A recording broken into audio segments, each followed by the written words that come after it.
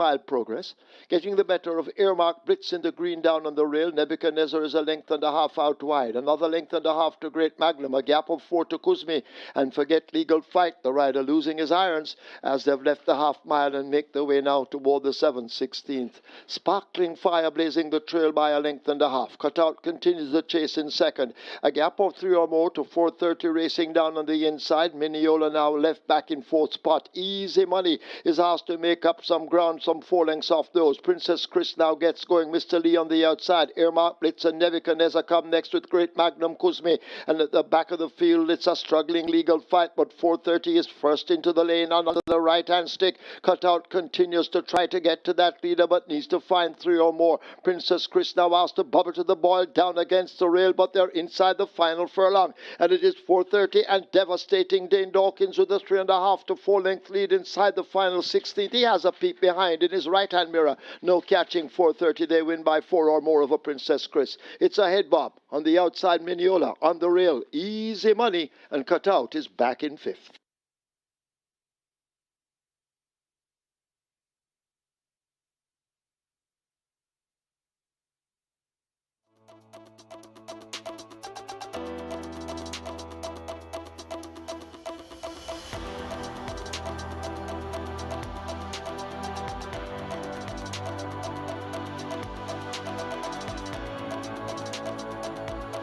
And the final one to load, New Bridge, is in. Ready for a start, 7 furlong. They're off and racing. New Bridge has decked the rider and is out of the race. They go down on the backstretch heading toward the 6, and Drop Off is on the outside. Right against the rail, that's Casually Yours. They're about 3 lengths in front of Eddie, cutting into that margin. Then comes Reportable Offense, just getting rid of on the rail. That's a Dreamer, and racing at the back of the field, Prince Zayden. They head toward the 5, and it is Casually Yours, eking out about a length and a piece lead from Drop Off racing back in second. 2 lengths away before we come to Eddie. Reportable Offense is making stealthy progress. Another 2 before we come to Prince Zayden, and hopelessly racing at the back of the field, that's Dreamer. They head toward the 3, and on that lead and making the run in, it is still Casually Yours. Drop Off is coming for another challenge, or watching them from a third and looking dangerous. That's Reportable Offense, 6 or 7 lengths before we come to Eddie, and right against the rail, Prince Zayden, and forget about Dreamer there at the top of the lane. Casually Yours kicks once again. Reportable Offense switched on the outside, also coming once again. That's a Drop Off, but it's Casually Yours still keeping them at bay. Casually Yours coming to the furlong pole with a good-looking lead, and the rider takes a peek behind and loving what he sees. Casually Yours beginning to pull away, still fighting on that Reportable Offense and Drop Off. Casually Yours is sprinting, and sprinting clear Jaheim Anderson, and Casually Yours in a runaway in the second, about 8 lengths or more. Reportable Offense is second, then comes a Drop Off back in fourth, coming from way out of it. That's Dreamer.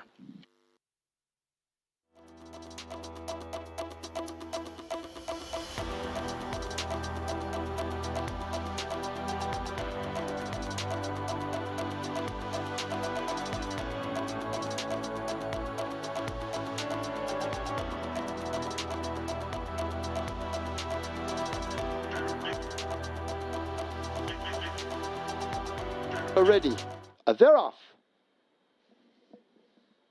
Fair start. Lucky Papa left at the back, being ridden to get on terms early. Toronado Steel took off quickly. Oh So Smart rushing through on the inside, and Oh So Smart gets that lead on the run toward the half mile. Oh So Smart out in front by a half a length. Toronado Steel chasing 3 lengths back to Linstead Market, now urged to get closer. 2.5 lengths, Da Queen's a Bee racing up with a pair of Chinita S. Trella as they charge away now, leaving the 3/8 pole. Making ground on the inside, that's Another Mission. A break in behind them to the Queen's Bee, now backing out of it. Solace is next. Social Mischief racing ahead of Chief Dissident. Then Empress in the Breeze and Lucky Papa struggling last, but they're into the head of the stretch. Oh So Smart on the rail, challenged strongly now by a Toronado Steel, and Toronado Steel points the nose in front, but Oh So Smart not quitting yet. Here comes Linstead Market now, asked to charge up on the outside, but the battle up front continues. Toronado Steel just the leader. Here comes a Linstead Market, and Another Mission now beginning to fly out wide. It is Linstead Market and Solace gets there. Over Linstead Market, close between Another Mission, over on the rail. Oh So Smart. The Queen's Bee in between horses along with Tornado Steel.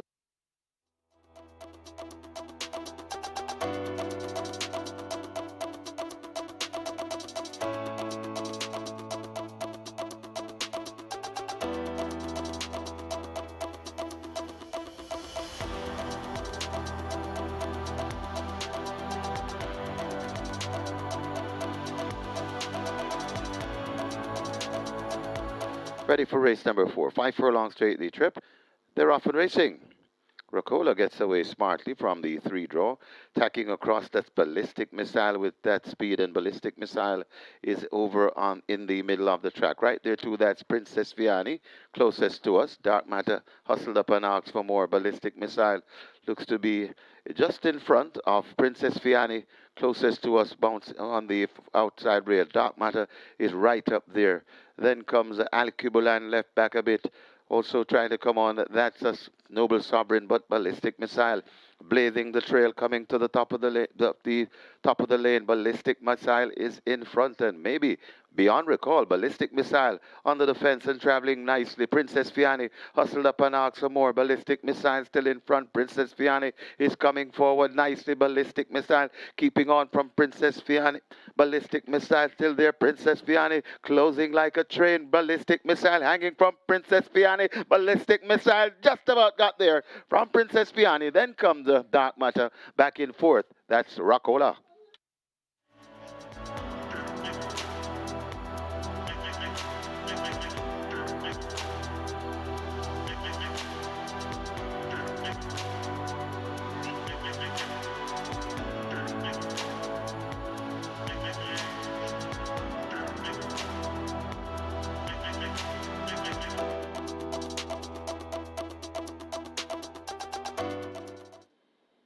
They're off. A Money Box and Loyal Action, they start off well. JJ Warrior and the Pink is also running quickly, always vigorous racing in behind with Sticky Don. That's the group on the near side as they sort themselves out. Yorkist is also showing some good speed. Okoye Warrior, he looks to be on the premises. Adenosine is also there as they come charging up now toward the final quarter of the event. The Gifted One has made some good progress as well, and the Gifted One is showing speed as JJ Warrior is pulled up and the rider dismounts. The Gifted One under the stand fence has that lead. York is chasing. Irish Wish is coming on under the right-hand stick. Also beginning to make some late progress. That is the favorite, Money Box in the orange silks, but they're charging up toward us, and Money Box now pulls out a strong challenge to the Gifted One, and Money Box is gone. Money Box has the lead, gone. They won't catch Money Box, and terrific Tevin Foster. They win by maybe 5 over the Gifted One. Blitz Strike on the far side. Irish Wish is fourth. Simply Enchanting is fifth.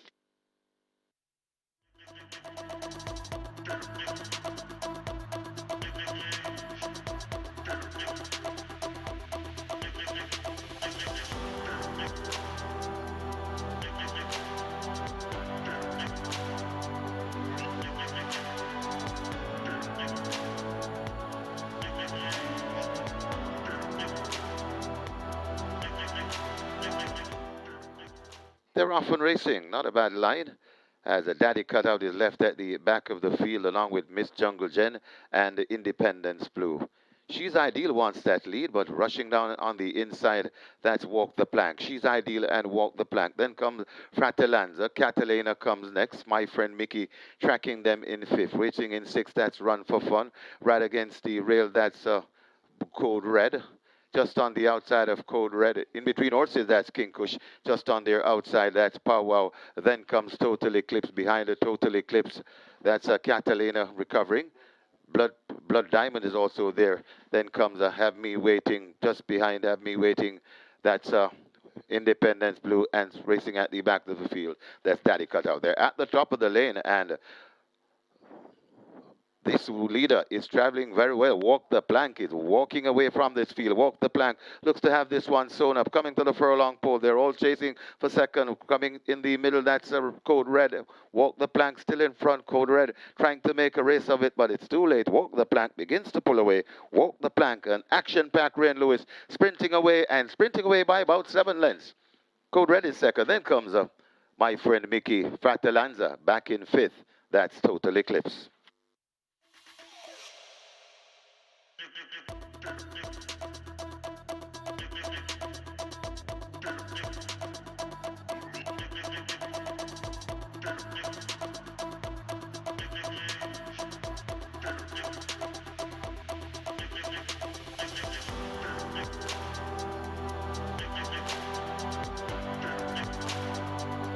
Field in line for the Simply Magic Cup. 9 furlongs, 25 yards thereof. Rockhampton just a shade slowly out, but making it up on the outside under a vigorous ride.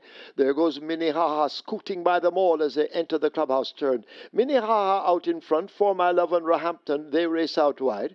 Gulfstream Cat about to be overtaken by Tia Maria and the DOK at the back. Minnehaha sets the splits. For My Love is a length and a piece back and racing in second. Rockhampton tracks them in third as they leave the 7 and take to the backstretch. 4 lengths back to Tia Maria. Gulfstream Cat is next and the DOK, the trailer. Over onto the backstretch they go. They arrive at the 6, Minnehaha and For My Love. That's how it's been from the off. Rockhampton watches them from 2 lengths back and racing in third. A gap of maybe 6 to Tia Maria taken off the fractions, about to be joined by Gulfstream Cat, and a huge gap to DOK. They leave the 5 on the backstretch and make their way to the half mile in the Simply Magic Cup. Minnehaha out in front, traveling easily at the moment. There goes Tia Maria making a big move now to attack. For My Love fading back into third. Gulfstream Cat is ahead of Rockhampton, and the DOK in the white silks left at the back. They leave the 7 16th and make their way toward the final 3. Minnehaha out in front. Tia Maria now attacking on the outside and slicing into that lead. Racing in behind them, that's Gulfstream Cat. A huge gap to For My Love, who has cried enough. Rockhampton overtaken by DOK as they're into the lane. Minnehaha on the rail. Here is a Tia Maria, and Tia Maria snatches the lead.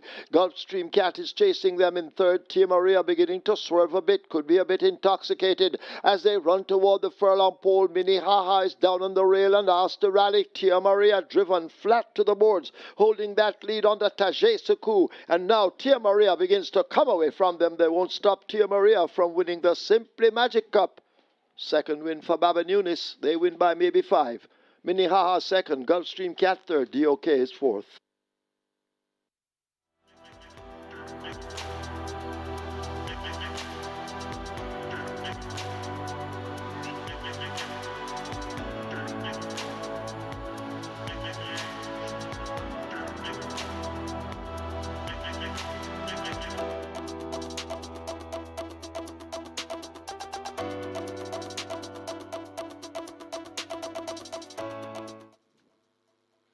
They're off and racing. Came out in a very good line, left at the back of the field. That's Round the Twist. As they make their way down the backstretch, heading toward the 6, and Big LA wants that lead right against the rail. That's He's Sensational, coupling up nicely on the rail and coming through. That is a delightful one. So it's Big LA, delightful one. Baby Gray has improved and making progress. Right there in fourth, that's He's Sensational. Coming down into it, that's D-Storm. Also on the outside, that's Smoking Tom. Or moving in the middle, that's Secret Sensation. Then about a length gap before we come to coming on the outside, that's Candy Girl. So Candy Girl just behind them, Round the Twist, recovering after that break. Another, then 3 lengths before we come to Uncle Harry. Then comes Attila, and Attila overtaken now and going down in the hunt. That's My Eclipse. They're coming at the top of the lane. And on that lead, it's Smoking Tom. D-Storm is right there too. Smoking Tom and D-Storm fighting it out. D-Storm is in front. Big LA is right there too. Also coming to the miss. He's Sensational, but it is still D-Storm in front. D-Storm, He's Sensational, trying to get to D-Storm and trying to split them in between horses. That's a Secret Sensation. It's a good-looking finish. D-Storm on the outside. D-Storm is still in front. D-Storm finding a bit extra from Secret Sensation. D-Storm, Secret Sensation. D-Storm beats Secret Sensation. Then comes He's Sensational, Round the Twist, and My Eclipse back in 5th.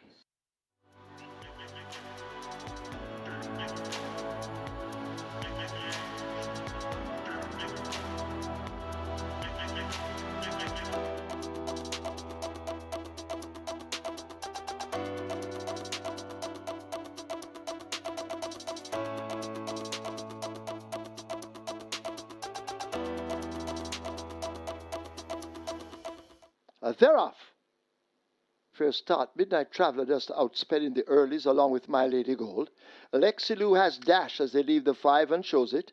Sky's the Limit rushing up now to take him on, and Sky's the Limit goes on from Alexi Lou. Victorious Lynx is the one racing down on the outside as they leave the half-mile marker. Social Storm is 4 lengths off that lead.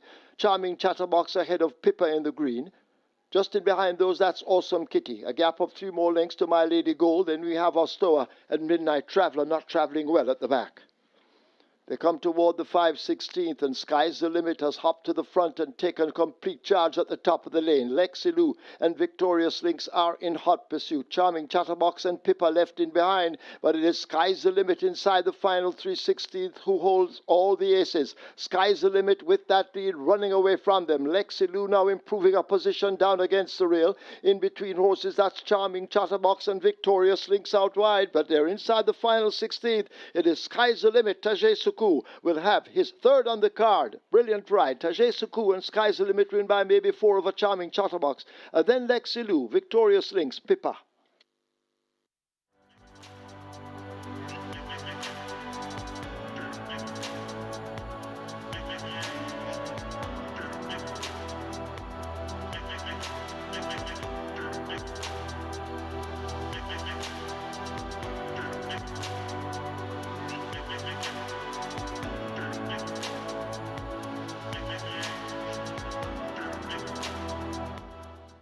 Now they're off and racing.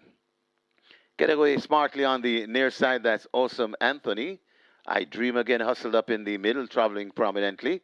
Tacking to the middle, that's Miss Money Penny right there too. That's Tap It Good. So Tap It Good, Miss Money Penny. To the near side, that's Awesome Anthony. I Dream Again is right there on the premises, right there too. That's My Sunshine in, and My Sunshine is right up there on the front end. My Sunshine, Miss Money Penny, I Dream Again. These are the prominent one. Galloping Developers comes next. Bob the Builder is also on the premises, but it's still coming out of the chute inside the final furlong and a half. It's My Sunshine and Miss Money Penny. Miss Money Penny just doing the better from My Sunshine with less than a furlong to travel. Miss Money Penny in front. I Dream Again is coming forward sweetly. It's Miss Money Penny in front. I Dream Again trying to get to Miss Money Penny. I Dream Again beats Miss Money Penny. Bob the Builder then comes on the far side. That looks to be Drunko Jeff back in 5th. My Sunshine.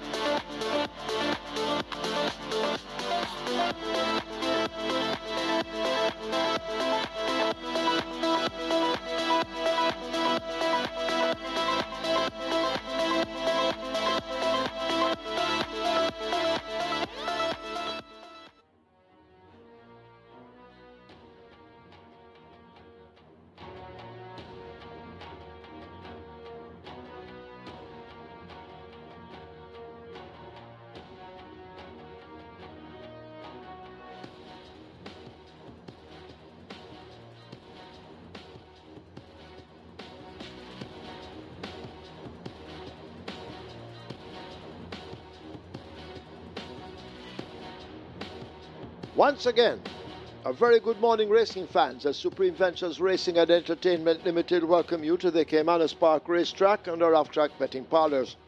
In a short while, we will be announcing, well, we are going to look into the changes, if any, now. First race offers high five wagering. The Reggae 6 begins. Single winner bonus in excess of 5.8 million. We also have a high five carryover in the first event in excess $300,000. Moving on to race 2, high five wagering, and the start of the catch 9 with a single winner bonus in excess of 5.6 million. Race 3, play spot 8 and quick 4. Play spot 8, single winner bonus in excess of 902,000. Quick 4, Single winner bonus in excess of 940,000. Race 4 offers high five wagering. That's where the early 5-star begins with a single winner bonus in excess of 1.4 million. Race 5 offers high five and the start of the Twilight 6. Race 6, high five wagering. That's where the late 5-star begins. Race 7, the Mark My Word Trophy. Strike 4 wagering begins with a single winner bonus in excess of $2.225 million. Race 8, that's where the late triple begins. Race 9, 30th running of the Thoroughbred Racing Hall of Fame Stakes Trophy. 6 California Crown, the allotted weight should read 53.5 kilos. Allotted weight for California Crown in the 9th event, 53.5 kilos. Race 10 offers high five wagering. Myself and Kevin, as usual, will be back with you later on. It's now time to go over to our racing analyst, Mr. Michael Kane, as he will try to help you with your selections, hopefully allowing you to leave here with a bag of cash. Over to Michael.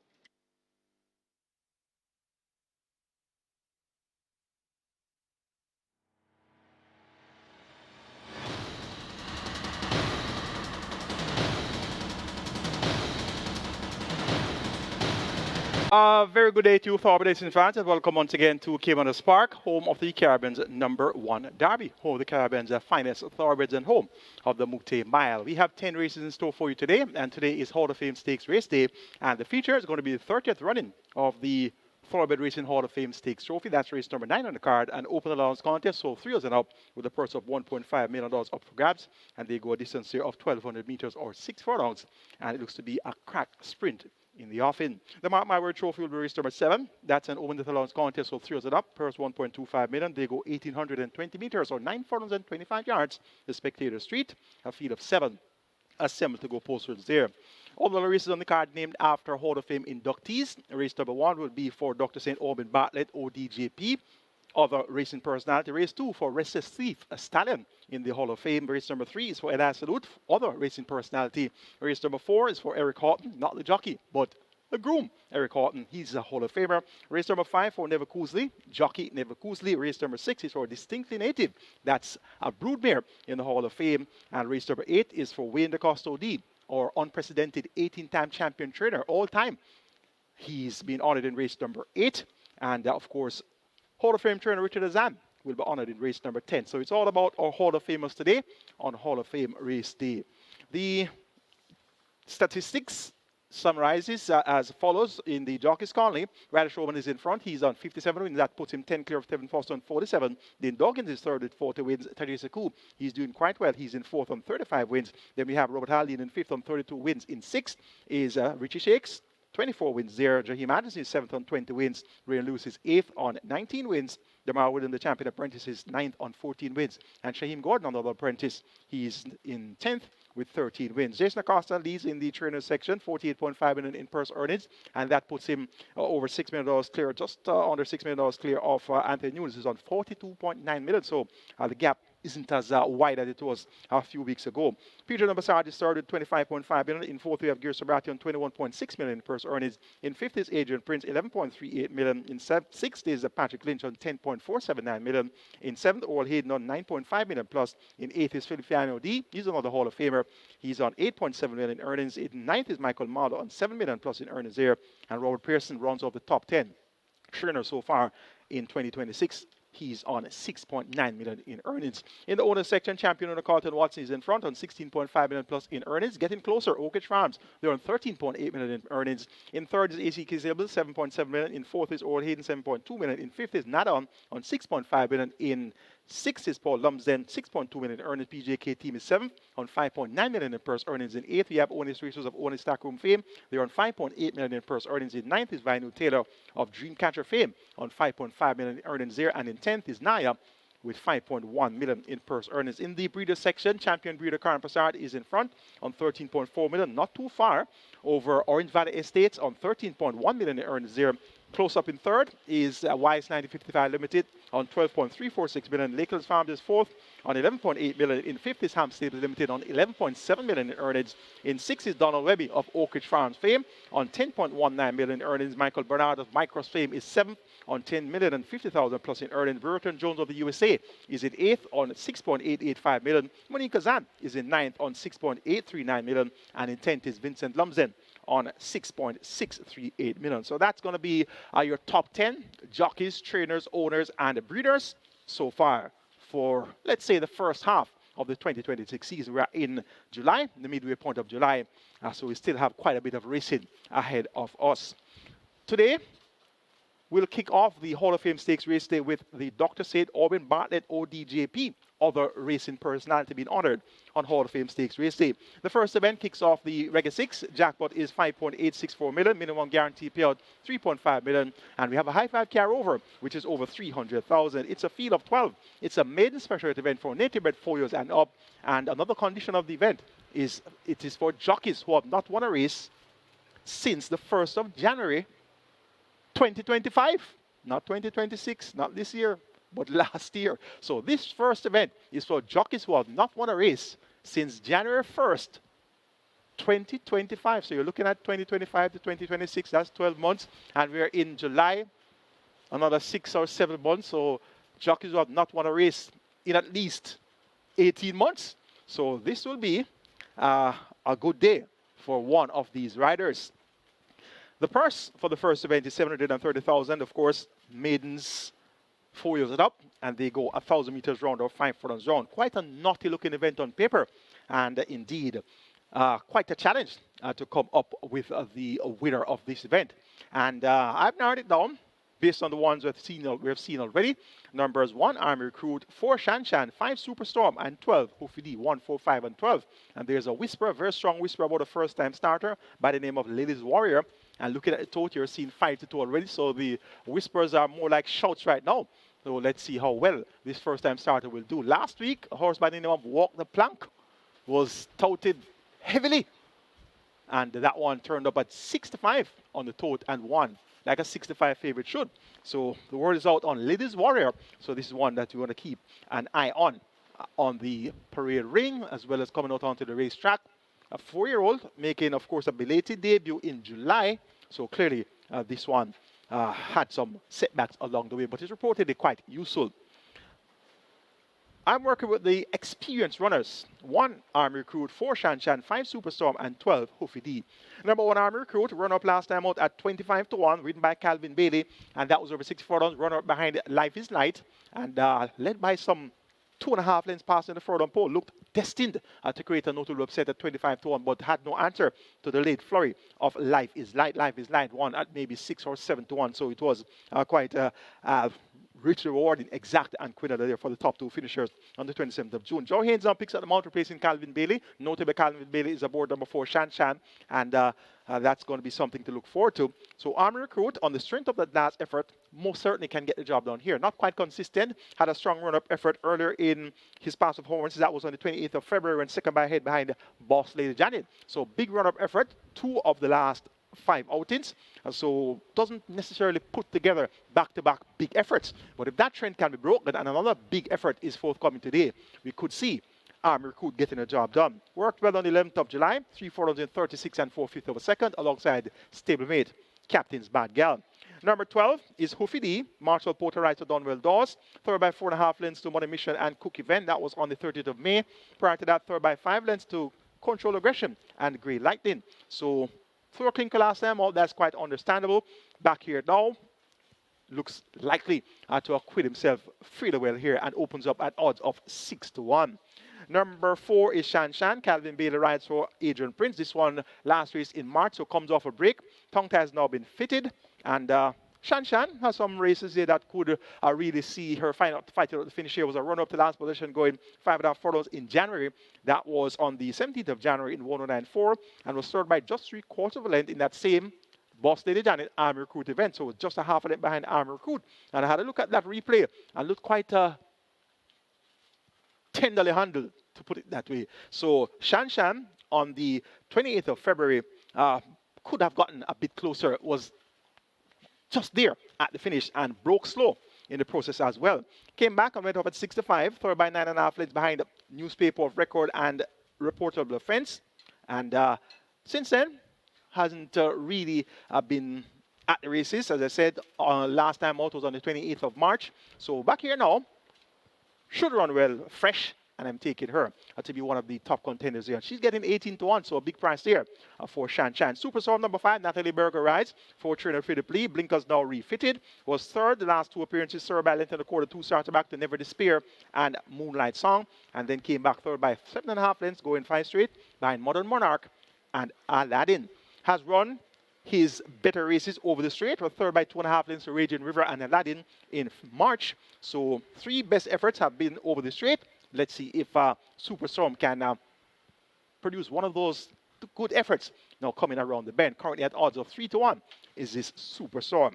It's a wide open contest. Maiden 4 years and up in July. Jockeys who have not won a race since January 2025. So let's see what will happen here. And there's a first-time starter named the Lily's Warrior, and she's your joint favorite now at 2-1. So a lot of things can happen in this first event, and the Lily's Warrior has been ridden by Andrew Wright, has had 13 mounts so far this season, no placings as yet, and trained by Marlon Pusey, 10 starters so far this season, no placings as yet. So a lot can happen in this first event, and this is the type of event that if you can afford it, don't hesitate to hit that all button. Let's go take a look at my Reggae 6 ticket for the Hall of Fame Stakes card. Starting off with race number 1, we're going wide with the quartet mention of 1, 4, 5, and 12. I'm throwing in number 3, Rodaway Bay as well. That one has speed. Currently at odds of 12-1. So 1, 3, 4, 5, and 12. Arm Recruit, Rodaway Bay, Shan Shan, Superstorm, and Hoofy D. Race number 2 is for Restless Thief, Hall of Fame Stallion. Make it 1, 7, and 9. Generational, Natural Dancer, and Fly Blue Jet. Race number 3 for Eli Salute, other racing personality being honored on Hall of Fame race day. Banking on number 1, Juventus 1. Race number 4 for Eric Houghton, the groom, not the jockey, not Eric Dangerman Houghton. This is another Eric Houghton, the groom in the Hall of Fame. Make it 3, 4, and 10. Drone Strike, Sir Ganga Jamuna, and Time Bomb. And of course, our jockey riding right now, Eric Houghton, could very well be a future Hall of Fame as well. But this Eric Houghton is the groom that's been honored in race number 4. Race number 5 is for Neville Cousley, honored as a Hall of Fame jockey. And we're going in race number 5, 3, 7, 9, 12, and 13. KP Choice, Big Argument, Sir Wong Don, Tigray Express, and Big Daddy. Race number 6, the distinctly native Hall of Fame Broodmare. Make it 6, 9, 12, and 13. Speed on Wheels, Prince Daniel, Lil Maggie, and Secret Mission.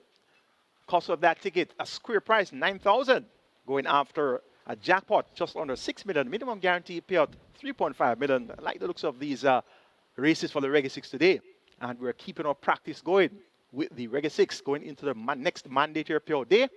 Best of luck wagering on Reggae 6 on the Hall of Fame Stakes card.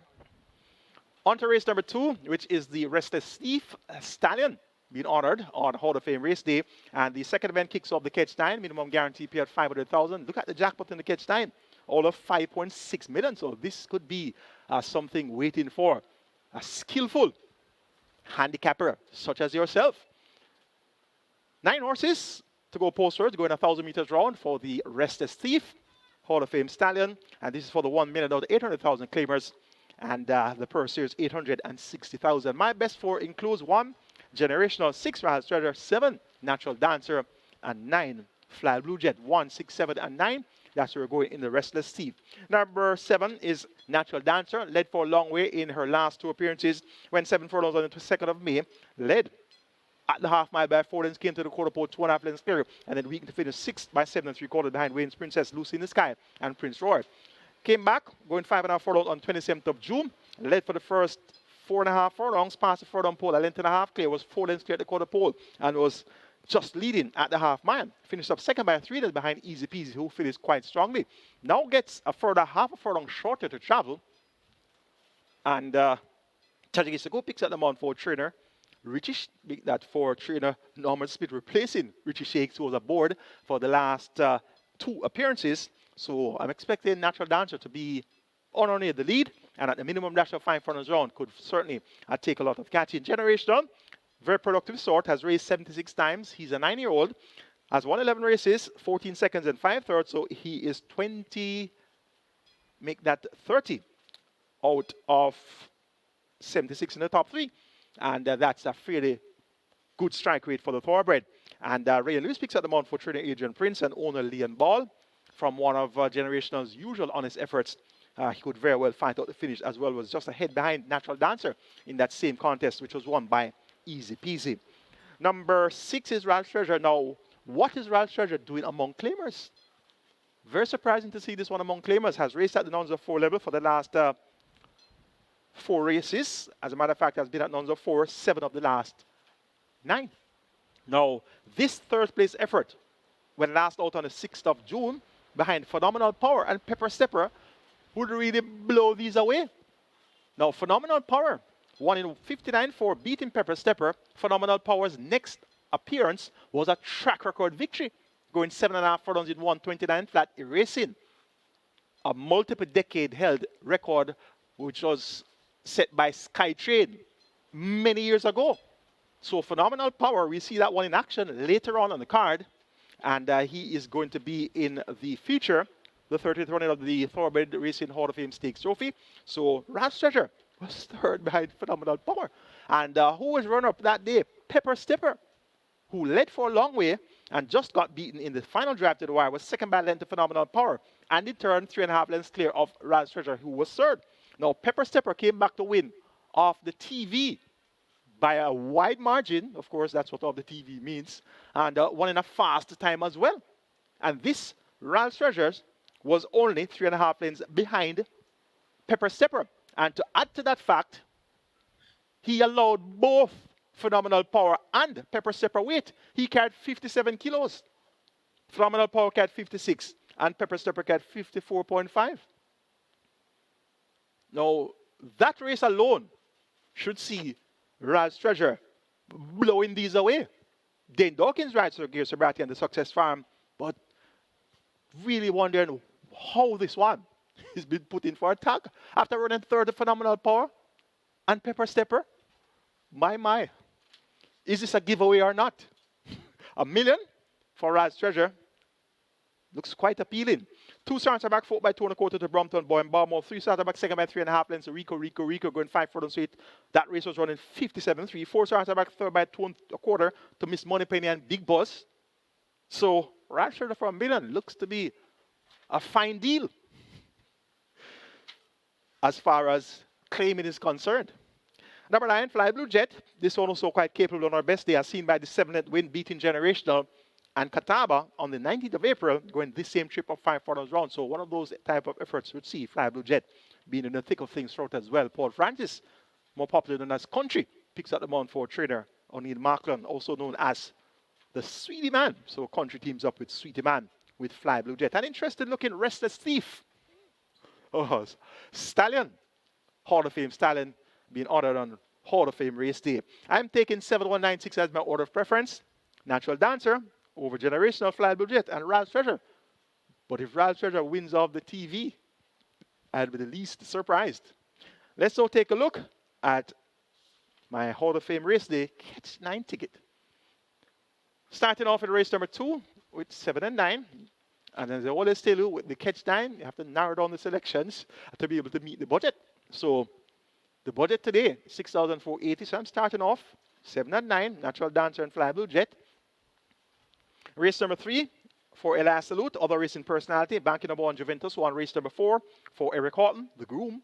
Making it 3, 4, and 10, Jones Strike, Sir Ganga Jamuna, and Time Bomb. Race number 5 for Neville Cousley, the jockey. 9, 12, 13, Sir Wong Don, Tigre Express, and Big Daddy. Race number 6 for Distinctly Native, Hall of Fame Broodmare. Make it 6, 9, 12, and 13, Speed on Wheels, Prince Daniel, Lil Maggie and Secret Mission. Race number 7, the Mark My Word Trophy. Banky number 5, Run Julie Run. Race number 8 for Wayne Custody, or unprecedented 18-time champion trainer here at Caymanas Park. The closest to Wayne Custody is 14, and that's of course held by Philip Fiano D. So they clearly are the top 2 as far as the amount of championships one are concerned. So race number 8 is for Wayne Custody. We're going 5, 6, and 7 per Sange, Any Means, and Fred the Master. Race number 9, the feature, the 30th running of the Thoroughbred Racing Hall of Fame Stakes Trophy. Make it 4 and 5, Phenomenal Power versus Dothraki. And race number 10 for Hall of Fame trainer Richard Azan. 3, 6, and 12. Barbecue, Prosperity Sen, and El Capitan. 6,480 will get you my catch and ticket. That's my day of live catch and ticket. 2 bankers. Races 3 and 7. Juventus 1 and Run Judy Run. And that jackpot of 5.6 million will make it worth your wager. Feel free to make adjustments. Do some additions. Careful about those subtractions though. Have a good day wagering or Hall of Fame race day catch time. On to race number 3, which is for Eli Salute, other racing personality being honored on Hall of Fame race day. A field of 6 will go 9 furlongs and 25 yards. It's a restricted allowance 2 for native bred 3-0s, nuns of 2, and imported 3-0s. Maidens purse is 1.1 million. They go 1,900 meters or 9.5 furlongs. So stamina is going to play a role here. 6 horses are simple to go postwards. Place for 8 and quick for both start here. Place for 8 jackpot over 900,000. Quick for jackpot over 900,000 as well. So both really worth your wager. And of course, $250,000 is the minimum guaranteed payout. Juventus 1, number 1. Made most of the running last time out to win when stepping up to 7 furlongs for the first time. That was on his 3rd appearance. On debut, 6 by 11 and a quarter to Strong Avenue. Second time out, 6 by 12 lengths to Super David. So showed marked improvement when winning by 4 lengths in 127.3 for 7 furlong, beating Golden Ambassador and Melbourne Stars was a distant 3rd. Looking at the composition of the field, not really seeing much in terms of any outstanding stayers here. We have Wagwan, who won by 8 1/4 lengths, going 5.5 furlongs with 107.2. 5.5 furlongs versus 9.5 furlongs. It's a big step up, all of a half-mile longer to go. And at no point had shown a liking for a real distance of ground. Was served by 10 1/4 behind a runaway winner, City of Dreams. Barbecue was 2nd, so just ran on the spot there. We also have Abu Dar, who won among maidens recently. However, that was for maidens who had not finished 2nd or 3rd lifetime. So that can't be any great recommendation to run among horses who won among standard maidens, as in regular maidens. So winning by 2 1/4 lengths, beating Total Eclipse and DOK, going 5 straight, not necessarily any great recommendation versus a horse like Juventus 1, who won a maiden condition race for horses, of course, who had previously finished either 2nd or 3rd. And Wagwan also won an open maiden race where Imagineering was 2nd. And prior to that, we saw Imagineering was a runner-up when sprinting as well, behind Delta Gamma. So the composition of the race that Abu Dar won is not a good matchup for the races that the other non-winners of 2 horses in this event won when releasing the maiden tag. How about number 6, Pippa? Won by 6.5 lengths on debut. Very convincingly in 115.3, beating Miley the Gold and Astor. Both those horses have come back to win since. And Pippa last time out was 5th by 9 1/4 lengths behind the Sky's the Limit. Had some traffic problems inside the final furlong, which resulted in 4th past the post being disqualified. That was a horse by the name of Victorious Links, if my memory serves me right. Victorious Links was demoted to 4th, while Pippa was promoted to 4th. Well, Victorious Links was demoted from 4th to 5th, while Pippa was promoted from 5th to 4th. So Pippa, 9.5 furlongs, unproven that distance, raced in the 1,000 guineas, was 12th by 25 lengths, so hasn't really shown an inclination to get 9.5 furlongs, but has good pace. And of course, pace makes a race. It's a small field of 6, so 9.5 furlongs. Pippa with champion jockey Ryder Showman, riding for Hall of Fame trainer Richard Azan. Richard Azan has 2 entries here, Abu Dar number 4 and Pippa number 6.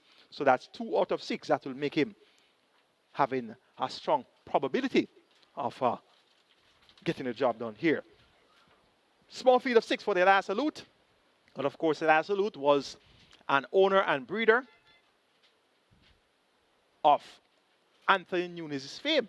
So Anthony Nunes has Juventus 1 here. He also has DOK.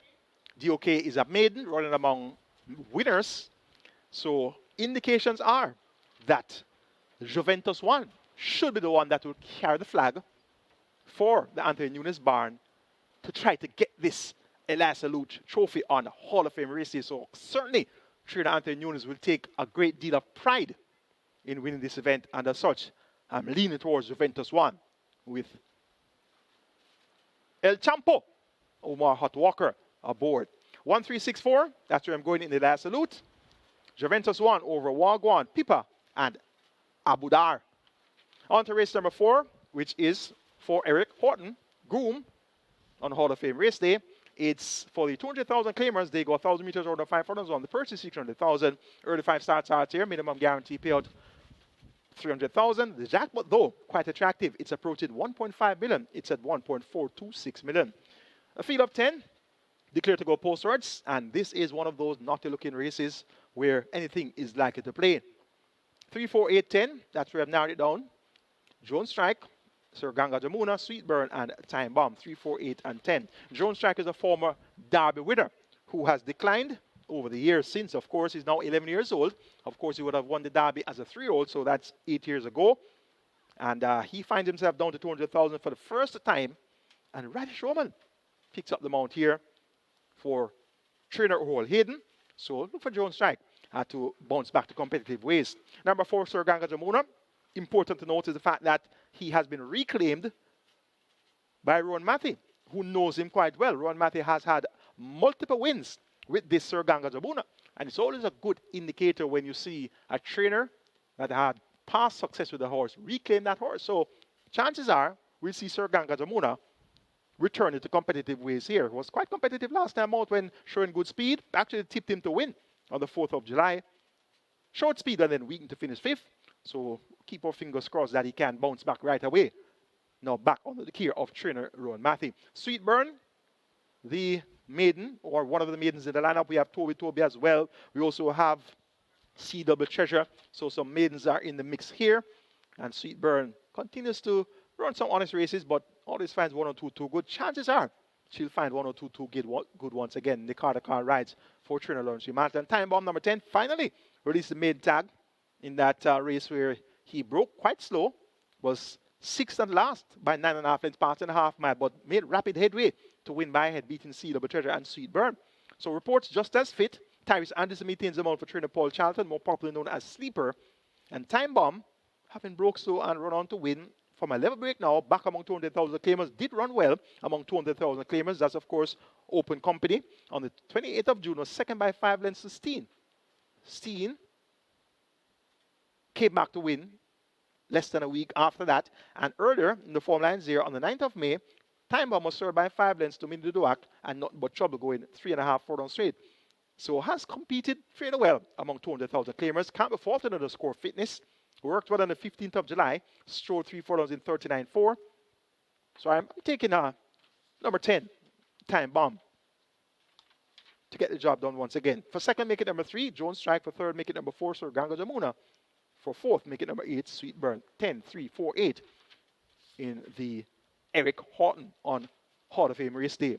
On to race number 5, the start of the Twilight 6. Minimum guarantee payout 3.5 million. We have a field of 14 declared to go posters. And this is for Neville Cousley, jockey on Hall of Fame race day. It's for the 500,000 out of 400,000 claimers. And they go 1,100 meters or 5.5 furlongs. The purse is 790,000. My best 4 includes 7, Big Argument, 9, Sir Wang Don, 12, Tigre Express, and 13, Big Daddy. 7, 9, 12, and 13. Big Daddy, claimed for 700,000 on the 30th of May. Steps down to 500,000, so 200,000 less than being claimed for in May. Was a winner when claimed. Won by 3 1/4 lengths in 109.1, beating Cosmic Force and Posen already among 700,000 claimers. So down to 500,000, 200,000 less. Then Dawkins picks up the mount for Peter Bassard. Big Daddy gets a vote here. Tigger Express, ultra productive sort, had won some 7 of his last 9 races, or last 10 races. So he hit a speed bump in his last 2 appearances, which came in March and June. But he should be able to bounce back to competitive ways here. Has really proven himself to be better than the average 500,000 claimer. So once he can respond well to trading for this one, we could see Tigray Express battling away towards the very end. Sir Wang Don, fit as present, run up the last 2 appearances, second by 5 lengths to the Downing class. Sir John, 2 starting back, second by neck behind Himaya. Reports from the barn of Gresham Smith, Demar Williams, the champion apprentice, picks up the mount work fairly well on the 27th of June, 53 flat for a half mile on the 11th of July, 118 flat for 6 furlongs. And earlier in June, went 133.4 for 7 furlongs. So Sir Wang Don is quite fit at present. Big Argument, number 7, is also really fit, having won 2 of her last 3. And last time out was runner-up behind the Downing class Blood Moon at the same 500,000 level. And she was actually stepping up from 350 up to 500 and ran into a Downing class Blood Moon, who won by 2 1/4 lengths. Big Argument in turn was 4.5 lengths clear of second runner-up, Little Go Thing. So Big Argument should use fitness to make a race of it here. Richie Unstoppable Shakes. Well, he hasn't won a race since he lost his bug. So he was really unstoppable up to the point of losing his bug. But I know that he'll bounce back for sure. He's quite talented. Richie, unstoppable, unshakable. Shakes will soon get back on the winning trail. And this Big Argument, being so fit, could give him a glorious opportunity of doing so. It's a Deborah Cousley on Hall of Fame race day. I'm going 13, 12, 9, 7 as my order of preference to kick off the Twilight 6. Big Daddy over Tigray Express, Sir Wang Don, and Big Argument. Let's now take a look at my Hall of Fame race day Twilight 6 ticket. Starting off in race number 5, the Deborah Cousley, with 3, 7, 9, 12, and 13. The aforementioned quartet of interest of 7, 9, 12, and 13. Throwing in number 3, KP Choice in the mix as well.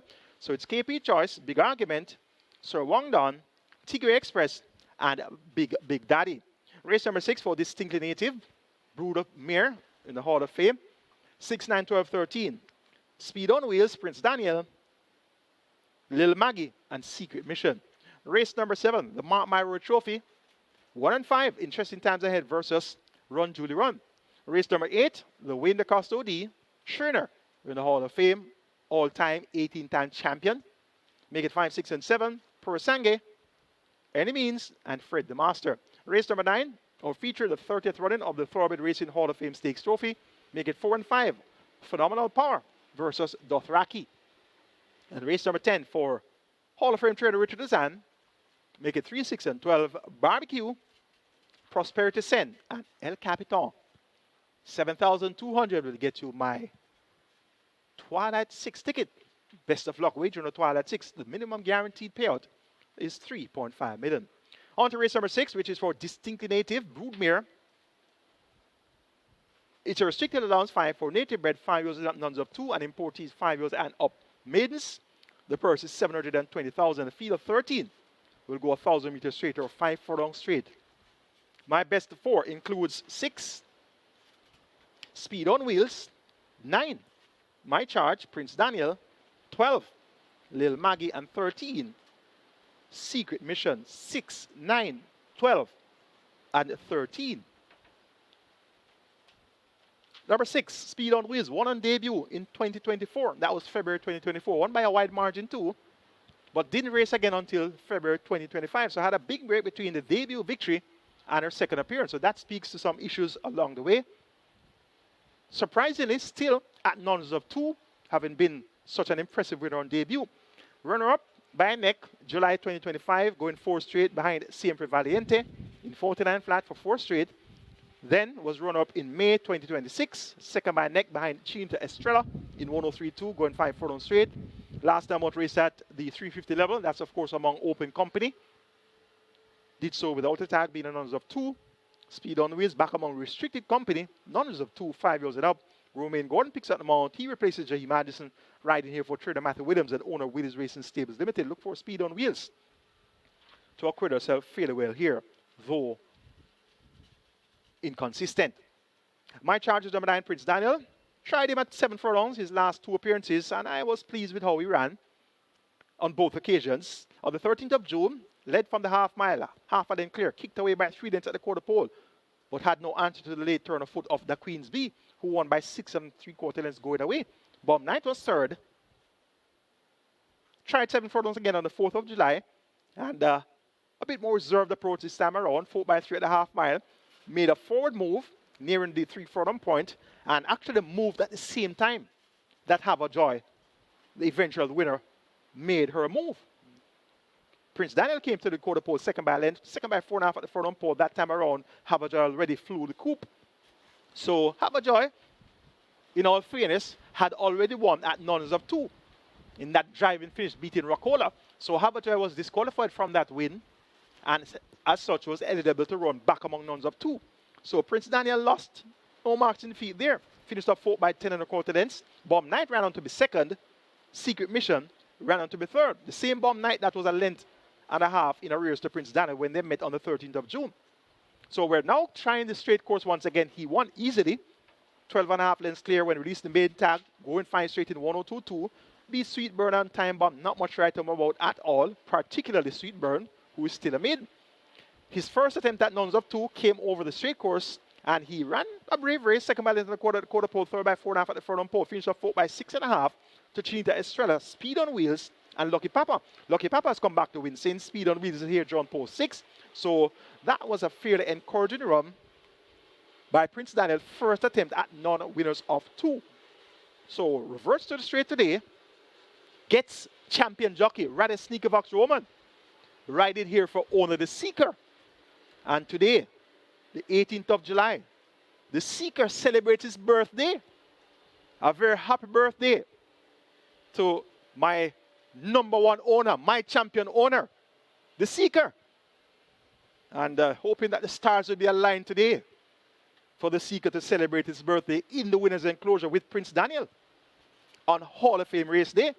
So a lot of positive angles to take the chances of Prince Daniel here. The only negative is the weight, 56 kilos. He is top weight. He's asked to allow weight all round, and that's, of course, given the condition of the event where he finished second at the level as recent as the 13th of June. So only the weight should stop Prince Daniel today. So I'm taking this one as my top selection for the distinctly native. Number 12 is Little Maggie. Jaheim Anderson, more popular known as Pokemon Rides, for trainer Marlon Brown. Allotted weight for 52 kilos, got to be 49 kilos here. So that's a very comfortable point at the scale for Little Maggie. Not the quickest of racers as far as going over the street is concerned, but has a good late turn on foot. So look for Little Maggie to be coming forward where it matters most. Last time out was 4 by 4 3/4 behind Lucky Papa, Shelly the Rocket, and Secret Mission. Both Shelly the Rocket and Secret Mission are present here. Shelly the Rocket is drawn post 11, and Secret Mission is drawn post 13. So it's going to be an interesting rematch among those horses. Little Maggie want to keep on the right side. Secret Mission number 13, raced on the 4th of July, was served by the 8 3/4 in that same Have a Joy Bomb Night event. Prominent from the word go, third at the half mile by 2 lengths, third at the quarter pole by 4.5, third by 6 1/4 at the furlong pole, finished up third by 8 3/4. Gets an outside post, gets Paul Francis for the third consecutive occasion, 53 kilos of weight. Secret Mission, most certainly, has to be respected here as well. Looks quite competitive, the distinctly native on Hall of Fame race day. I'm going 9, 6, 13, and 12. Prince Daniel over Speed on Wheels, Secret Mission, Little Maggie. On to race number 7, which is the Mark My Word Trophy. This kicks off for strike 4, minimum guarantee payout 500,000, strike 4 jackpot 2.2 million. A field of 7 goes 1,820 meters or 925 yards. The Spectator Street as the event begins right in front of the grandstands. Run Jody Run makes her second appearance for the season, had her seasonal debut on the 20th of June, went 5 round, a try for short of her best at the highest level. Was served by 2.5 lengths at overnight behind Digital One and Dothraki. Dothraki came back to win very easily too. We see Dothraki in action later on in the Hall of Fame Stakes Trophy. Run Judy Run has Tajay Suku chipping off 2 kilos off the allotted 51.5 kilo weight. So that's going to see her with 49.5 kilos. Since her seasonal debut, she came back to exercise and worked well on the 12th of July. 6 furlongs with 113 flat by 58 flat. Now gets the circular line distance where she has done really well in the not too distant past. Her last win actually came at 9 furlongs and 25 yards, April 2025, where she won by 2 1/4 lengths in 157 flat, beating Inspire Force and Neil Star, had an 8-length lead at the quarter pole, and won quite easily in the end. So Run Julie Run, back to whatever her pet distance is. She performed well on the biggest stages. Of course, she's a classic winner. She also was runner-up in the Jamaica Derby behind Crown Chaser, was runner-up in the Jamaica Cup behind Atomica. Last year's Jamaica Cup, she was third by less than 3/4 to Mojito and Gravano. So she performs well on the biggest stages, and the Mark My Word trophy later on should be a cakewalk for Run Julie Run. The Exacta horse is going to be her stablemate, Interesting Times Ahead, who's a former St. Ledger winner as well, so he's a former classic winner. Now trained by Peter Dubassard, and of course when he won those classic races, he was trained by Jason Acosta. Dane Dawkins rides, and I'm not seeing anyone to separate these two, Run Julie Run and Interesting Times Ahead. So this is an exacta that you can wager until you hear a voice say, wager no more. Later on in the Mark My Word trophy, the 5-1 exacta looks ice cold. Number 4, Divine Force, should be thereabouts as well. Now trained by Adrian Prince. Tyrese Andrews picks up the mount. And we also have Inspire Force. Saw this one sneaking up on them when finishing 5th, albeit by 11 1/4 lengths, going 5.5 furlongs, a trip which could be considered a trifle short of his best. Trailed at the half mile by 14 lengths, trailed at the quarter pole by 13 lengths, way out of it at the furlong pole, and then was making some late gain. 11 1/4 lengths behind Dothraki, who did 104.2. Inspire Force was second, Major Danger was third. So we're going to put this one on a short list for future engagements. Hint, hint, hint. But not this engagement today. Make it 5-1-4-2 in the Mark My Word trophy. Run Julie Run over Interesting Times Ahead, Divine Force and Inspire Force. Race 8 is next. It's the Wayne DaCosta OD Hall of Fame trainer, 18-time unprecedented champion. It's a restricted stakes event for imported throws and nuns of 3 and native bred throws and 4 is nuns of 4. Purse 1.19 million, they go a mile. Final triple of the day begins here. Minimum guarantee pay of 400,000. My best 4 includes 2 Mulligan Man, 5 Per Sangue, 6 Any Means, and 7 Fred the Master. 2, 5, 6, and 7. That's where we'll go in the Wayne DaCosta OD. Per Sangue, trained by Wayne DaCosta OD's son, or current champion trainer Jason DaCosta. So there will be an enormous amount of pride taken in winning this race by Jason DaCosta, who has 3 entries: Novio number 3, Per Sangue number 5, and Fred the Master number 7. So chances are one of these horses will get the job done. I like Per Sangue of the trio. Based on that win at a mile in 1:38.4 on the 23rd of May, and he has come back to work well since, 1:13.3 for 6 furlongs. In comparison to his stablemate, Fred the Master. Fred the Master has won 2 races and has finished second on 3 occasions.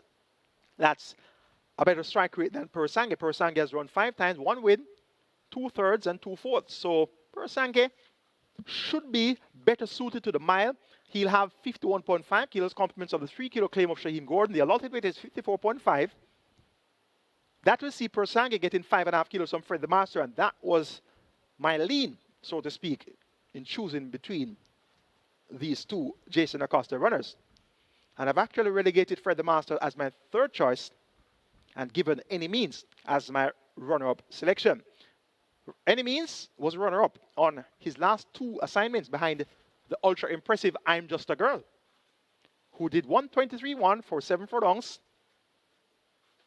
by 9.5 lengths. Any Means was a clear second, and in turn, 7.5 lengths clear of Eye of the Tiger. Any Means was second, going 7 furlongs behind I'm Just a Girl, 1:24.2.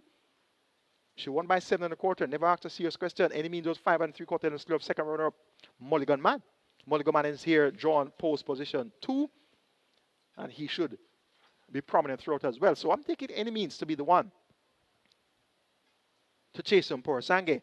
Any Means will have 54.5, per Sange 51.5. So he's getting 3 kilos from Any Means, getting 5.5 kilos from Fred the Master. And my other horse of interest is Mulligan Man.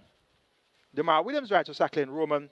This one allotted 54.5. Will carry 52.5. Conference of Demar Williams' 2 kilo claim.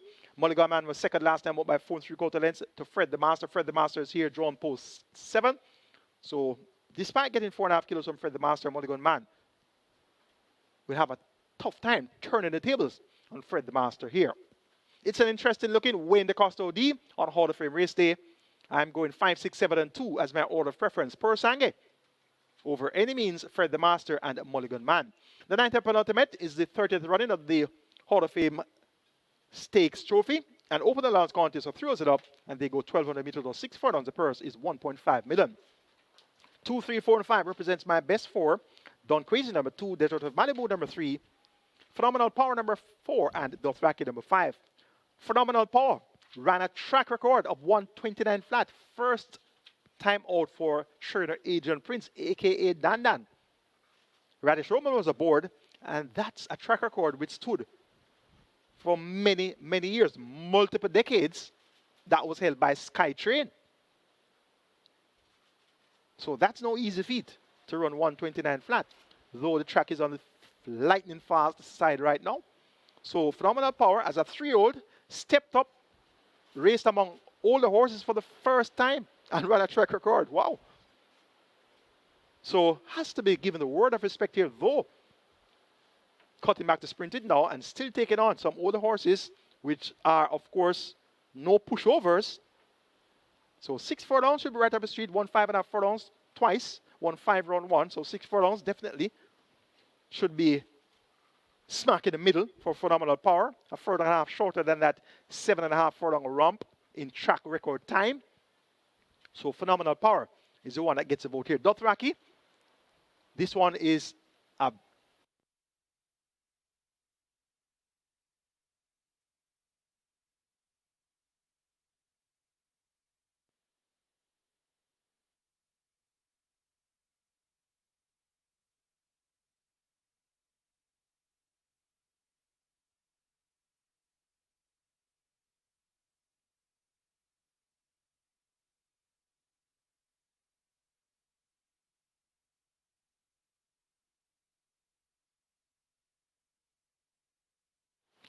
We do apologize for that break in transmission. And a very late scratch has just come in. Race number 10, takeout number 12, El Capitan. Race number 10, takeout number 12, El Capitan. And that one, a late non-starter. I was just about to tell you about Dothraki. And he won by 6.5 lengths last time out at 57 kilos at 104.2 for 5.5 furlongs. Impressive fashion there. Comes in 3.5 kilos lighter from 57 to 53.5. He won on his local debut, going 5.5 furlongs in 105.4 with 57 kilos as well. So he is blessed with good early pace and speed. Set some torrid splits last time out, 22.3, 34 flat, 45.4, 58 flat. Stopping the clock in 104.2. So from a level break here, and Dothraki gets out of the gate flying today. This 3-year-old Phenomenal Power, we certainly know that he's in a race, a different race today. So Phenomenal Power, no pushover for this event today. Don Quasi number 2, third by 7 lengths last time out behind Nautical Star and Barnaby in 135.3 for a mile. Cuts back to sprinting, blinkers refitted, tongue tie taken off. Last time with blinkers and figure 8 was running on to win, going 5.5 furlongs, beating California Crown and Zulu Warrior. Worked well on the 11th of July. It's 3 furlongs in 34.4, big time effort. Expected to be forthcoming once again. And Desert of Malibu, a classy mare, getting on in years. She's now 7 years old, taking on some hard-knocking youngsters. So she'll be thereabouts. However, I don't expect her to get the better of these. And the last effort tells us that Desert of Malibu really may have peaked at 7 years old. So These upcoming stars, phenomenal power. Dothrak is a 5-year-old. We have Unbelievable Force, who's quite quick as well. Digital One, a 5-year-old. So, Desert of Malibu, due respect. However, suspect that she's going to be found wanting among these. It's the 30th running of the Thoroughbred Racing Hall of Fame Stakes Trophy. I'm going 4-5-2-3 as my order of preference. Phenomenal power over Dothraki, Don Crazy, and Desert of Malibu. The 10th and final for Richard Azan, Hall of Fame trainer. Scratch number 12, El Capitan. We're down to 11. They go a mile. It's a maiden condition race, so 3 O's, native bred 3 O's. The purse is $150,000. My choice is number 3, Barbecue. Radish Roman Rider, Anthony Smith. Threw a clinker last time out. Draw line to that last one, going 9-25. Too bad to be true. Some horses just don't adapt to the 9-25 distance. So we're going to draw a line to that last run. Ignore that. Prior to that, had 2 runner-up efforts. Second by 8 lengths, the City of Dreams going 7 furlongs in 127 flat. And the second by 2 lengths going 5 furlongs straight behind Tom Strong in 101.4. Appears to have a simpler task as he could very well ask for here. So Barbecue should barbecue these. Prosperity Sen has been filling the frame, finishing 3rd, 4th, multiple occasions. So also appears to have gotten as simple as an assignment as he could want.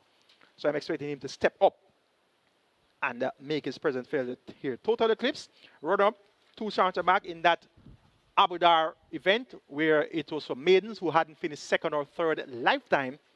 So Total Eclipse ran well there and came back among maiden condition horses. And of course you saw the difference now, 5th by 17 lengths behind Walk the Plank, Code Red, My Friend Mickey. Of course that was a race where horses had finished 2nd or 3rd lifetime. So Total Eclipse will have that much more running to do, but by the standards of most of these, could do enough running to fight out the finish. Miss Prosecutor, number 8. J. Madison rides to Everett Francis. Blinkers on, figure it off. Has been quite fancied on multiple occasions. 7-1 on debut, 6-1 on her 3rd attempt, 18-1, then 13-1, but hasn't really gotten as close as yet. Appears to be in a spot where she ought to get a lot closer. So keep Miss Prosecutor on the right side. My numbers for race number 10 are 3, 6, 9, and 8. So give me the scratch of number 12, El Capitan. We're going to make a replacement there. My new 4th choice is number 8, Miss Prosecutor. So it's 3, 6, 9, and 8. Barbecue, to get a better Prosperity Sen, Total Eclipse, and Miss Prosecutor. That's the handicapping seminar for you today, and I sincerely hope that that analysis would have been a proper guide for you when making your decisions in comprising your permutations. You saw my tickets, Reggae 6 Hedgestein and Twilight 6 tickets. You can do the extraction from those numbers. Of course, the Reggae 6 and Twilight 6, they have the wider span of selections, and the Hedgestein more narrowed down so as to meet that budget with the additional 3 races. So use the Reggae 6 and Twilight 6 to do your extractions there. You can get, of course, the Quick 4, the Play Spot 8, the Early 5-star, the Late 5-star, the Strike 4, you name it. You can get those numbers from those 2 tickets. And of course, feel free to make additions.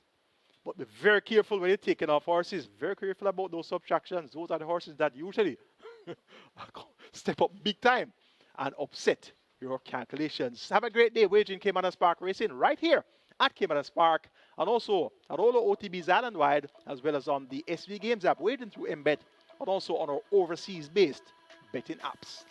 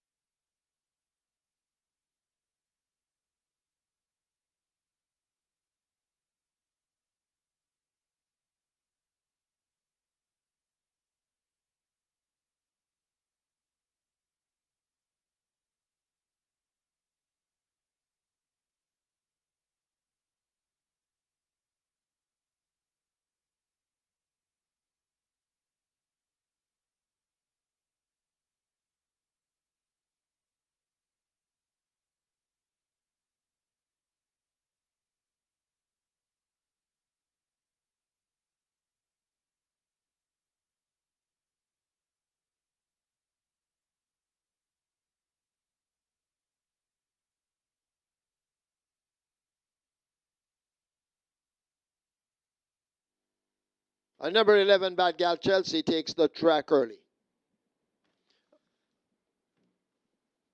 Just reminding you, the GRC having one of their health fairs today in the official car park. So if you need anything done in the health fair, we also have a barber available if you need a haircut. So check in the official car park for the GRC health fair.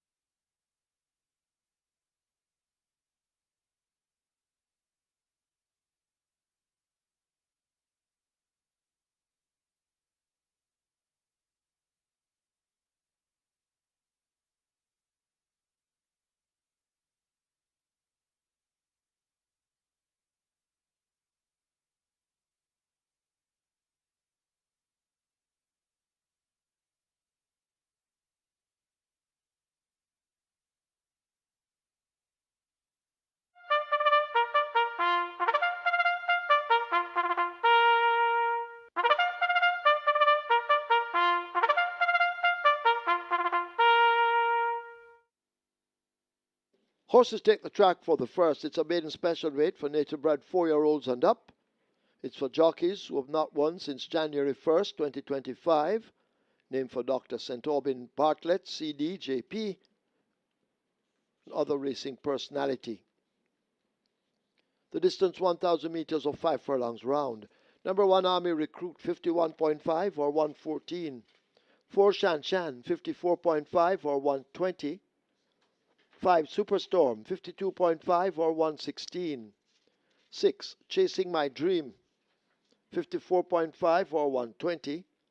7 Starlight Princess 54.5, 120. 8 African Beauty 51 or 112. 9 Bellona 54.5 or 120.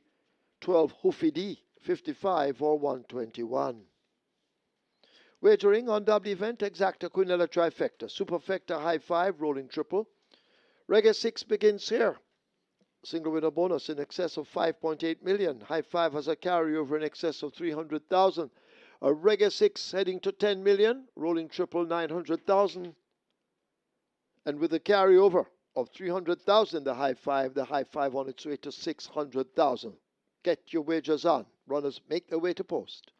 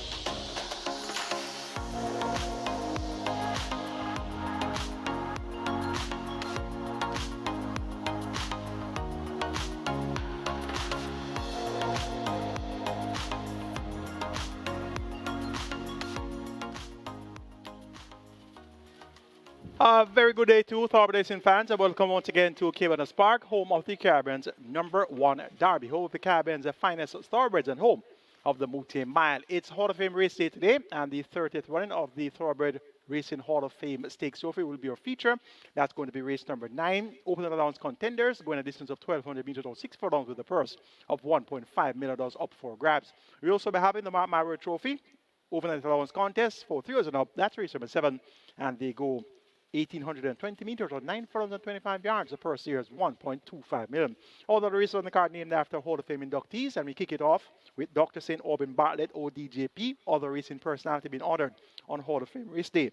It's a field of 12 maidens, a maiden special event for native bred 4 years and up. The purse is $730,000, and this event is for jockeys who have not won a race since the 1st of January 2025.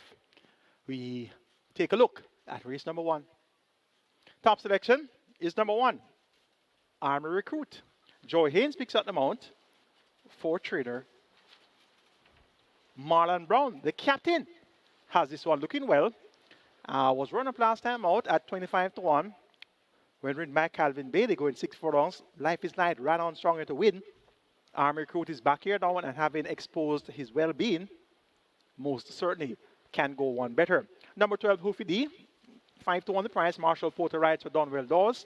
Third, 2 of the last 3 has been showing some good pace, and pace makes a race, so look for Hoofy D to be forward the place throughout. Number 5, Superstorm. Natalie Berger picks up the mount for Trader Fiddle, please. So we have a couple ladies in the first event, Joy Haynes and Natalie Berger, and this Superstorm. Third, the last 2 appearances, both efforts came at 5 furlongs straight. 3 of his best efforts have been over the straight.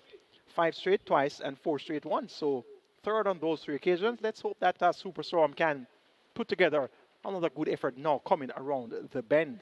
And number 4 is Shan Shan. Calvin Bailey picks up the mount for trainer Adrian Prince, more popular known as Dan Dan. 14-1 for Shan Shan.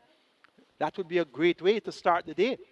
Shan Shan was third by 3/4 of a length in February behind Boss Lady Giant and Army Recruit. Army Recruit was a half a length clear of Shan Shan.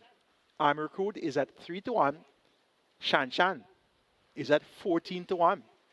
And of course, the favorite is number 2, Ladies Warrior. Well whispered. This one said to be quite useful. He's well bred. He's a 4-year-old chestnut coat by Soul Warrior out of the Master Command Lipstick Lily. Bred Marcus Dabdoob, own Houston Stables trained Marlon Pusey. Andrew Wright picks up the mount, and this one looks fairly well. Stroll 3-439 flat on the 16th of May. So has exercise reports dating back to May, we're in July. So clearly a checkered exercise report there. And making a belated debut as a 4-year-old in July speaks to issues along the way. But this one is your 2-1 favorite. Let's see how good Ladies Warrior is. No equipment yet, no Lasix yet. A lot is going to have to happen well for this first timer. Make it 1:12.54 in the Dr. St. Aubin Bartlett, ODJP, on Hall of Fame race day. Army Recruit over Hoofy D, Superstorm, and Shan Shan.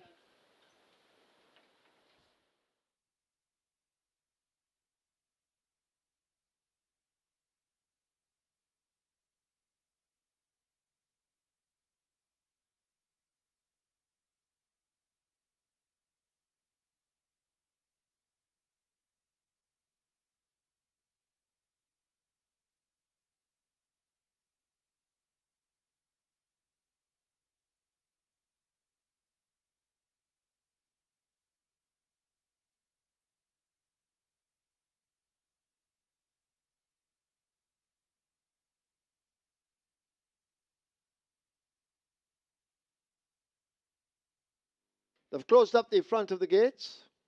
A Rega 6 at 10.1 million and climbing. Rolling triple heading for 1.2. High 5 on its way to 700,000. Remember the carryover in excess of $300,000. Hurry, get your wagers on. Runners circling around. Any moment now they will begin to load.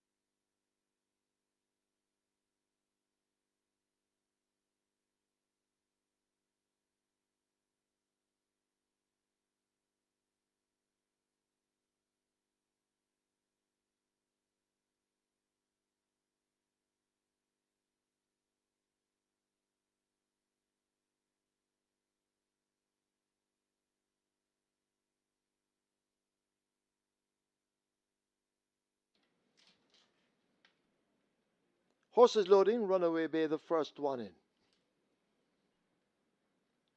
Next up, Shan Shan at 4. Chasing My Dream being tugged to 6.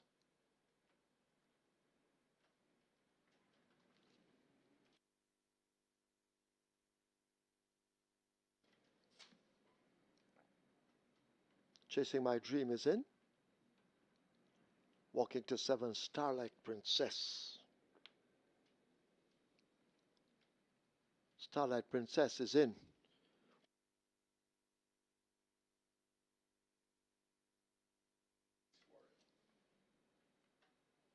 African Beauty goes in. Till You Ride. Up and in. Superstorm, they lead to 5.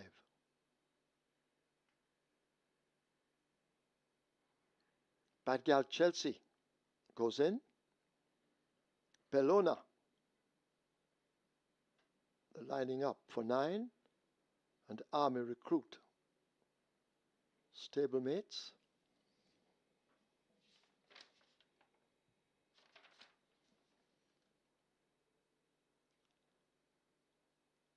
So they'll try with Bellona first. Runaway Bay taken out the gate.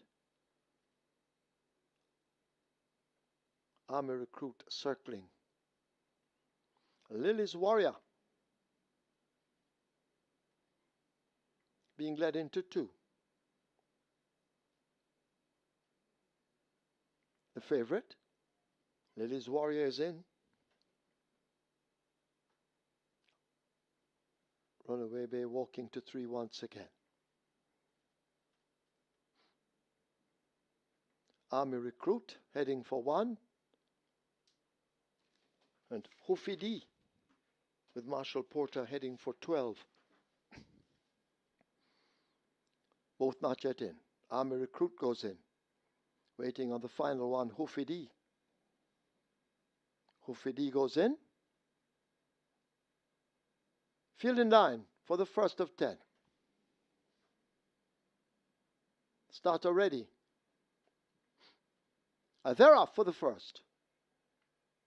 Bad Gal Chelsea, Starlight Princess, Till You Ride, the 3 left at the back early, as Superstorm shows dash and explodes early and grabs that lead on the run past the half mile. Chasing My Dream and Hoofy coming in hot pursuit. They need to find 3 or more to get to them. Bellona racing on the outside of stablemate Army Recruit. 3 lengths back till the favorite Lily's Warrior now coupling up and making ground, overtaking a Runaway Bay. Shan Shan is there with Bad Gal Chelsea 3rd from the back of the field, or 4th from the back of the field. Starlight Princess races up next, and Till You Ride, looking to have problems, is at the back. They come thundering into the top of the lane, and out in front Superstorm has taken charge. Army Recruit, the closest pursuer, down against the rail. Hoofy D is in the center but plugging away at the moment as Superstorm continues to hold the advantage. Army Recruit nibbling at that lead. Superstorm under pressure. Army Recruit now beginning to close up on the rail, but Superstorm continues to hang on to the advantage. Superstorm hanging tough, and Superstorm in the end will win it under Natalie Berger. Army Recruit second. Bellona is third, close between Shan Shan, Hoofy D in the middle, and the favorite Lily's Warrior out wide.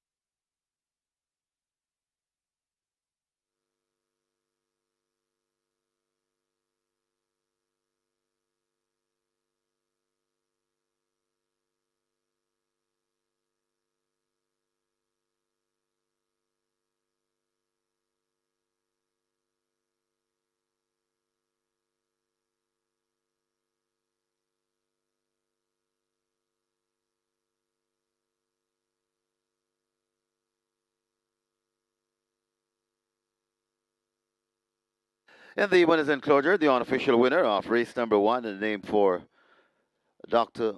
St. Albin Bartlett, a CDJP.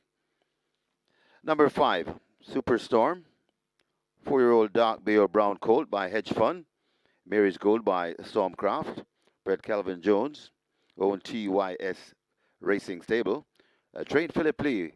And we have a lady in the winner's enclosure, winning rider, Natalie Berger. The groom, Michael Chambers, second. Number 1, Army Recruit. Third, number 9, Bellona. Fourth, number 12, Hoofy D. And fifth, number 4, Shan Shan. Final time for 5 furlongs round, 103 flat.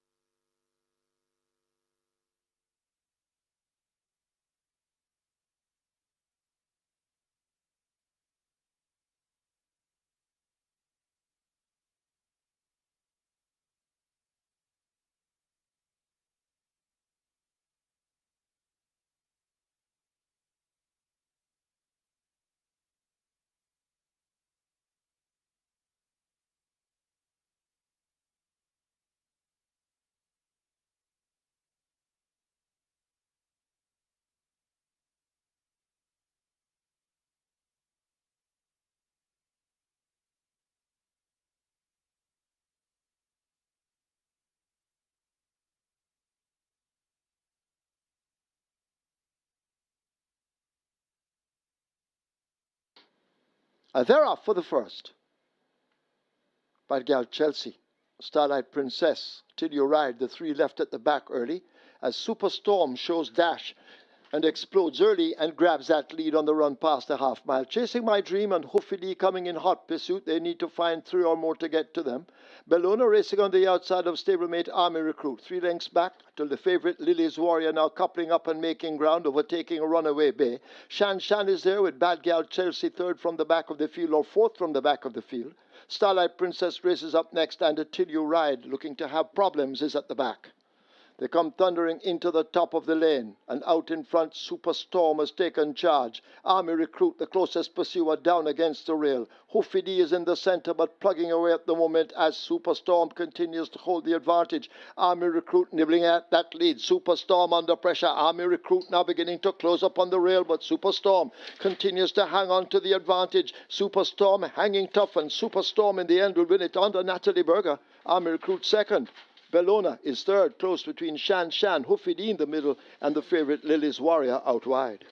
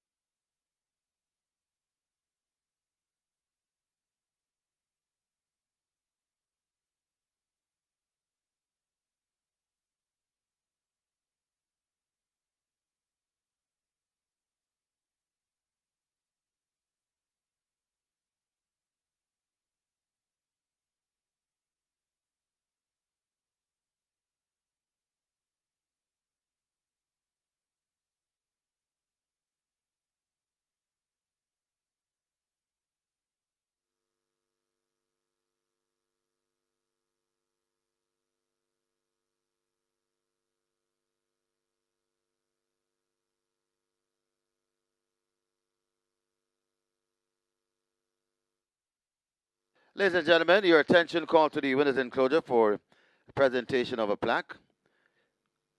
Dr. St. Albin Bartlett, CDJP, making the presentation.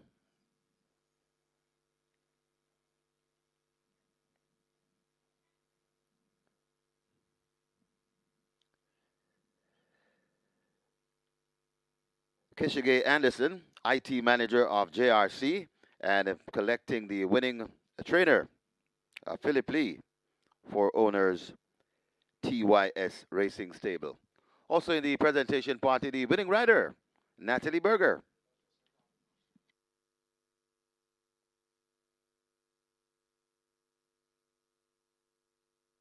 And also in the presentation, the man of the moment, Dr. St. Aubin Bartlett, CDJP. Congratulations to the winning connections, race number 1, the Dr. St. Aubin Bartlett CDJP.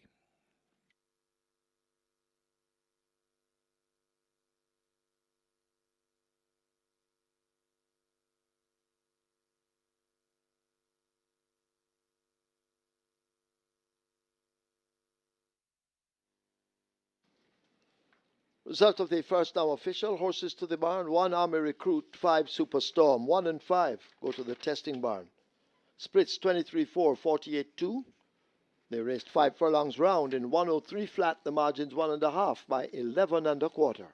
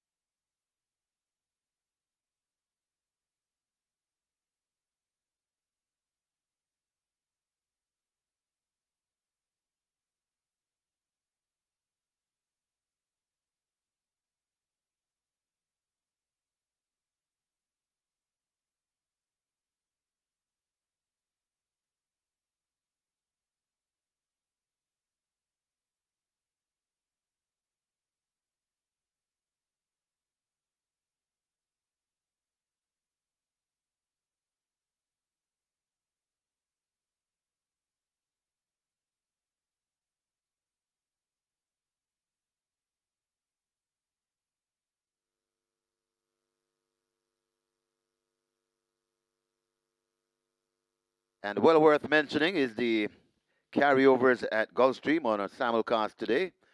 Carryovers at Gulfstream, the Super 6 has a carryover in excess 630,000.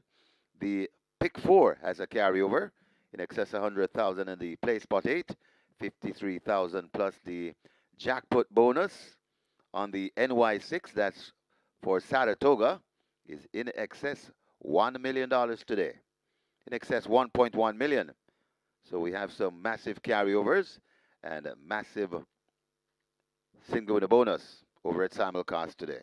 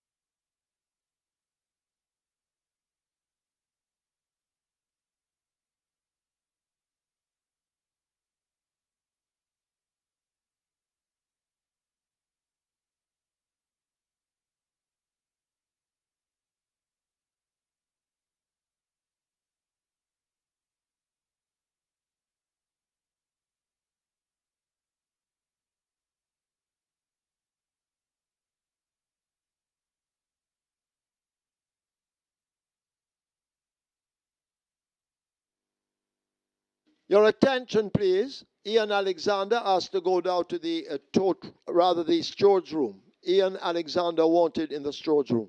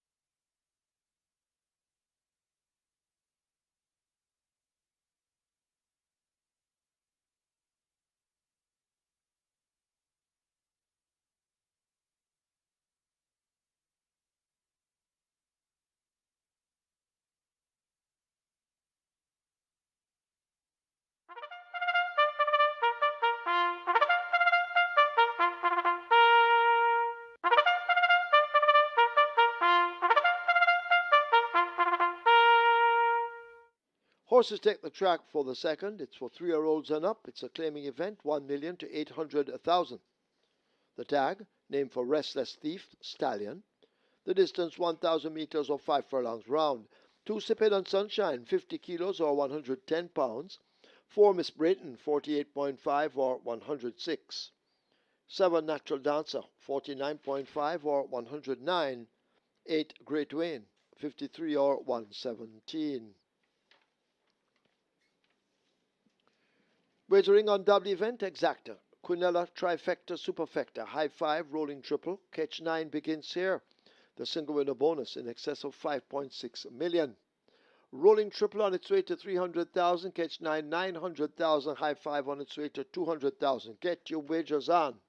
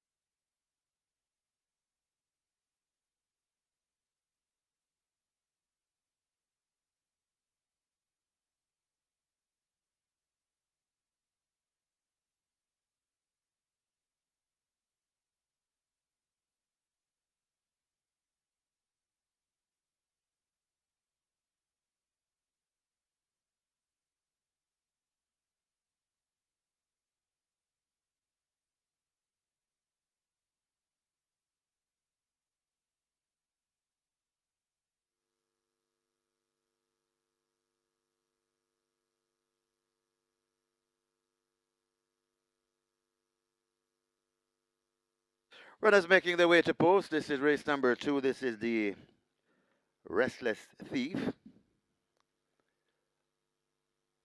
Catch 9 pool approaching 1.6 million, a massive jackpot bonus in excess 5.6 million, and your rolling triple on its way to 600,000. The high five wagering offered, high five pool on its way to 200,000. Get your bets on as the runners make their way to post.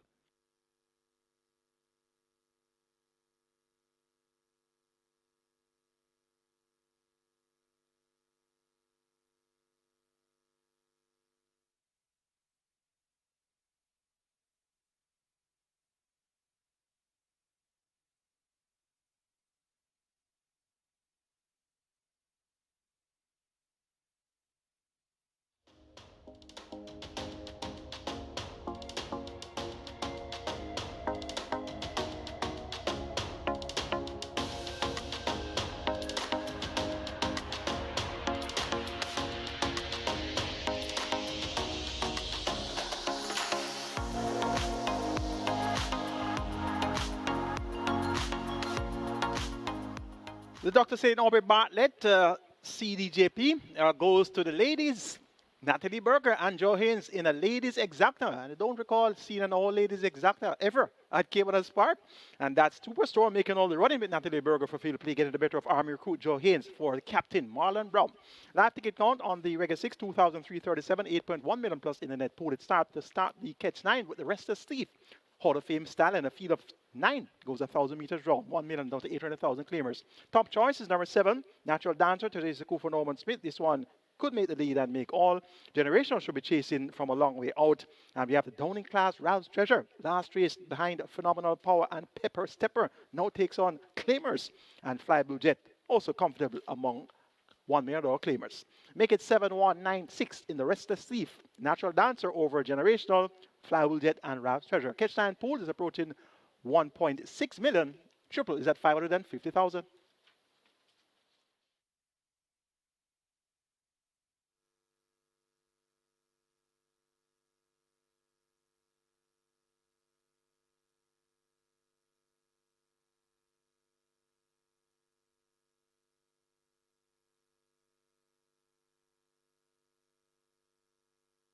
So they've closed up the front of the gate for loading process, race number 2. The runners have arrived at the start, so they'll be loading shortly.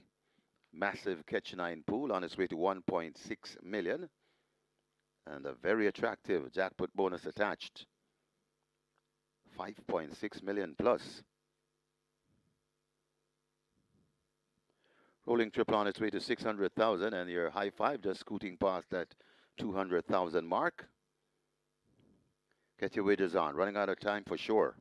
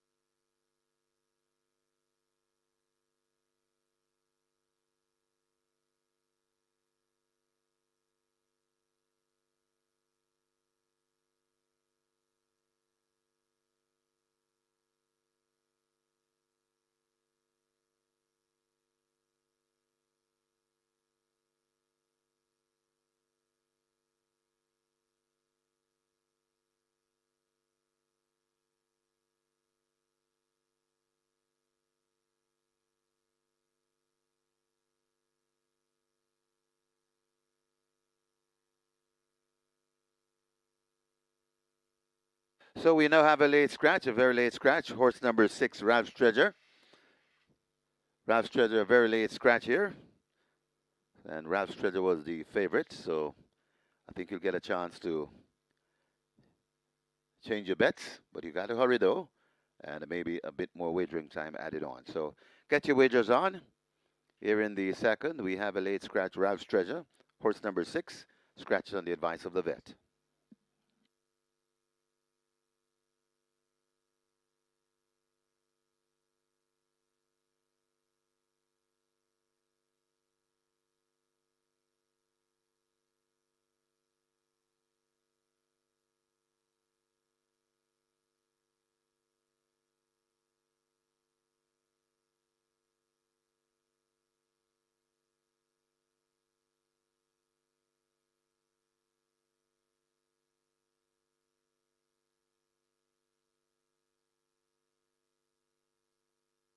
So the loading up about to start. Sipping on Sunshine, the first one to load. Horses loading. Loading for the second. Wayne's Princess, slotted into 5. So the favorite, number 7, at 1-2. That's Natural Dancer. And that one is about to be loaded in gate 7. Natural Dancer goes in. A Great Wayne heads to gate number 8. Generational, gate 1.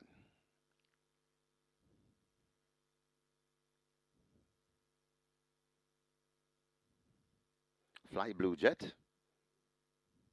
Gate number 9, that's filled.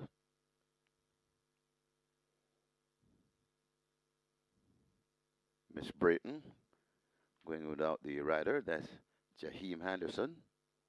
Miss Brayton goes in. 1 to load. Lucy on the go. 5 furlongs round the trip.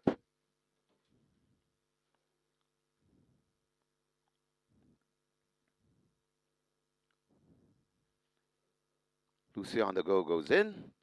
And now we're ready. Ready for race number 2.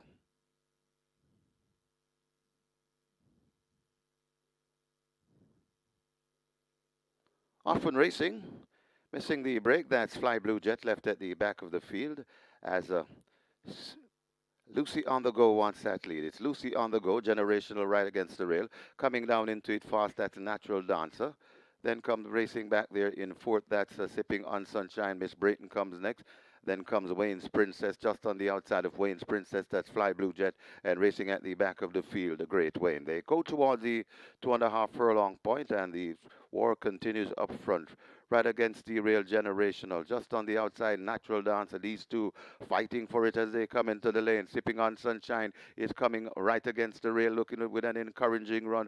Also trying to come on, that's Miss Brayton, but it is Natural Dancer. Sipping on Sunshine right against the rail, in between horses, Generational. What a good finish this is. It's Natural Dancer. Sipping on Sunshine coming in between, and now Sipping on Sunshine hits the front from Natural Dancer. Miss Brayton coming on and flying on the far side, and with its Great Wayne, but not it. Sipping on Sunshine beating Great Wayne. Got tight for 3rd. Either Miss Brayton, Natural Dancer.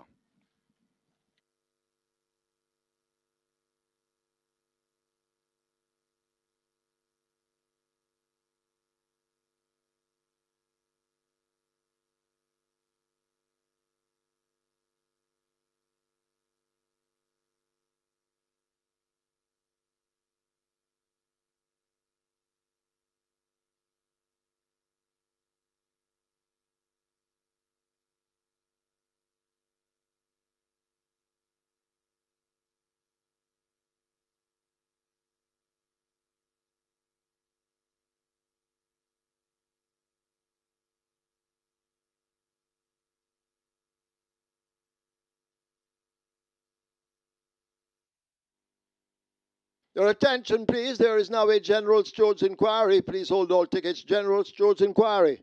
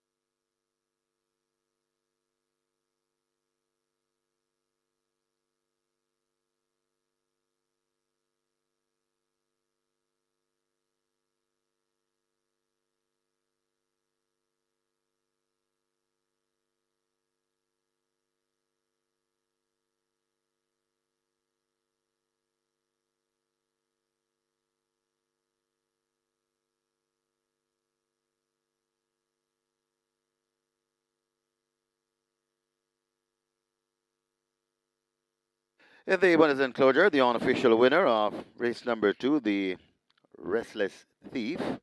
Number 2, Sipping on Sunshine. 5-year-old bay mare by Sunshine and Shadow. Casual Drink by Casual Trick. Bred Donald Webby. Owned Oak Ridge Farms. Trained Winston Morris, the winning rider, Amelia McLean. The groom, Paul Isaacs, second. Number 8, Great Wayne. Third, number 7, Natural Dancer. Fourth, number 4, Miss Brayton. And the fifth, number 5, Wayne's Princess. Final time for 5 furlongs round, 101 flat.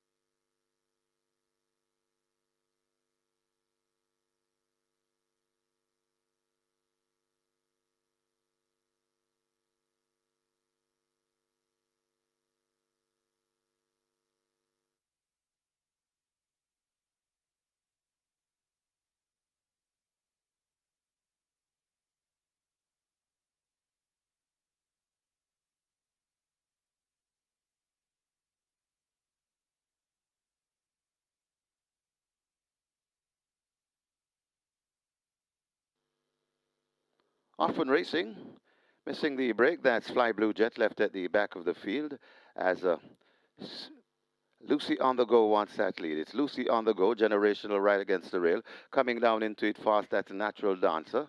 Then comes racing back there in fourth, that's Sipping on Sunshine. Miss Brayton comes next.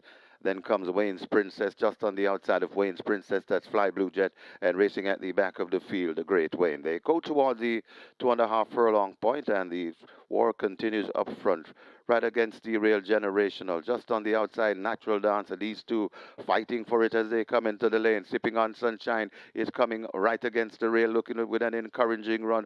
Also trying to come on, that's Miss Brayton, but it is Natural Dancer. Sipping on Sunshine right against the rail, in between horses, generational. What a good finish this is. It's Natural Dancer.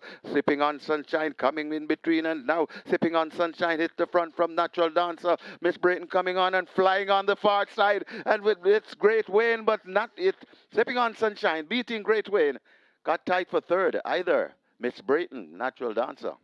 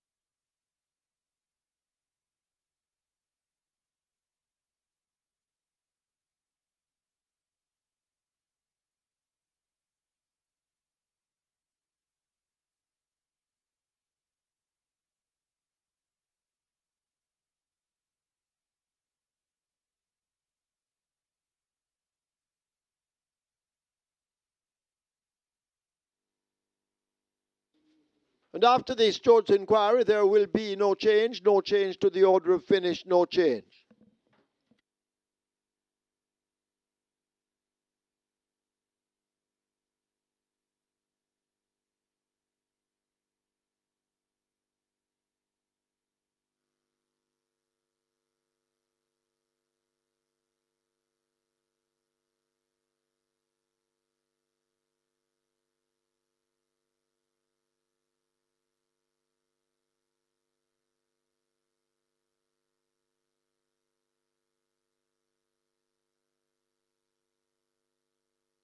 Ladies and gentlemen, your attention called to the winner's enclosure for the presentation of the Restless Thief.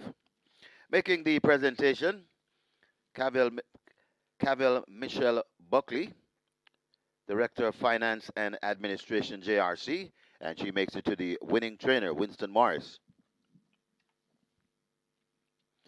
Congratulations to the winning connections and Winston Morris collecting for Oak Ridge Farms. Congratulations to the winning connections, race number 2, the Restless Thief.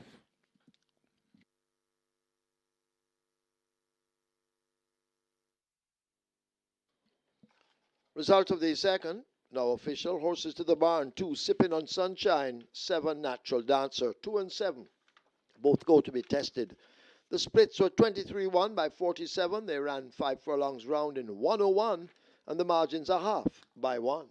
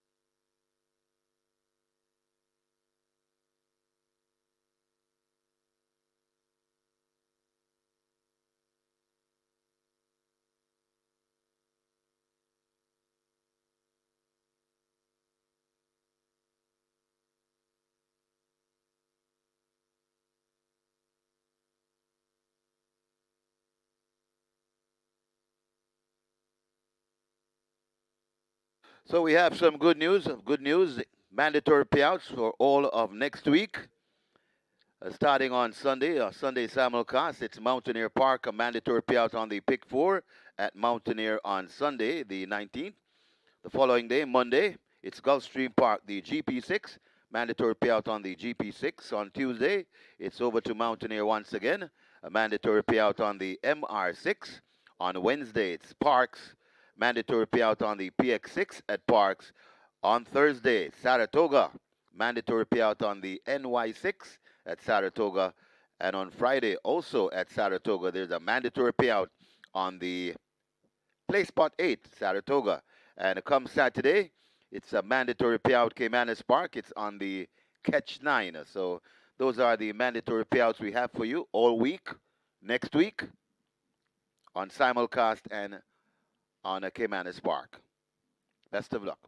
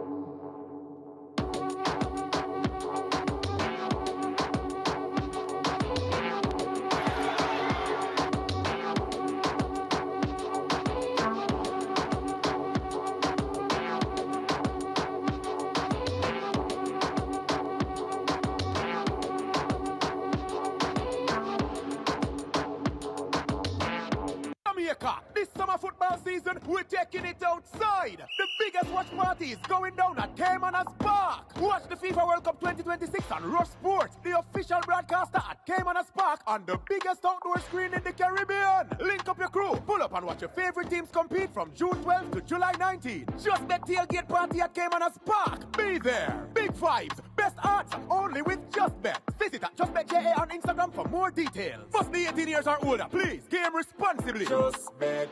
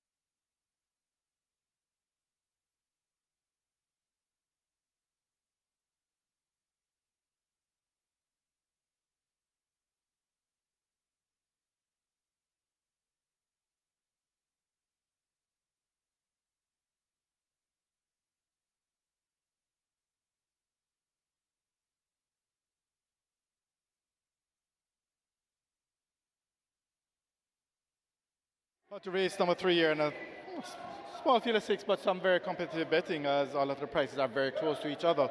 Number 1, Juventus 1, currently at $2, and then there's Watergoan at $2. The best back runner here, though, is at the fixers winners. That is number 4, Abadar. This one currently at $3. Opened at 350, dropped down to about 280, drifted back up to 3 now, but Abadar is the best back runner at the fixers winners. He's a 3-2 about the third favorite in the total, but Abadar best back runner at the fixers window. Number 6, Pippa getting some support as well. This one at $2. I mean, it's still a little bit early, and the prices will shift a little closer to race time, but as it is now, before Abadar is the best back runner at the fixers windows. A little later down on the program, however, I'll give you some updates on those. In race 4, Drone Strike very well back, $3 into $1.80. So great early support for Drone Strike in race 4. In race 5, Big Daddy $2.50 back down to $1.70 from early. In race 8, Any Means $3 into $1.80. In race 9, Phenomenal Power $2. Well bet down to $1.60, and in the 10th and final race, two horses are taking some significant attention there. Barbecue $3 into $2, and Crown Court $11 into $4. So a lot of good early support for the later races. And back to number 3 here, it's really number 4, Abadar. That's the best back runner at the fixers winners for race number 3. Good luck.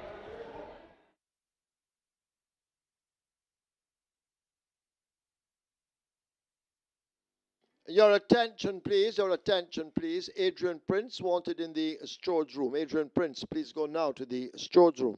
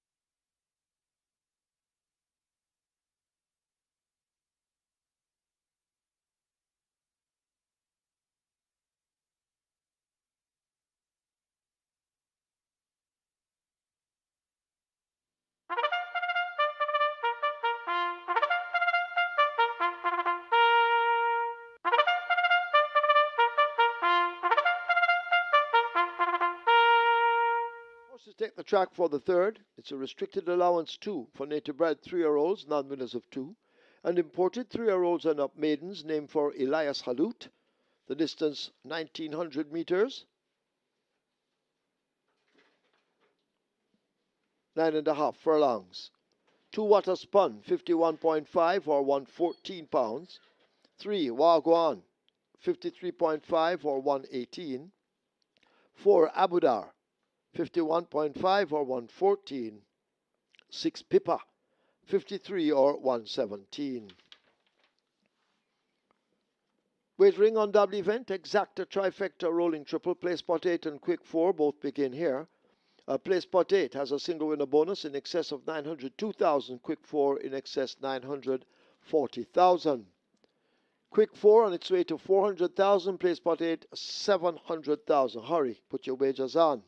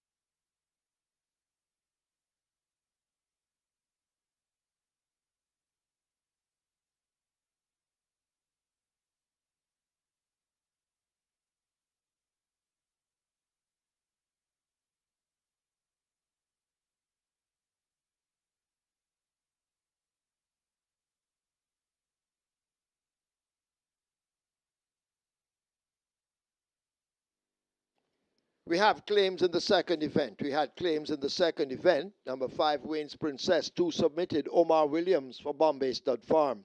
Omar Williams claims Wayne's Princess for Bombay Stud Farm. 2 claims submitted for number 9, Fly Blue Jet. Adrian Prince for Leon Ball. Adrian Prince claims Fly Blue Jet for Leon Ball.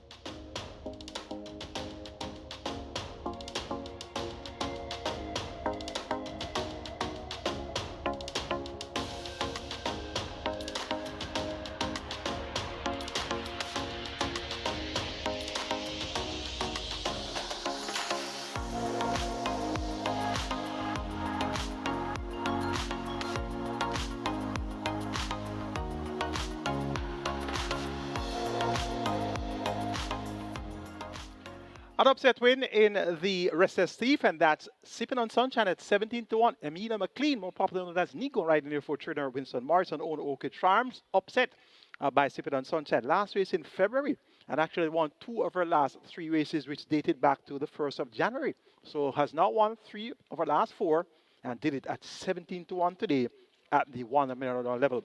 Live ticket count on a regular 6 after the first 2 legs, down to 165. So you know it has been a rocky start to the regular 6. Race number 1 won by number 5 at 5-1, and that was Superstorm. Natalie Berger riding for Philip Lee. Race number 2 won by number 2, Sipping on Sunshine. We're just about on to post for the Elias Salute, going 1-3-6-4. Juventus won over Wagwan, Pipa, and Abudar. Horse is now loading. Horse is loading. Juventus won, the first one in. Water spun in at 2. Wagwan coming into 3. Abudar will load at 4. 9.5 furlongs. Abadar is in. DOK coming into 5. And the final one will be Pippa. Radish Roman riding, the champ. Field in 9. This one named for Elias Halut. They're off. Juventus 1 staggers out, gives away some ground as Wagwan goes through to get that lead. Pippa rushing on the outside. Abadar in between them. Juventus 1 now beginning to flow down against the fence as they're into the clubhouse turn. What a spun racing in behind them. And last of all, it's DOK. Wagwan leads them past the mile and makes the way now toward the backstretch. Juventus 1 moving to within 1 length and right there breathing down the neck of the leader. A break back of 2 lengths back to Pippa. What has spun a half a length down but making ground on the outside. Abadar is 2 lengths back and DOK struggling early at the back. They come toward the final 6. Wagwan, intentions made known, trying to go all the way with that lead as they run toward the 5. Juventus 1 tracking smoothly in second. A break of some 3 lengths back to Abadar and the Pippa teaming up in behind. What a spun is next and the DOK continues to race far off the speed. They've left the 5. They make their way toward the half of a mile, and it is Wagwan continuing to hold them off. Juventus 1 now applying pressure on the outside. 3 parts of a length separates them as the tempo now increases, and Wagwan tries to shake loose from Juventus 1. The gap now 3 lengths. A break of some 4 lengths back to Abadar, making some ground. A further gap to Pippa.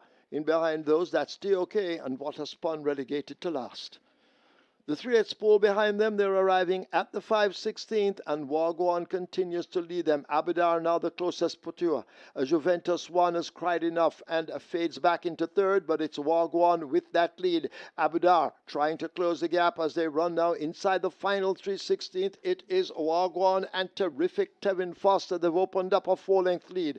Abadar continues the pursuit. DOK making mild progress on the rail, but it's Wagwan getting cracks at that right-hand stick and continuing to hold the advantage. DOK begins to come running on late over on the far rail. Wagwan beginning to tire a bit. DOK comes with a storming stretch run, but Wagwan has stolen it and goes all the way to beat DOK. Abadar could be Juventus 1 over What a Spun, but it's a photo between them.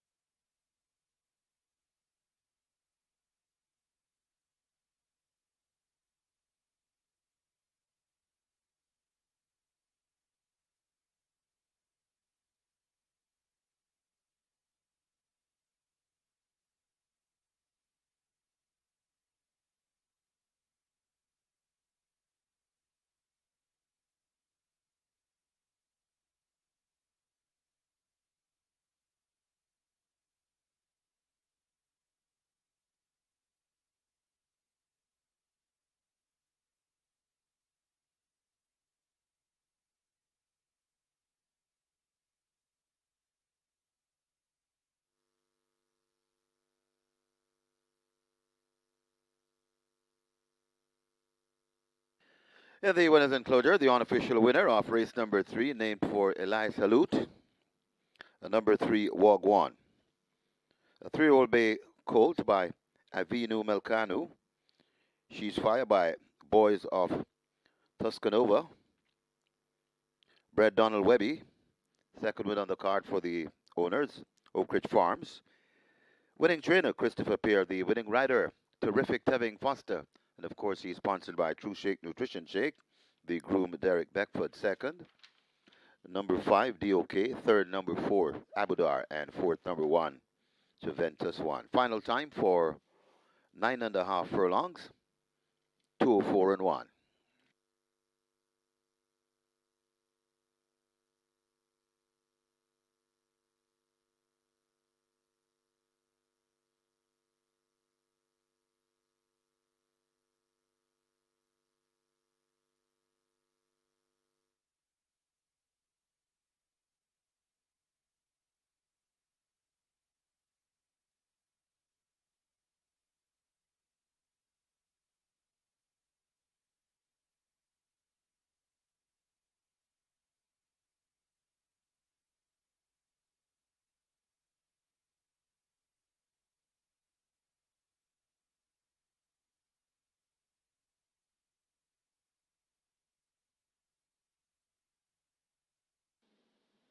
This one named for Elias Salute. They're off. Juventus 1 staggers out, gives away some ground as Wagwan goes through to get that lead. Pippa rushing coming to the outside. Abadar in between them. Juventus 1 now beginning to flow down against the fence as they're into the clubhouse turn. What a spun racing in behind them. And last of all, it's a DOK.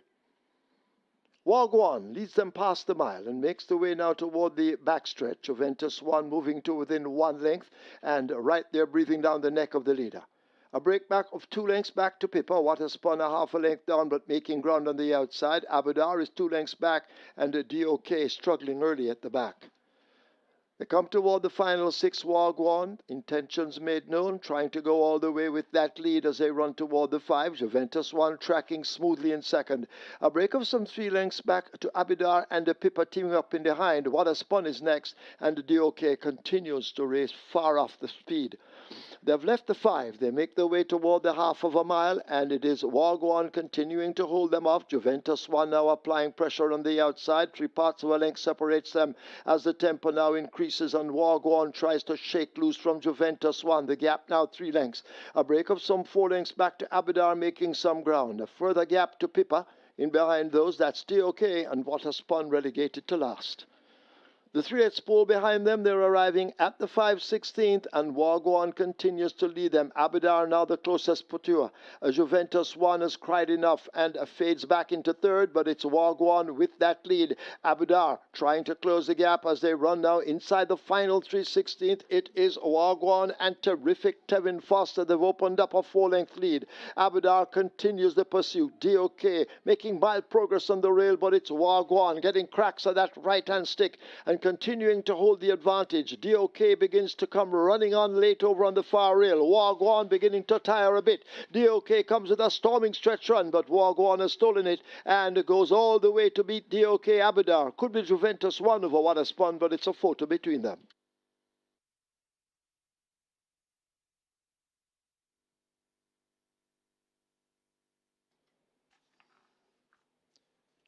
Result of the third now official. Horses to the barn. 1 Juventus 1, 3 Wagwan. 1 and 3 both go to the testing barn. Splits 26-51, 115-1, 141-3. They raced 1900 meters or 9.5 furlongs in 2:04.1. The margins 3/4 by 2 3/4.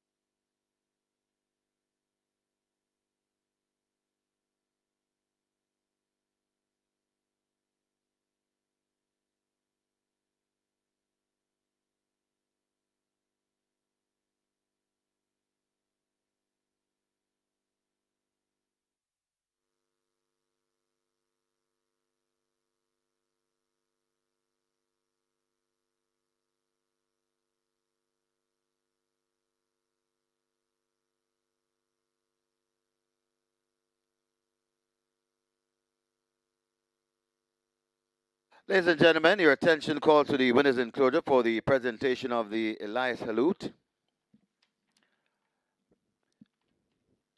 Making the presentation, Anna Harry, Commissioner JRC, and she presents to the winning trainer, Christopher Pear, for winning owners, Oak Ridge Farms.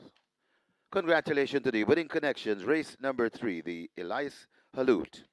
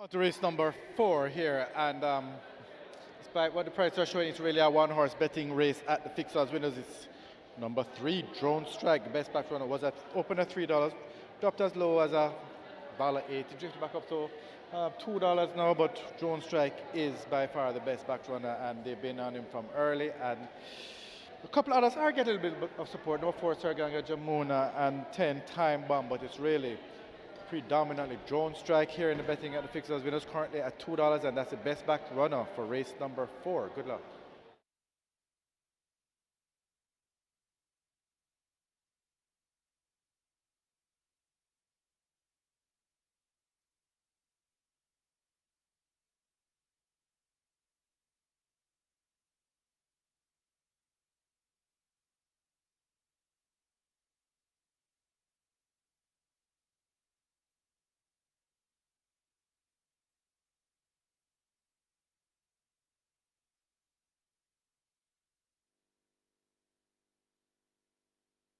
Number 9, Toby Toby takes the track early.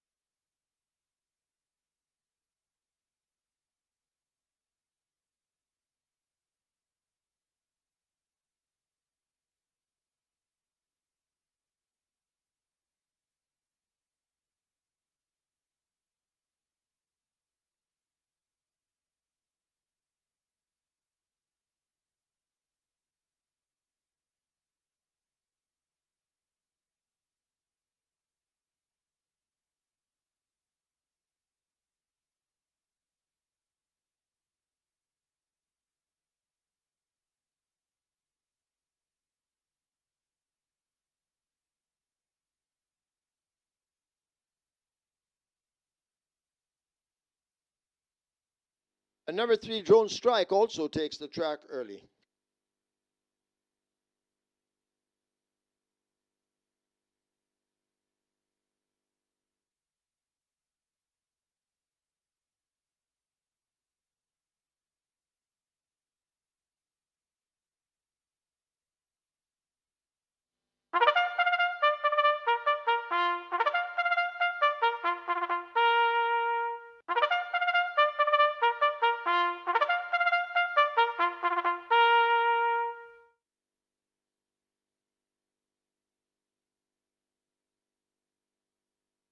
Horses take the track for the 4th. It's for 5-year-olds and up. It's an optional claiming event, $200,000 only. It's for native bred 6-year-olds and up, non-winners of 2, and native bred 5-year-old maidens, named for Eric Horton. The distance 1,000 meters or 5 furlongs round. Stand by. 4-weight changes. Wagering on double event exacta, quinella trifecta, superfecta, high 5, rolling triple. The early 5-star begins here with a single winner bonus in excess of 1.4 million. Early 5-star heading for 700,000, rolling triple 500,000. Hurry, place your wagers.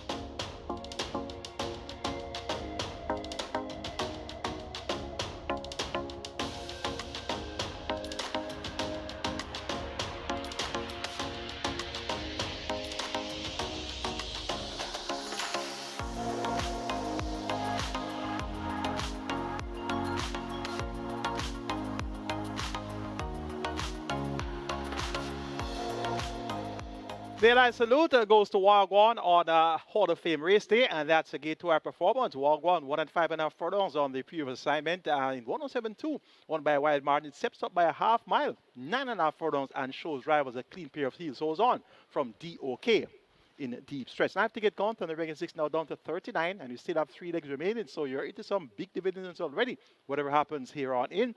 Net pool 8.1 million, and remember the jackpot is over $5 million. 6 tickets are holding on for dear lives on the catch-stand side of things.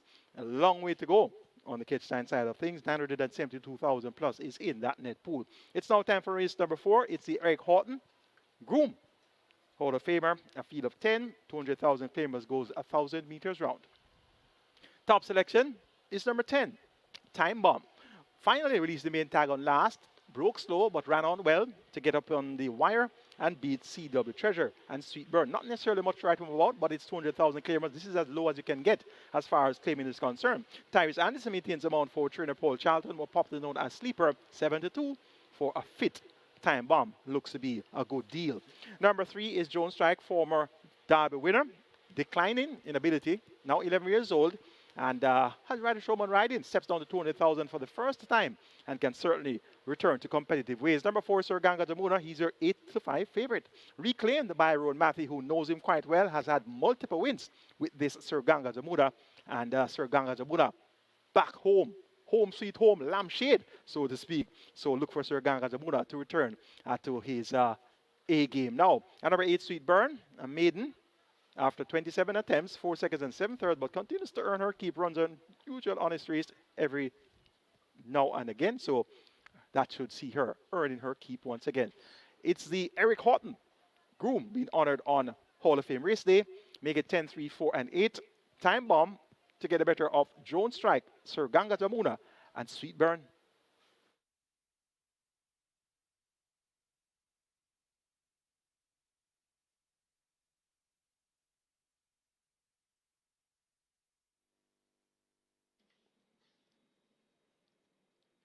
The wait is over. The Diamond Mile Grade 1 returns Saturday, July 25, 2026. The distance, 8 furlongs. The purse, 10 million, plus an automatic entry to the ultra-rich Mute Mile. There's more. A Catch 9 mandatory payout with an estimated payout of $10 million.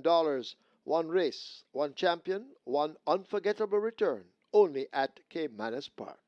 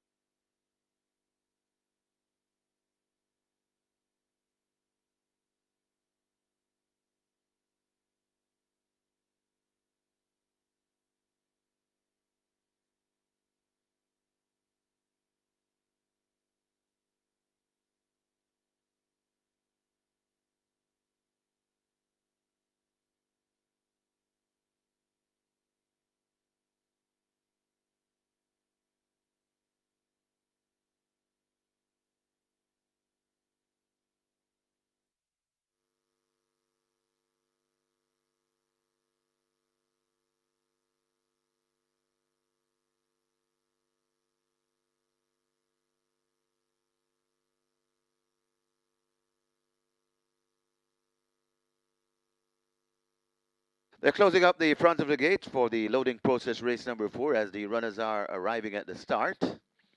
Early 5-star approaching 800,000. The early 5-star approaching 800,000. And the jackpot bonus in excess 1.4 million.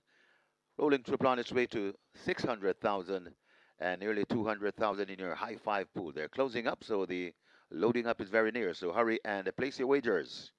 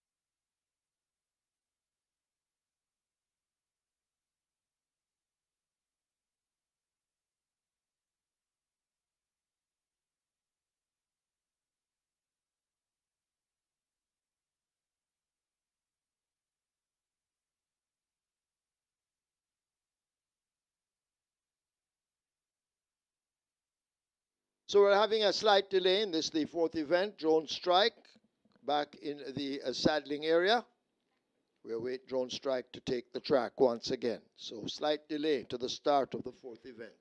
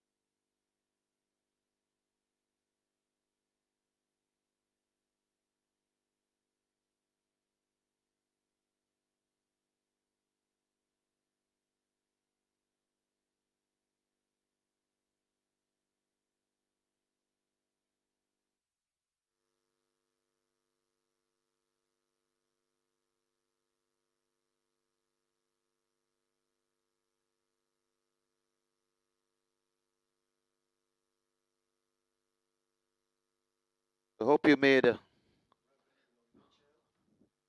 took advantage of the added on wagering time as Drone Strike is now on the track and heading back to the gate. The late early 5-star approaching 1.1 million. A nice looking rolling triple as well. That's approaching 900,000. So we're getting close to $1 million there. And your high five approaching 250,000. Drone Strike en route to the starting gate. So get your wagers on.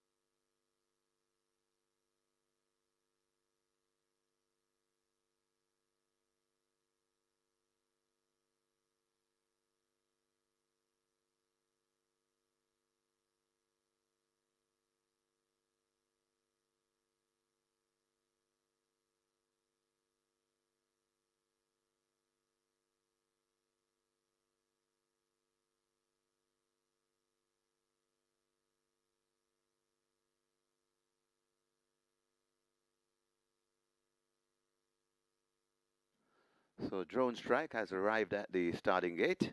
So the loading up about to begin. Hurry and place your wagers. Early 5-star approaching 1.1 million. Jackpot bonus in excess $1.4 million. And we're closing in on 900,000 in the rolling triple.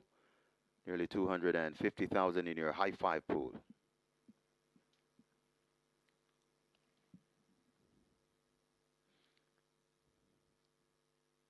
Joint favorites, horses 3 and 10 at 2-1 apiece.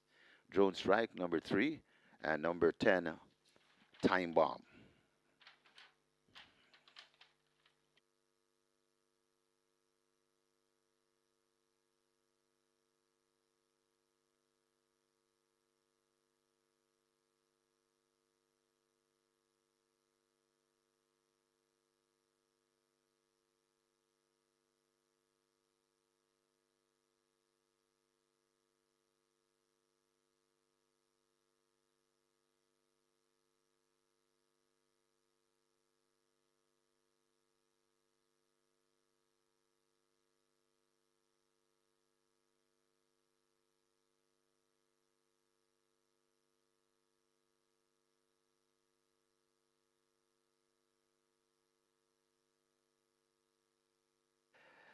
And don't forget, all week next week, we'll have mandatory payouts over at Simulcast.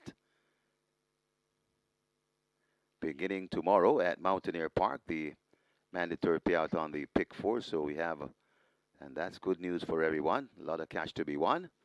Mandatory payouts coming your way all next week. Loading up, about to start. As Buzz Assault heads to gate number 1.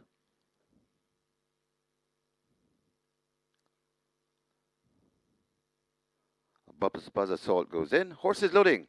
Loading for the 4th. Jet Ski Girl follows. Gate number 2.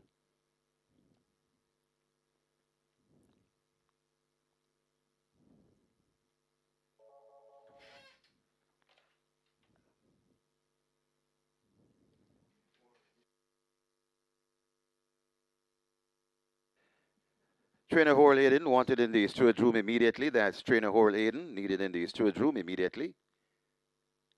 CW Treasure marching to gate number 5. Galway Bay gate 7. Galway Bay goes in.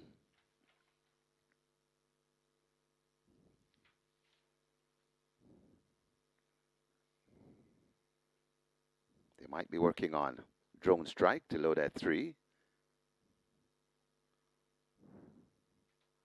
A Sweet Burn heads to gate number 8.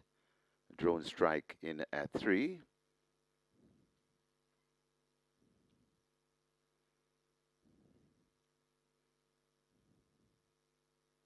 Working on Sweet Burn, gate number 8. Sweet Burn goes in.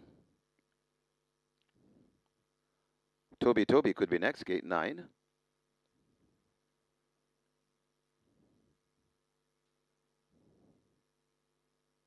Working on Toby. Backing away from the gate.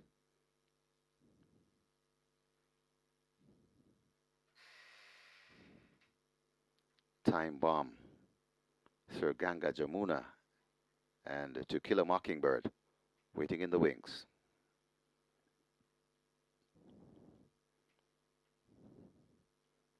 So Toby up to gate 9, goes in.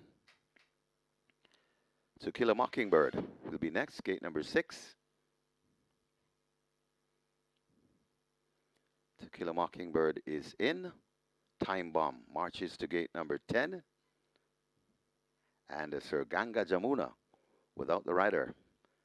Terrific Tevin Foster waiting in the wings. He has one already on the card. We'll be looking for a double. As Sir Ganga Jamuna.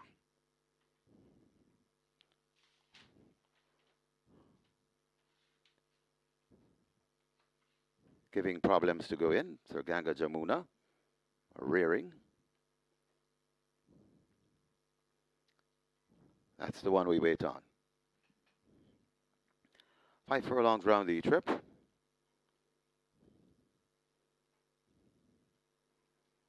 Sir Ganga Jamuna putting up a fight.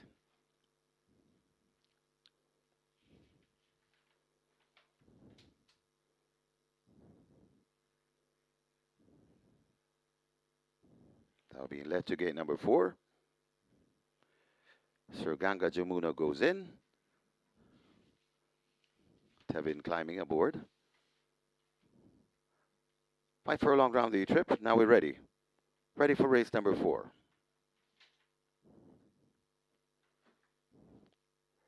Time Bomb looks to be acting up in gate 10. Now settled once again.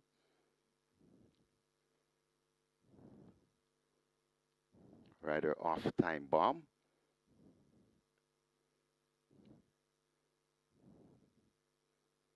Time Bomb backed out of gate 10.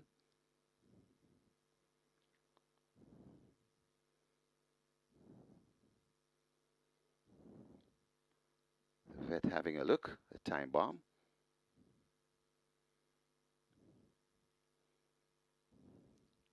Rider scurrying across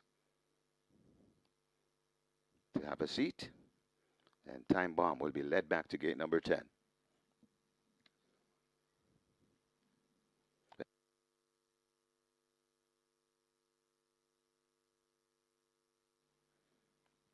So Time Bomb up to gate 10, now in, and now we're ready.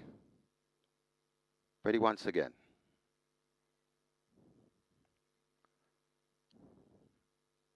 Starter Timmel holding the field, now he lets them go. They're off and racing. Time Bomb steps slowly, along with To Kill a Mockingbird and A Sweet Burn. Going for that lead, Sir Ganga Jamuna, harassed on the inside by Drone Strike. So Drone Strike and Sir Ganga Jamuna mixing it up. Then comes Galway Bay. Just on the inside of Galway Bay, that's Buzz Assault.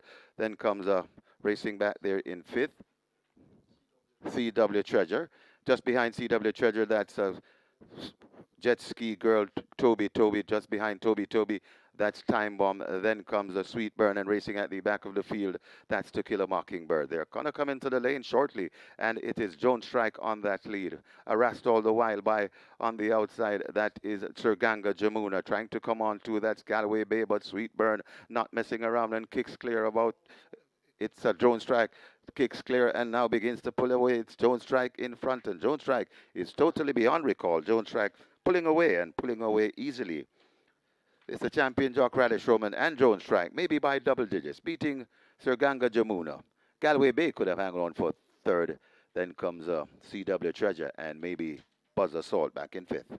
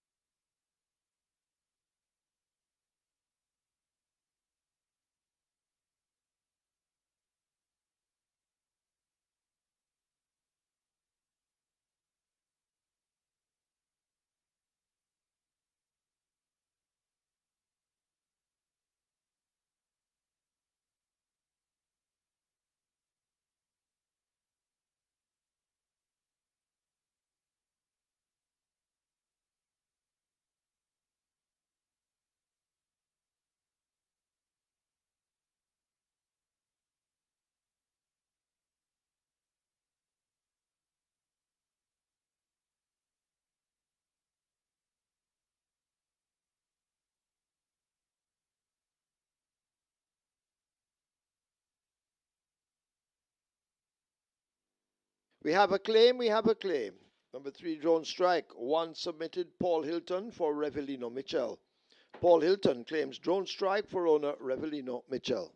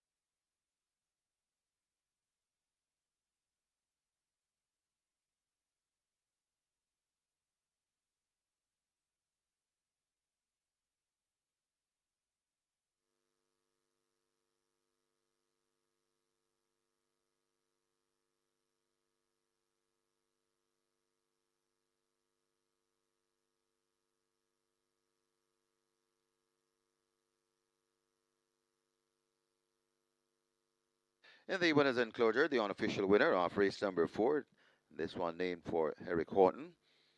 Number 3, Drone Strike, an 11-year-old bay gelding by Sorrentino, Santa Baby by Touch Gold, bred Robert Dabdoob, owned and trained Horal Hayden, the winning rider, the champion jock, the Sneaky Fox, Radish Roman. And of course, Radish is sponsored by True Shake Nutrition Shake, the groom Shaquille Lewis, second. Number 4, Sir Ganga Jamuna. Third, number 7, Galway Bay. Fourth, number 5, CW Treasure. And fifth, number 1, Buzz Assault. Final time for 5 furlongs round, 101 and 4.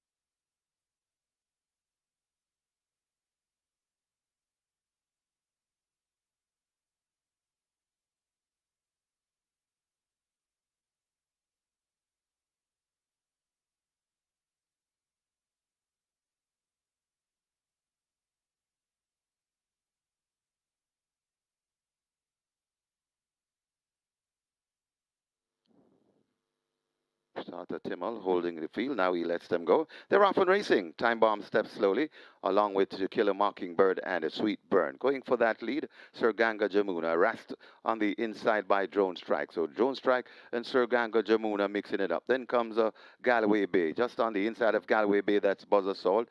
Then comes racing back there in fifth, CW Treasure. Just behind CW Treasure, that's Jet Ski Girl, Toby, just behind Toby, that's Time Bomb. Then comes a Sweet Burn, and racing at the back of the field, that's To Kill a Mockingbird. They're going to come into the lane shortly, and it is Drone Strike on that lead. Harassed all the while by, on the outside, that is Sir Ganga Jamuna, trying to come on to, that's Galway Bay, but Sweet Burn not messing around and kicks clear about. It's a Drone Strike, kicks clear and now begins to pull away. It's Drone Strike in front, and Drone Strike is totally beyond recall. Drone Strike pulling away easily. It's the champion jock Radish Roman and Drone Strike, maybe by double digits, beating Sir Ganga Jamuna. Galway Bay could have hung on for third. Then comes CW Treasure and maybe Buzz Assault back in fifth.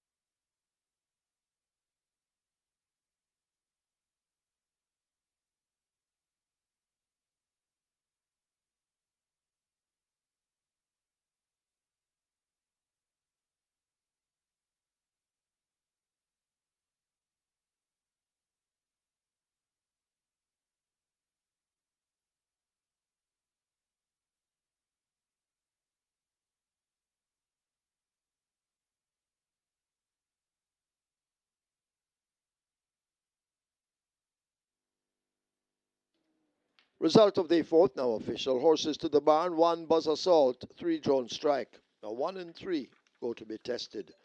Splits 24-2, 49. Final time, 5 furlongs round, 1014. The margin 15 by 4.5.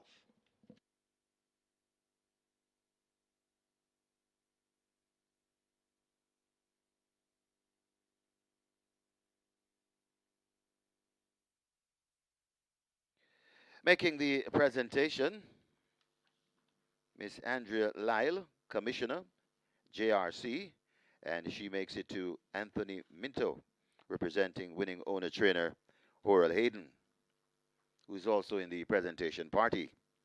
Congratulations to the winning connections. Race number 4, the Eric Horton.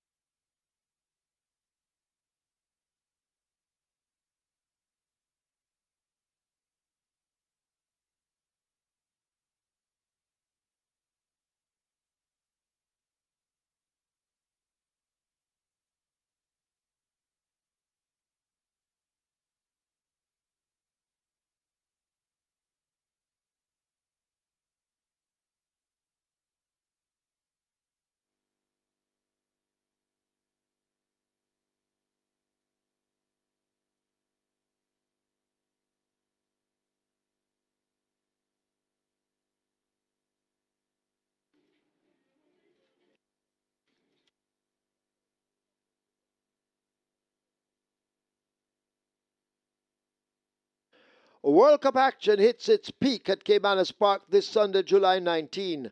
Pull up to Just Bet Gold Rush tailgate experience to watch the FIFA World Cup finals on our infield big screen and select screens throughout the stands. Gates open at 12 p.m. Watch Spain and Argentina go head-to-head for the greatest title in football. Come for the match. Stay for the vibes with the Republic Beach After Party. Music by Copper Shot. Food and drink on sale. Bring your crew. Bring the vibes. Watch it big. Follow at Just Bet Jamaica and at Caymanas Racing on Instagram for more details.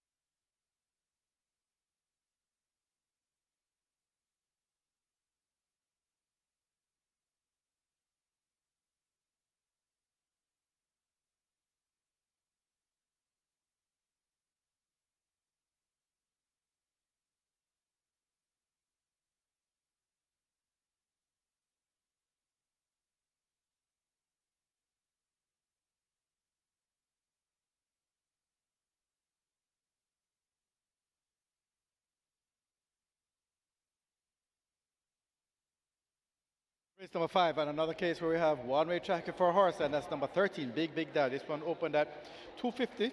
Well, very well from early down to $1.70. Drifted back up to the $2 mark. Now this one is the 4-5 favorite in the tote.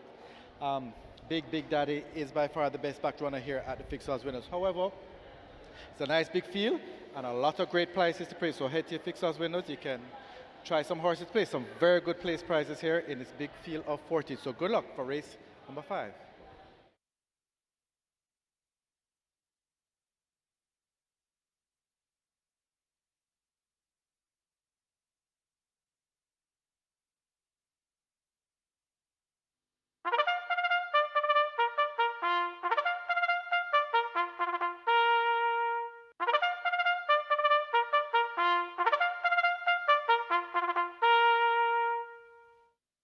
Horses take the track for the 5th. It's for 3-year-olds and up. It's an optional claiming event. 500,000 to 400,000 the tag.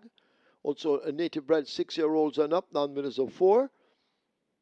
Imported 6-year-olds and up, and a native bred 5-year-olds, non-winners of 3.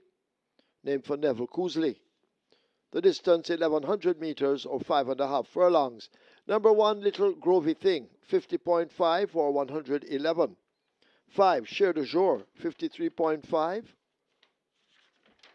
118. 6, Never, 52.5 or 116. 7, Big Argument, 52.5, 116. 8, Uncle Harry, 55 or 121. 9, Sir Wong Don, 52 or 115. 10, Linstead Market, 52.5 or 116. 11, Da Queen's Bee, 49.5 or 109. 12. Tigre Express, 54.5 or 120. 14. Golden Lawyer, 51.5 or 114. Wagering offered on double event, exacta, quinella trifecta, superfecta, high five, rolling triple. This is where the Twilight 6 begins. Twilight 6 heading for 6 million, rolling triple 400,000, high five heading for 200,000. Get your wagers on.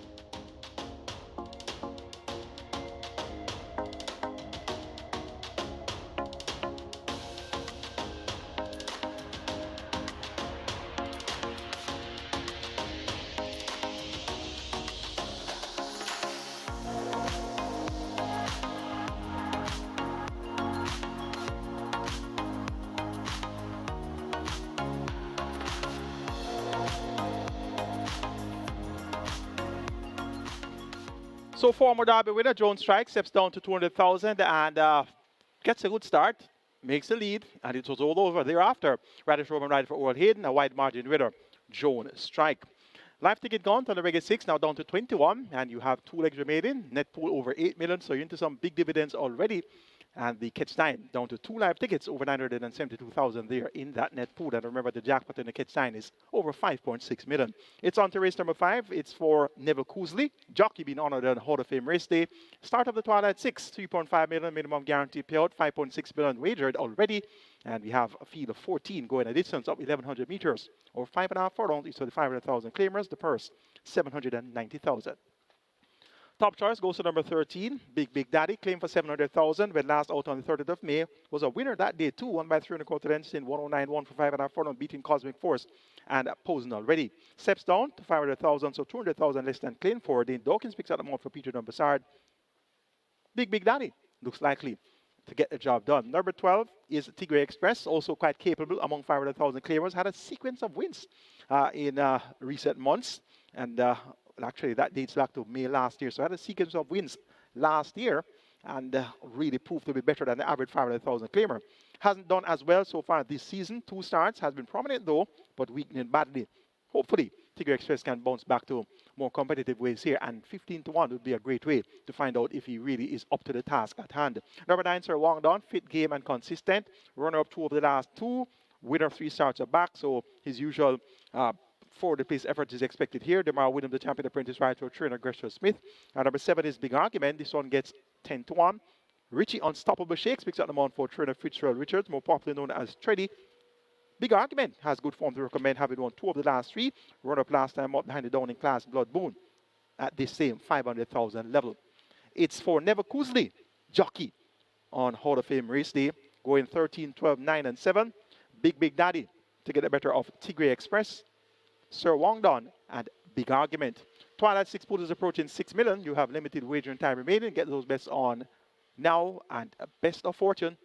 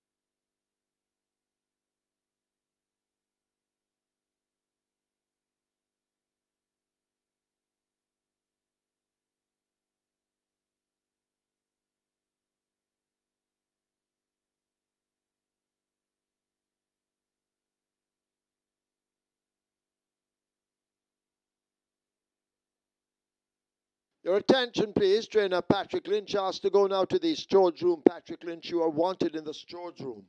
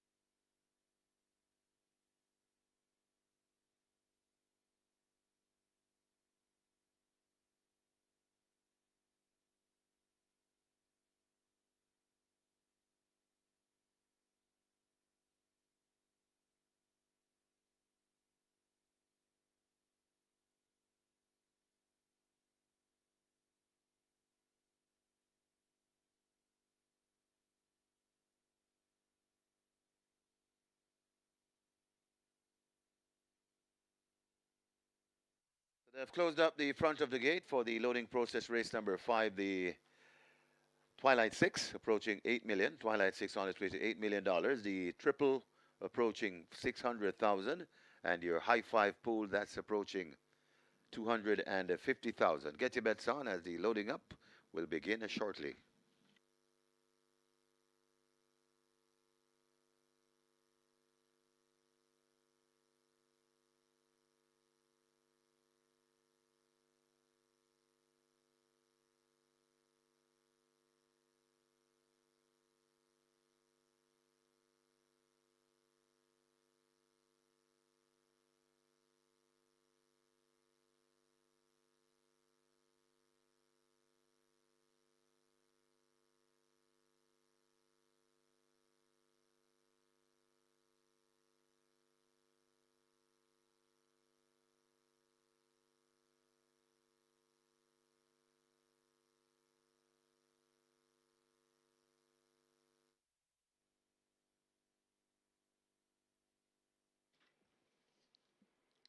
Horses loading, little grovey thing in, joined by Money Box moving into 2. Pappy Don is walking to 4. GR.II lining up for 5. KP Choice on the way to 3. KP Choice up to 3 and in. GR.II and Shane Richardson will load at 5.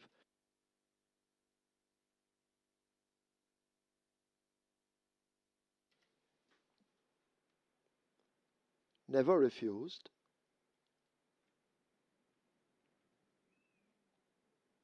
So rider coming off Never. That's Ricardo Carr to load at 6.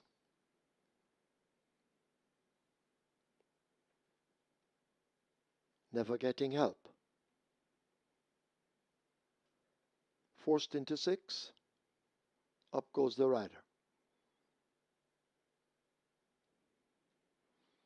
Uncle Harry being led to 8.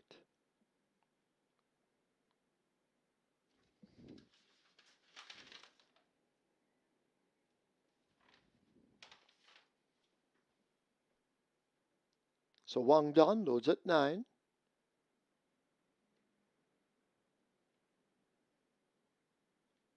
If you haven't wagered, you need to hurry. You do have some time. 6 remain out as the Queen's B goes into 11. Now there were 5. They're trying to get Tigre Express toward 12. Tigre Express refusing first time.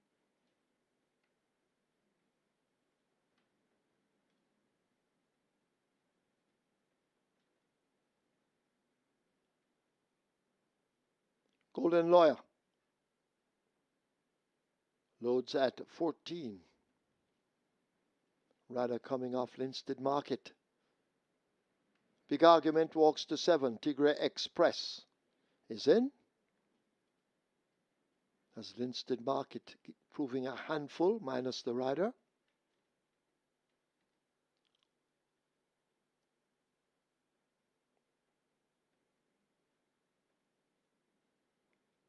So we wait on 2. Linstead Market and the 3 to 5 favorite, Big Daddy from the Peter John Passard camp.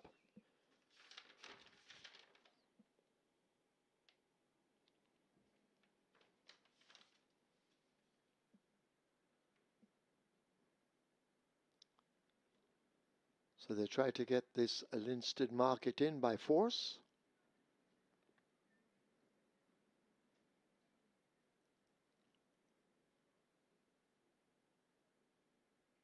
They're backing up Linstead Market toward gate 10 in the blindfold.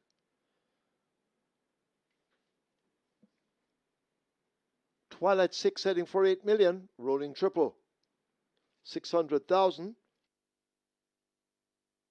And the high 5 makes its way towards 300,000. Linstead Market near the gate.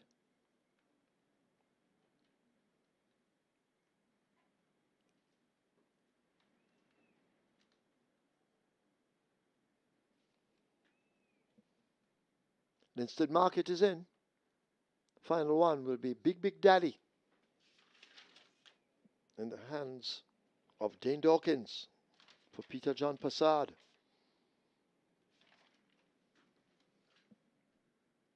So Big Big Daddy being led to 13. 14 runners, 5.5 furlongs, a quick dash.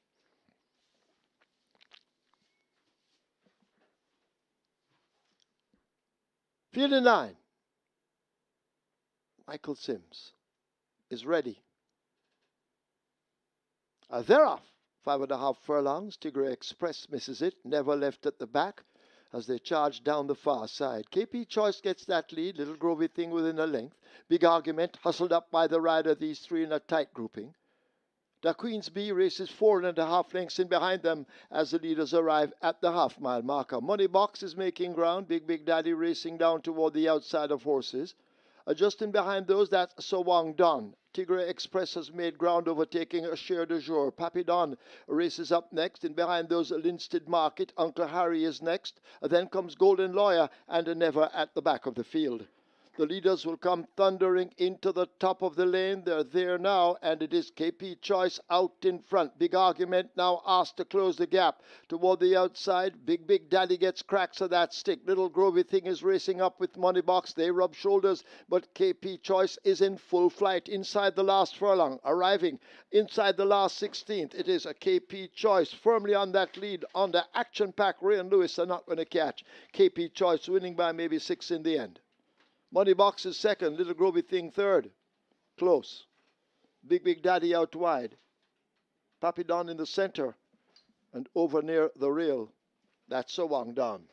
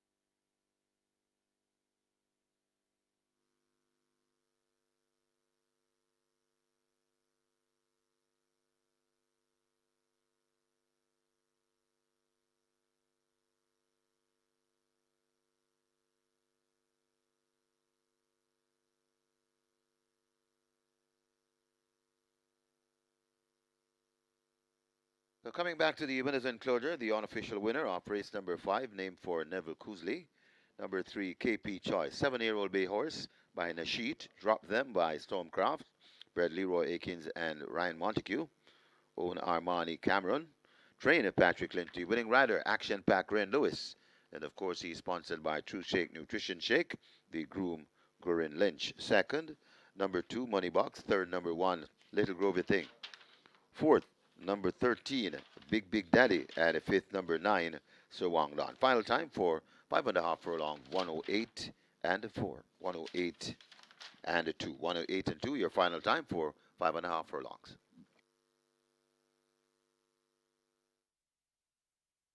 Furlongs, Tigre Express misses it, never left at the back as they charge down the far side. KP Choice gets that lead, Little Grovey Thing within a length. Big Argument hustled up by the rider, these three in a tight grouping.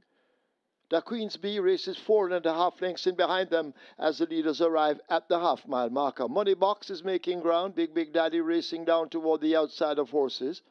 Just in behind those, that's Sir Wang Don. Tigre Express has made ground, overtaking a share de jour. Pappy Don races up next. In behind those, Linstead Market. Uncle Harry is next. Then comes Golden Lawyer and Never at the back of the field. The leaders will come thundering into the top of the lane. They're there now, and it is KP Choice out in front. Big Argument now asked to close the gap toward the outside. Big Big Daddy gets cracks of that stick. Little Grovey Thing is racing up with Money Box. They rub shoulders, but KP Choice is in full flight inside the last furlong. Arriving inside the last 16th, it is a KP Choice firmly on that lead. On the Action Pack, Ray and Lewis are not going to catch. KP Choice winning by maybe 6 in the end. Money Box is second, Little Grovey Thing third. Close. Big Big Daddy out wide. Pappy Don in the center. And over near the rail, that's Sir Wang Don.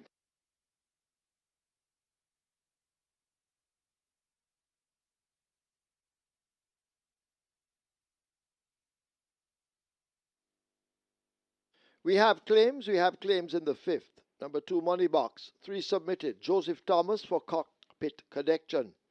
Joseph Thomas claims Money Box for owner's Cockpit Connection. 1 submitted for number 3, KP Choice. Winchester McIntosh for himself. Winchester McIntosh claims KP Choice. 1 submitted for number 4, Pappy Don. Michael Caine Jr. for himself. Michael Caine Jr. claims 4, Pappy Don. 1 submitted for number 7, Big Argument. Robert Pearson for Nicholas Pearson. Robert Pearson claims Big Argument for Nicholas Pearson. 1 submitted for number 8, Uncle Harry. That claim was void. 1 submitted for Uncle Harry, void. 6 submitted for number 9, Sir Wang Don. 1 void. Boris McIntosh for himself. Boris McIntosh claims Sir Wang Don for himself. 8 claims submitted for number 13, Big Big Daddy. 2 void. Stephen Todd for himself. Stephen Todd claims Big Big Daddy.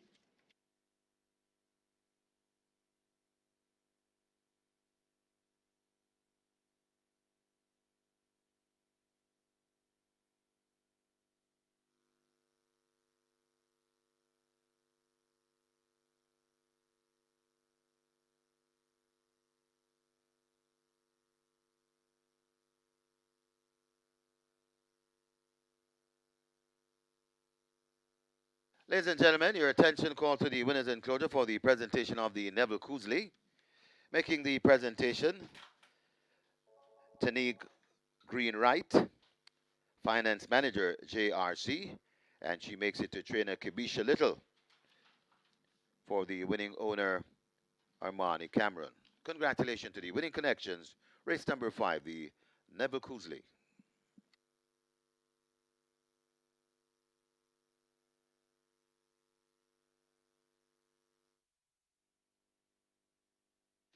Result of the fifth now official. Horses to the barn. 1, Little Grovey Thing. 3, KP Choice. 1 and 3 go to be tested. The splits are 23-4, 47-4. Final time, 5.5 furlongs, 108.2. The margins 5/2.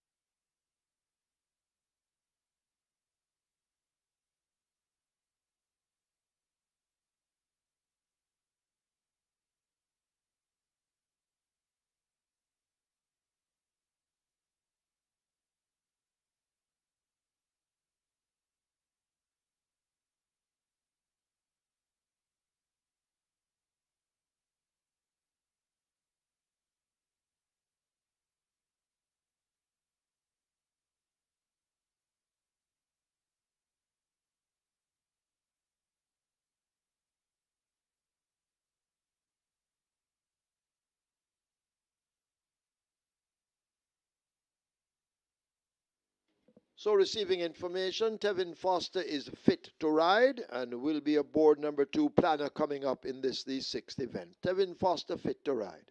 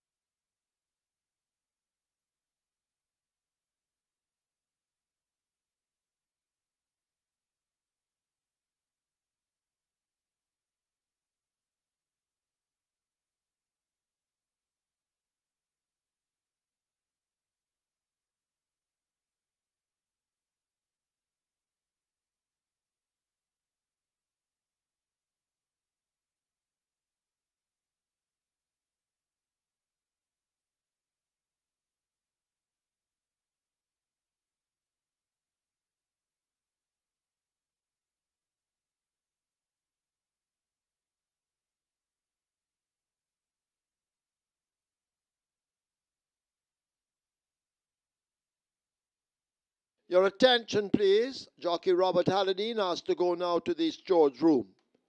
Robert Halladine, wanted in the steward's room.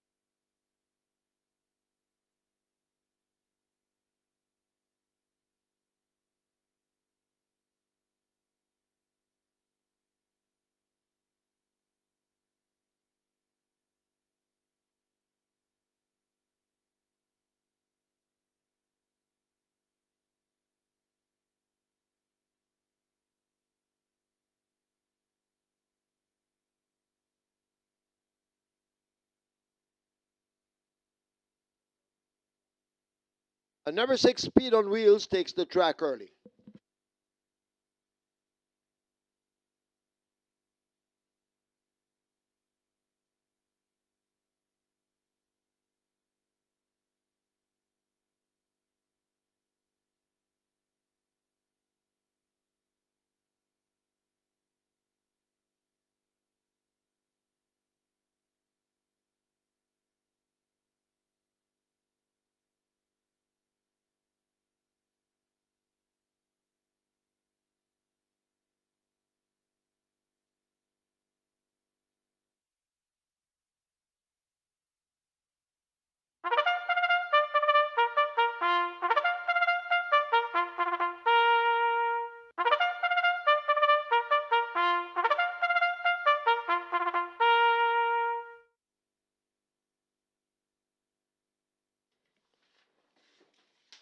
Horses take the track for the 6th. It's a restricted allowance 5 for native bred 5-year-olds and up, down winners of 2, and imported 5-year-olds and up maidens, named for distinctly native.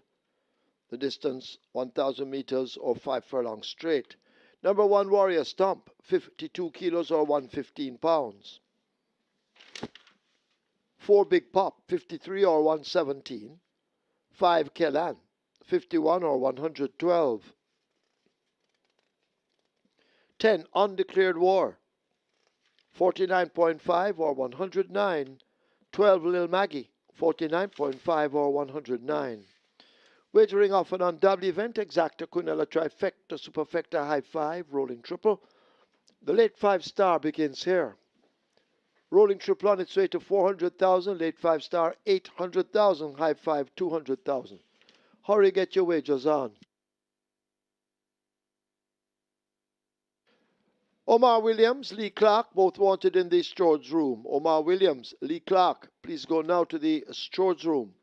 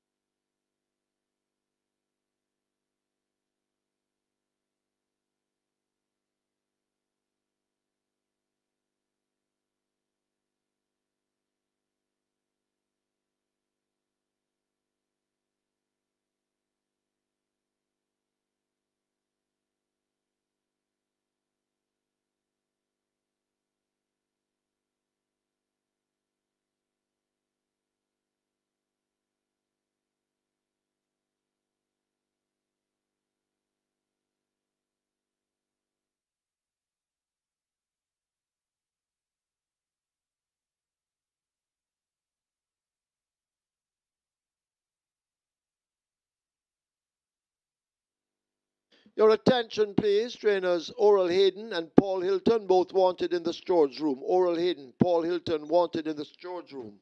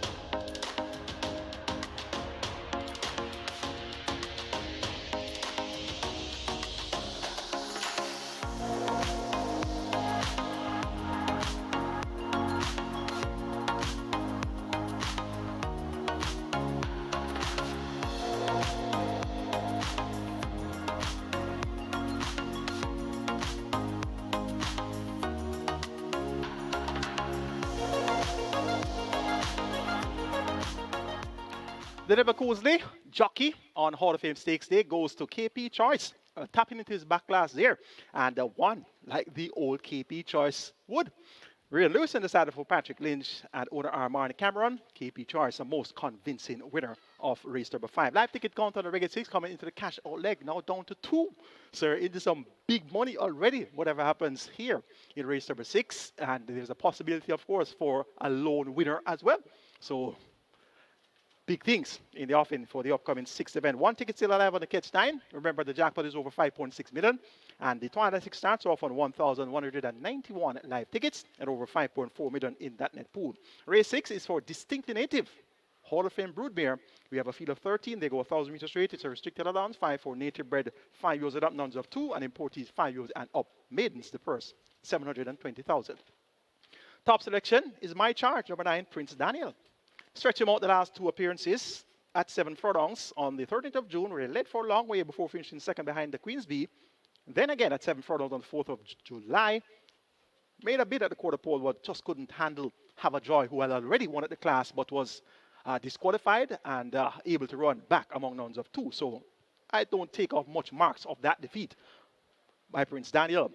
Reverts to the straight where he won comfortably. When he released the maiden tag, won by 12.5 lengths in 102.2, beating Sweetburn and Time Bomb. Not much right him about, but did run very well. First attempt at nuns of 2 on the 9th of May, prompted an issue at the quarter pole, second by length in the quarter, third by 4.5 at the furlong pole, fourth by 6.5 to Chinta Estrella, Speed on Wheels, and Lucky Papa. Lucky Papa's come back to win since. So reverting to the straight now, Prince Daniel with the champion, Ratty Sneaky Fox Oman, aboard for the Seeker, who celebrates his birthday today. Would just love for the Seeker to win on his birthday, so we're all out on Prince Daniel, now at 4-1. Number 6 is Speed on Wheels. This one is at 5-1. Won on her debut, February 2024. Didn't run again until a year later, February 2025. So clearly had setback since. Has been second twice at the nuns of 2 levels. Second by a neck, going 4 straight on the 13th of July behind Siempre Valiente. Second by a neck, going 5 furlongs straight behind Chinita Estrella on the 9th of May. In that same race where Prince Daniel was 4th. So have to respect the chances of Speed on Wheels here. Romaine Gordon picks up the mount for trader Matthew Williams and owner with his Racing Stables Limited. Number 13, Secret Mission. Fit at present, third. 3 of the last 4. Was third in that same Have a Joy Bomb Night event. Reverse to the straight. Paul Francis picks up the mount for trainer Barrington Bernard. Gets the wide post. Certainly have to respect the chances of Secret Mission as well. And number 12 is Little Maggie. Gets 5-2. This is our lukewarm favorite. Jaheim Anderson rides for trainer Marlon Brown, the captain. Little Maggie, small frame mare, and she's not the quickest of racers, but has a good late turn of foot. Let's see how close to the pace she'll be over the straight. She's lightly weighted at 49 kilos, and she has to be respected as well. Looks quite competitive. The distinctly native broodmare in the Hall of Fame. Make it 9-6, 13, 12. My order of preference, Prince Daniel. To get the better of Speed on Wheels, Secret Mission, and Little Maggie. Late 5-star pool is at 1.1 million. Triple is at 400,000. Horses on the way to the gate. Best of luck.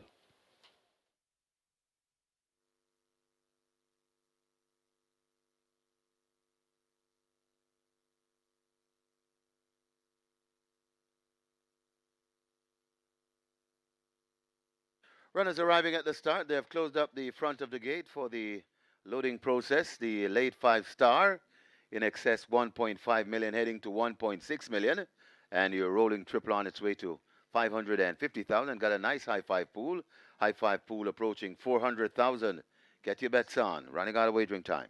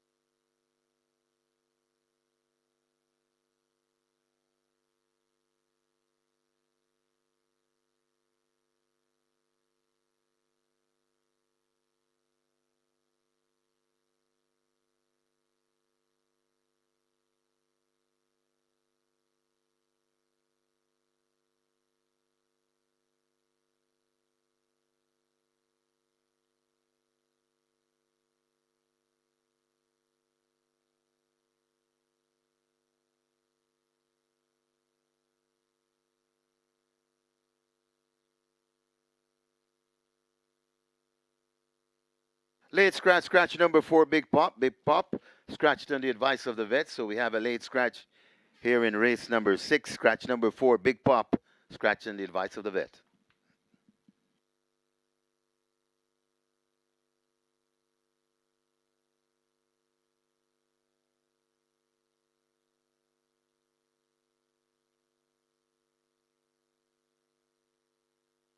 So the loading up about to start with the news of the late scratch. Number 4, Big Pop. That one is scratched on the advice of the vet. So the loading up will start momentarily.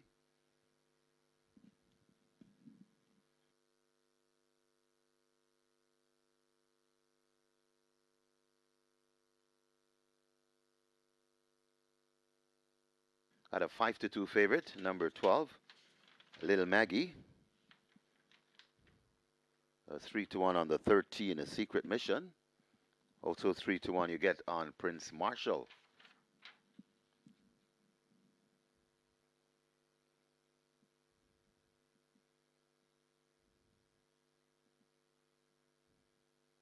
Warrior Stomp heads to gate number 1. Warrior Stomp is in. Horses loading, loading for the 6th. Awesome Line in at 3.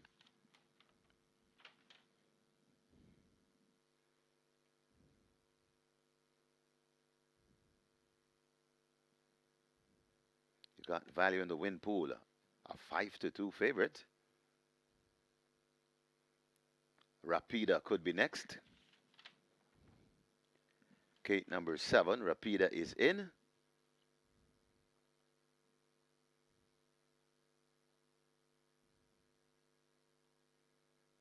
Rider standing in the gate. That's Eric Horton. Town Star in at 8. Prince Marshall, gate number 9, that's filled.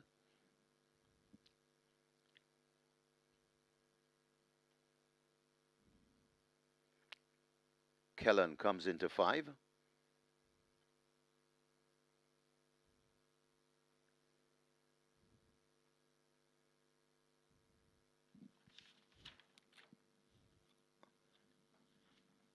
Shelley the Rocket looks to be in at 11.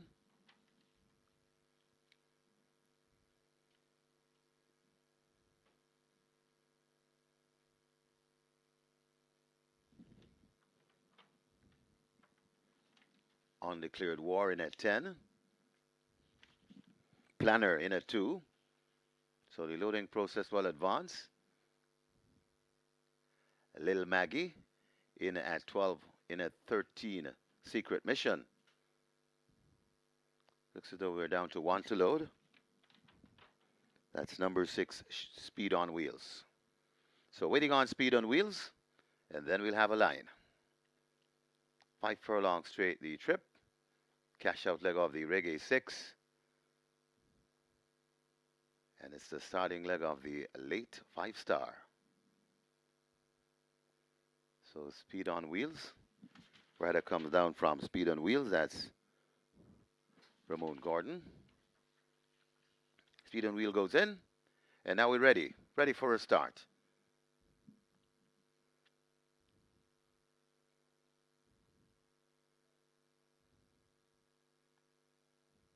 Starter holding the field. And now he's ready. Often Racing. Awesome Line came out sharply and tacking across to the middle of the track. Speed on Wheel is prominent, the gray.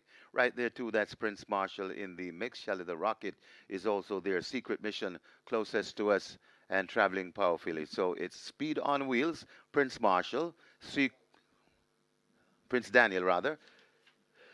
Secret Mission is right there too. So Prince Daniel, Speed on Wheels. These are the two matching stride. Also up there too. That's Secret Mission. This is where the race lie as they make their way coming out of the chute to spread right across the track.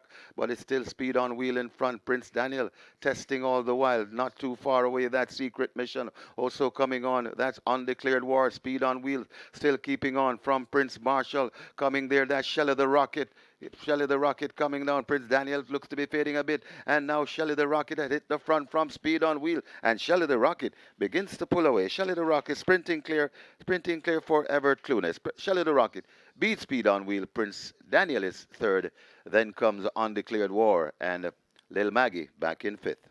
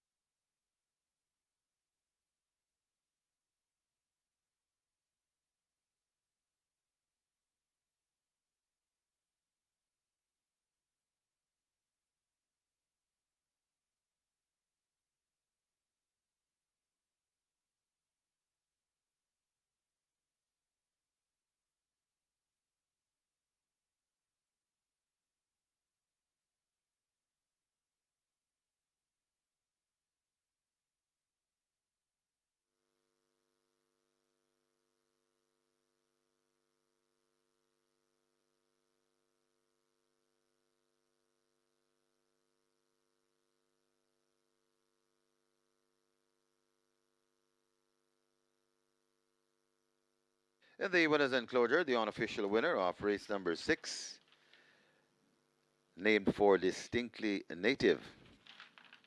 Number 11, Shelley the Rocket. 5-year-old chestnut mare by Tapilou. My Queen by Zahazi. Bred Donovan Plummer. Owned and trained Renex Burrell. The winning rider, Everett Clunes. The groom, Clive MacDonald.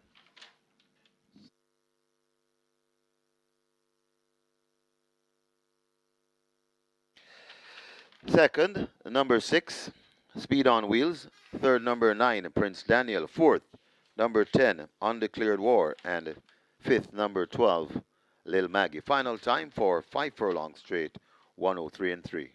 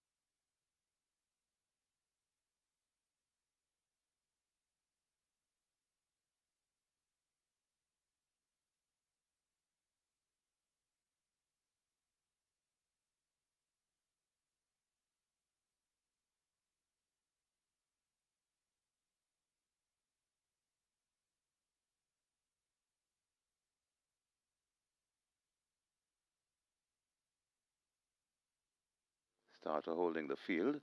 And now he's ready. Off and racing. Awesome Line came out sharply and tackling across to the middle of the track. Speed on Wheels is prominent, the gray.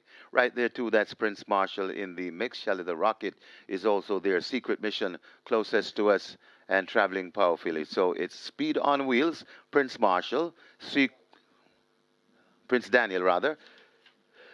Secret Mission is right there too. So Prince Daniel, Speed on Wheels. These are the two matching stride. Also up there too. That's Secret Mission. This is where the race lie as they make their way coming out of the chute to spread right across the track. But it's still Speed on Wheel in front. Prince Daniel testing all the while. Not too far away. That Secret Mission also coming on. That's Undeclared War. Speed on Wheels still keeping on from Prince Marshall coming there. That's Shelley the Rocket. Shelley the Rocket coming down. Prince Daniel looks to be fading a bit. And now Shelley the Rocket had hit the front from Speed on Wheel. And Shelley the Rocket begins to pull away. Shelley the Rocket sprinting clear for Everett Clunes. Shelley the Rocket beats Speed on Wheel. Prince Daniel is third. Then comes Undeclared War. And Lil Maggie back in fifth.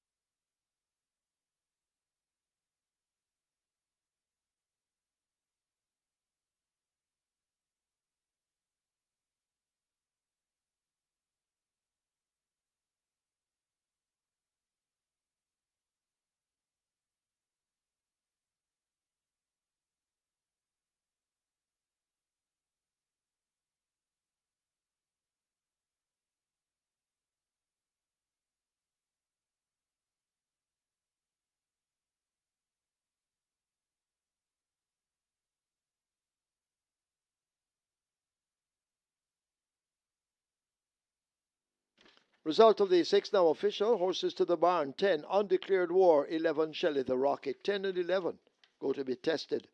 Splits 24-4, 49-4. Final time 5 furlongs straight. 1033. The margin 6.5 by a neck.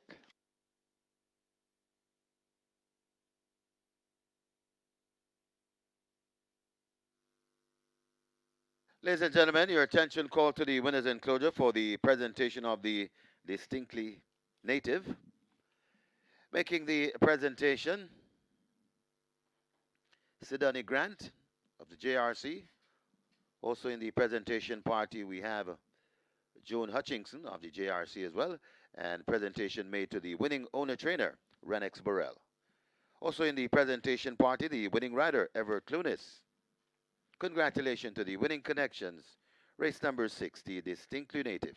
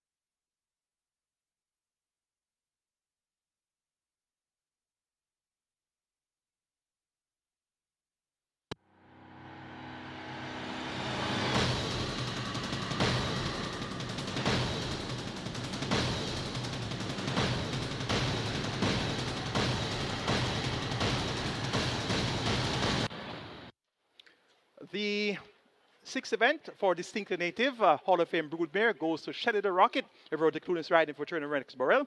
And a convincing winner too, really ran well inside the final furlong there, running on, and one going away, proving that that second by 2 lengths Lucky Papa at 53-1 was a clear signal of a return to form.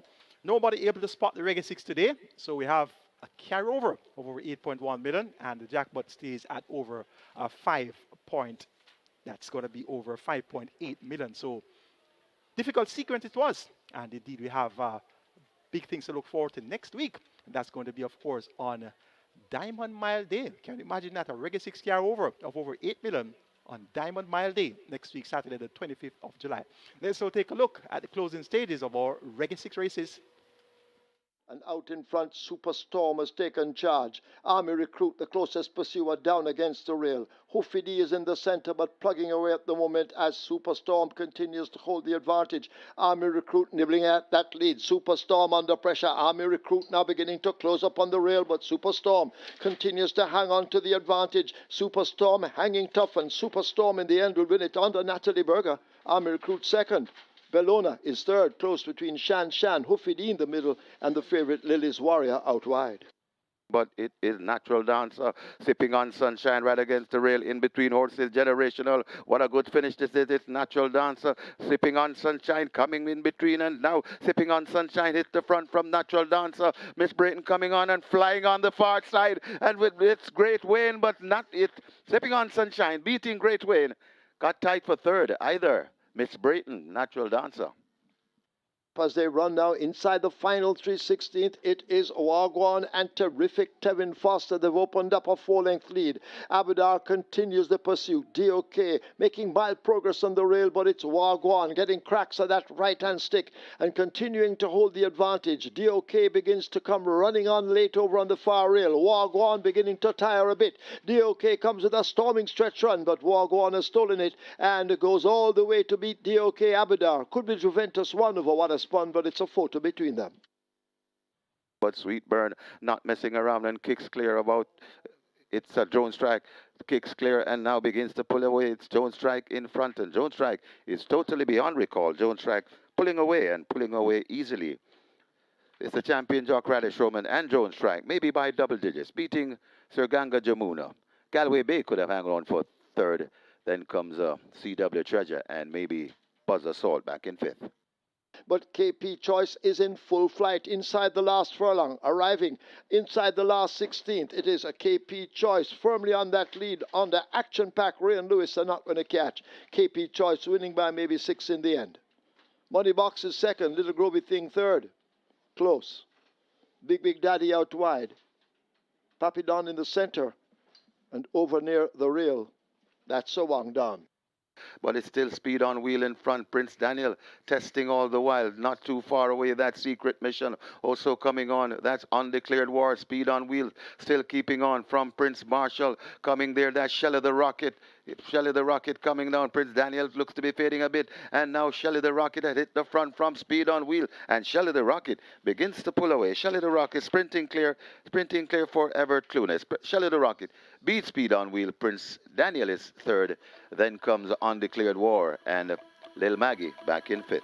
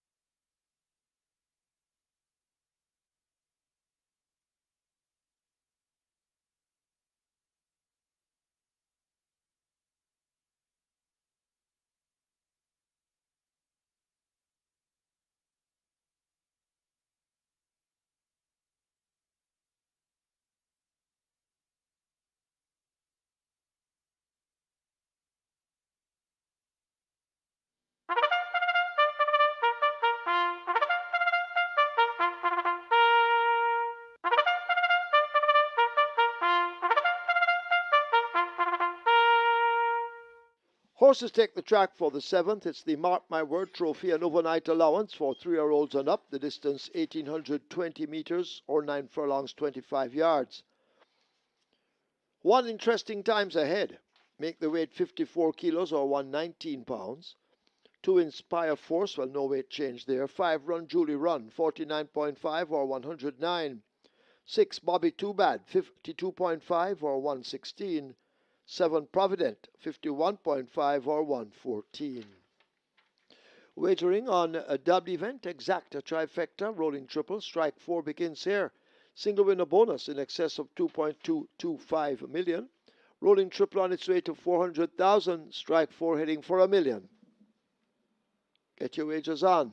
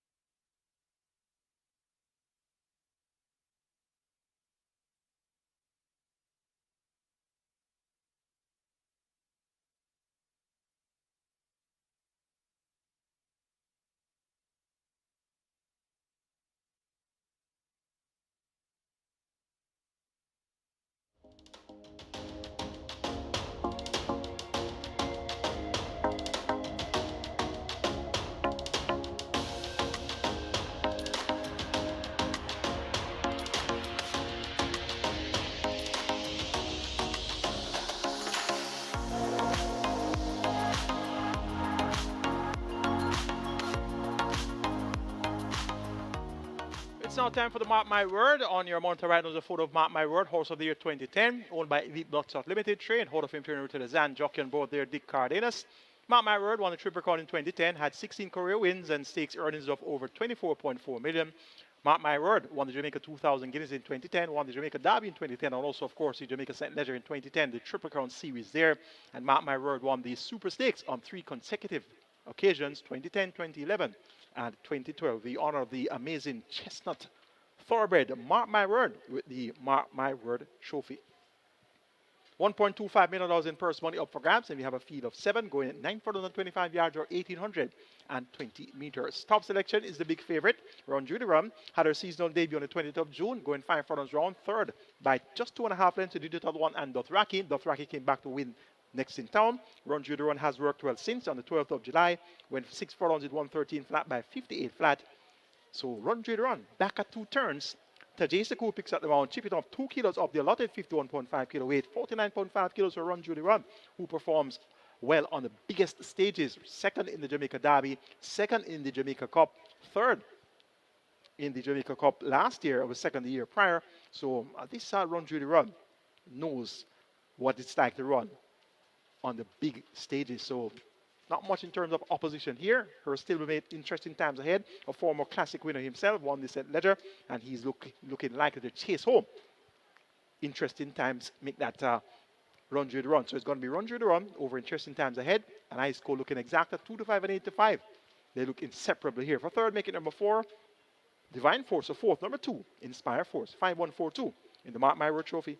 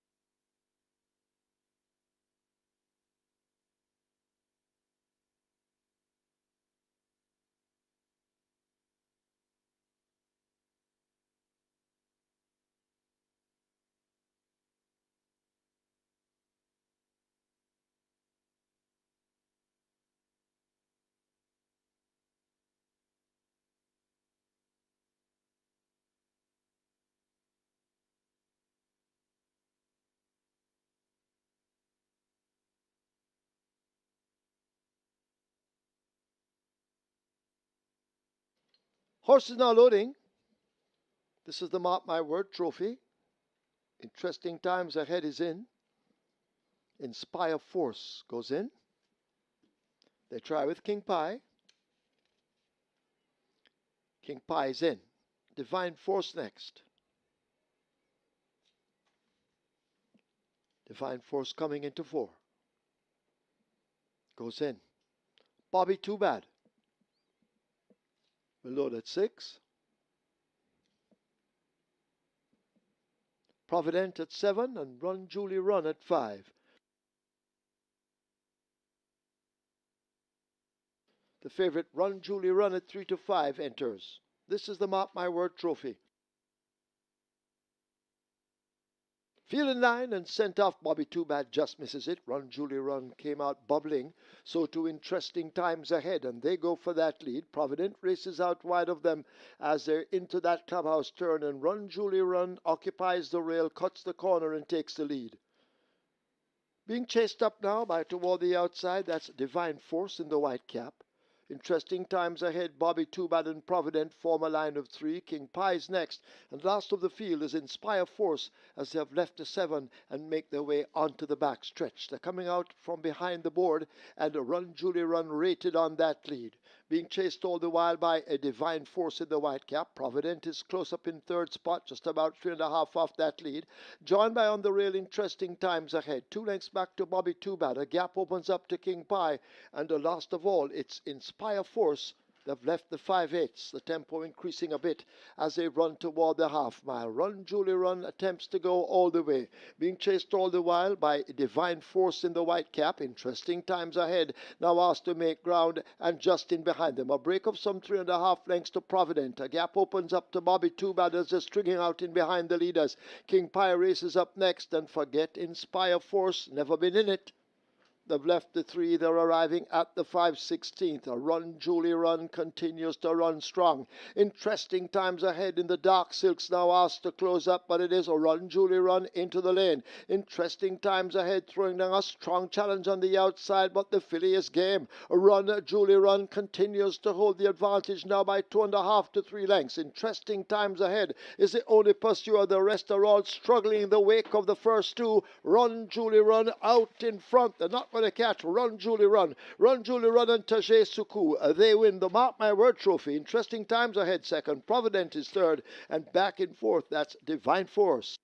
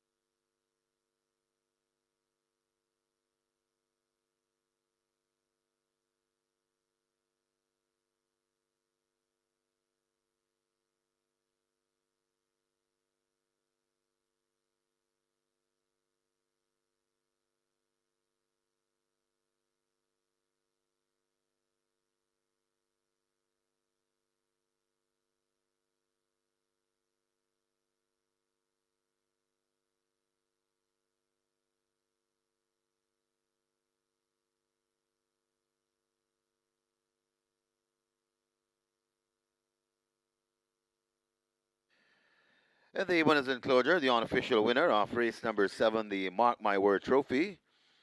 Number 5, Run Julie Run, a 5-year-old grey mare by Successful Native. Runaway Julie by Left Banker. Bredham Stables Limited, owned Karen Prasad and Henry Pratt.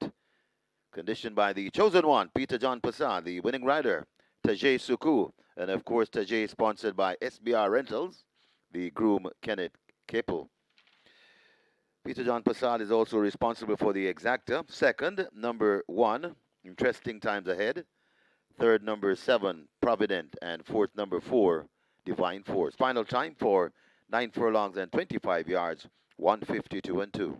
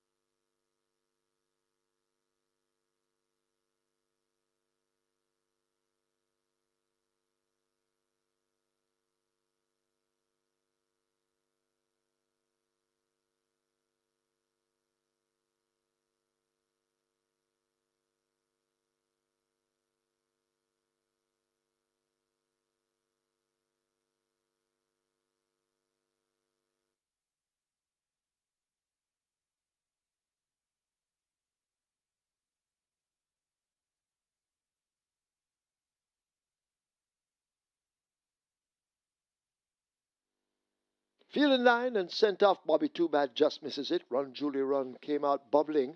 So too Interesting Times Ahead, and they go for that lead. Provident races out wide of them as they're into that clubhouse turn, and Run Julie Run occupies the rail, cuts the corner, and takes the lead. Being chased up now by toward the outside, that's Divine Force in the white cap.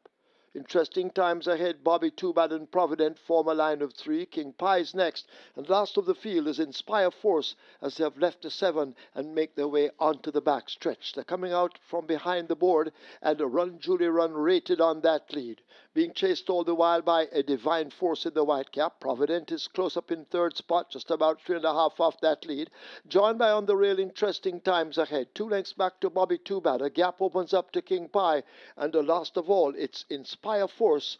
They've left the 5/8, the tempo increasing a bit as they run toward the half mile. Run Julie Run attempts to go all the way, being chased all the while by Divine Force in the white cap. Interesting Times Ahead, now asked to make ground, and just in behind them. A break of some 3.5 lengths to Provident. A gap opens up to Bobby Too Bad as they're stringing out in behind the leaders. King Pie races up next, and forget Inspire Force, never been in it. They've left the 3. They're arriving at the 5/16. A Run Julie Run continues to run strong. Interesting Times Ahead in the dark silks, now asked to close up, but it is a Run Julie Run into the lane. Interesting Times Ahead throwing down a strong challenge on the outside, but the filly is game. A Run Julie Run continues to hold the advantage now by 2.5 to 3 lengths. Interesting Times Ahead is the only pursuer. The rest are all struggling in the wake of the first 2. Run Julie Run out in front. They're not going to catch Run Julie Run. Run Julie Run and Tajay Suku. They win the Mark My Word Trophy. Interesting Times Ahead second. Provident is third. And back and forth, that's Divine Force.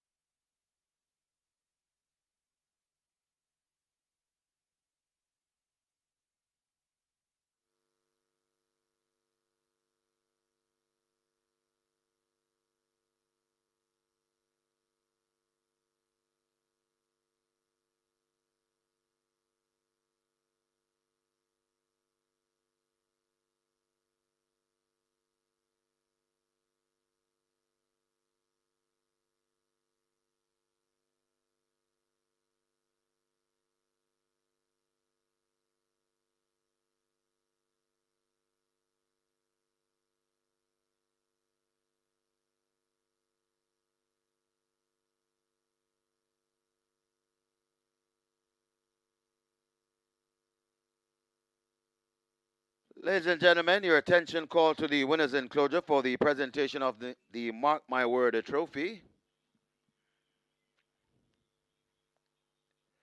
Making the presentation, Mr. Randy McLean. And he makes it to Henry Pratt, part owner of Run Julie Run. Also in the presentation party, Eleanor Passad, Rachel Campbell, Mr. Ian Passad as well. Congratulations to the winning connections, race number 7, the Mark My Word trophy.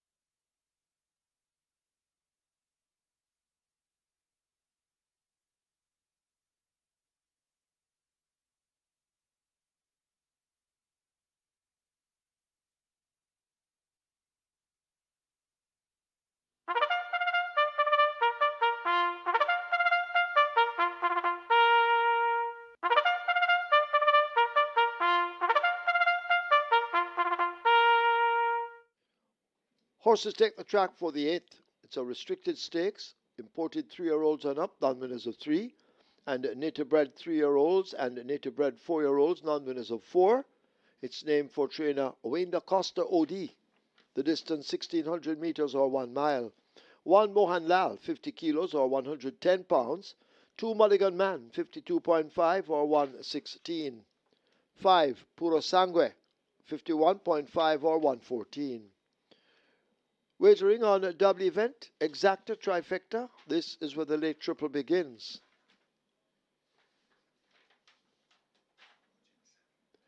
Late triple on its way to 700,000. Hurry, get your wagers on.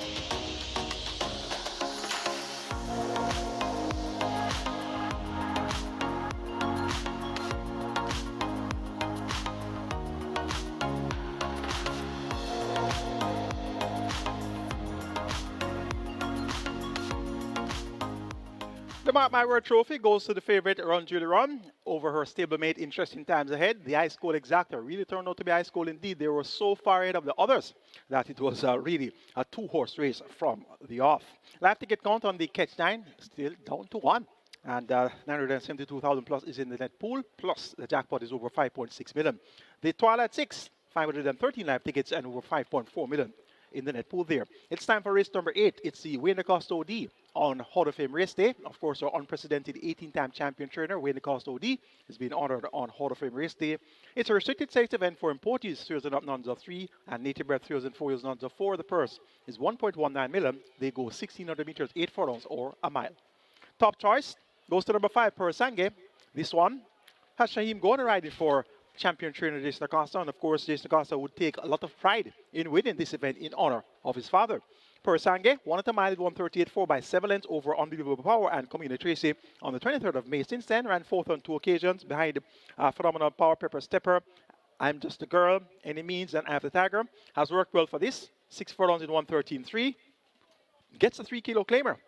Shaheem Gordon, that will see him at 51.5 kilos, getting 5.5 kilos from Fred the Master, his stablemate.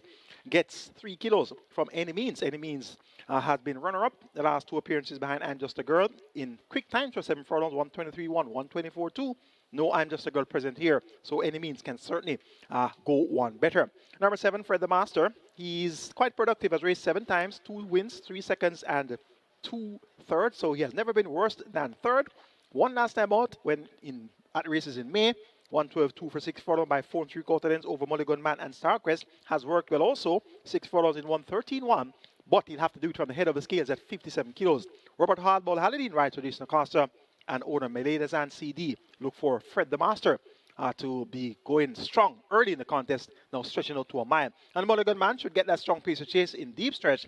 Demar Williams rides to Sackling Rome and look for Mulligan Man to be trying to pick them up where it matters most.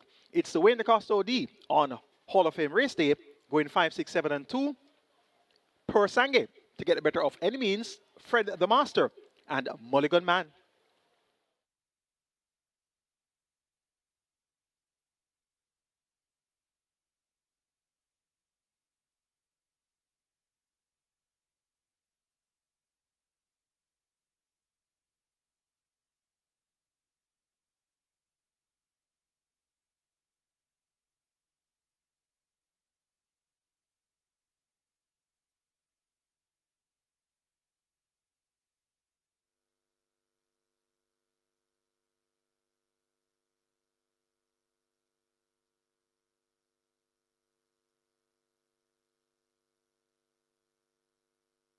Late triple approaching 1.2 million. Your late triple arriving at 1.2 million as the runners are at the post. And they're going to be loading shortly, so make your wagers. This one named for Wayne DaCosta OD. Got an even money favorite. And at number 6, Any Means. A 2-1 on the 7, Fred the Master. 5-2 on the 3, Novio. Get your bets on as loading up about to start. Well, horses loading. Loading for the 8th. Mohan Lal already in. Mulligan Man brought to gate number 2.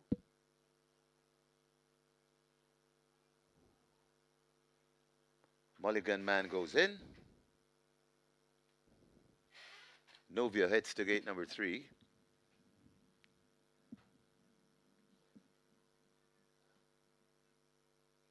Novia loads.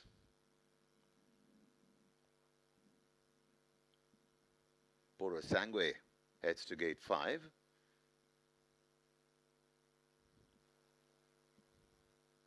Purasangue is in.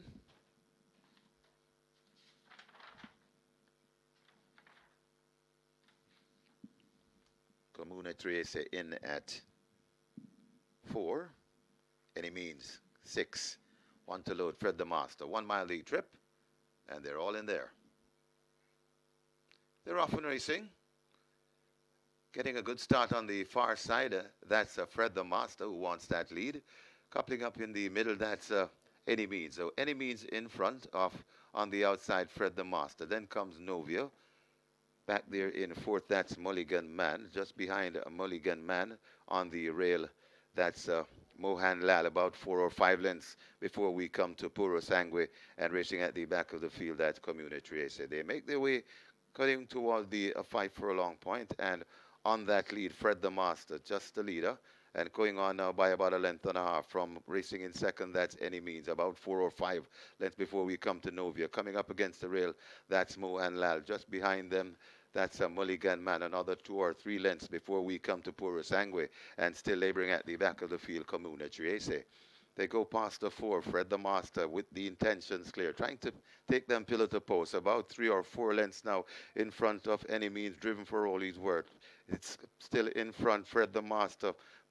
Here comes Mohan Lal coming on the outs, also coming down into it now. That's Novia, but it is Fred the Master still in front of Mohan Lal trying to get there. Fred the Master looks to be running out of gas. Mohan Lal now grabs a hold of Fred the Master coming on the outside. That's Novia, but it is Mohan Lal in front. Fred the Master has not quit. Still there fighting, coming out wide and coming on. That's a Novia, but it's Mohan Lal trying to give them a clean pair of wheels. And Mohan Lal begins to go away from them. Mohan Lal sprinting clear, and it's 2 on the day for Tajesuku. Mohan Lal beats Novia. Then comes up Fred the Master back in fourth. That's Puro Sangwe.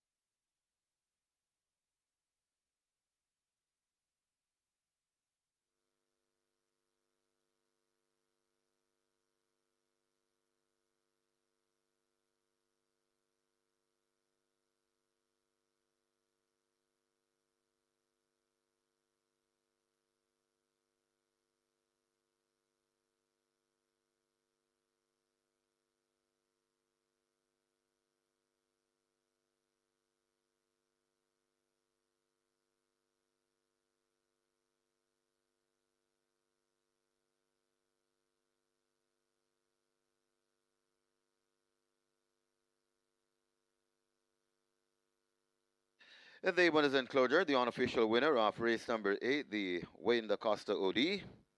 Number 1, Mohan Lal. 3-year-old Bay Colt by Casual Trick. Raise Your Voice by Shuffling Madness. Bred and owned Richard Azan and Wilbert Bagondine.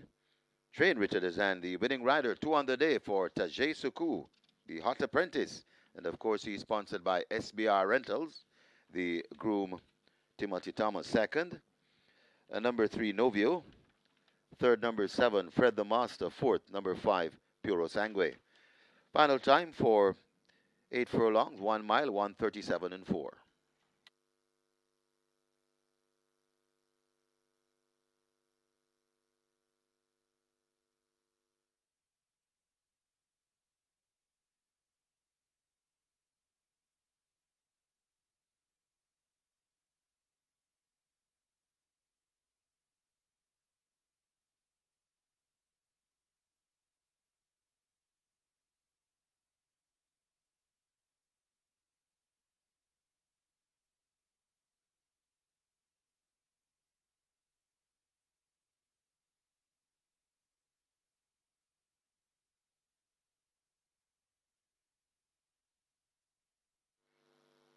They're off and racing.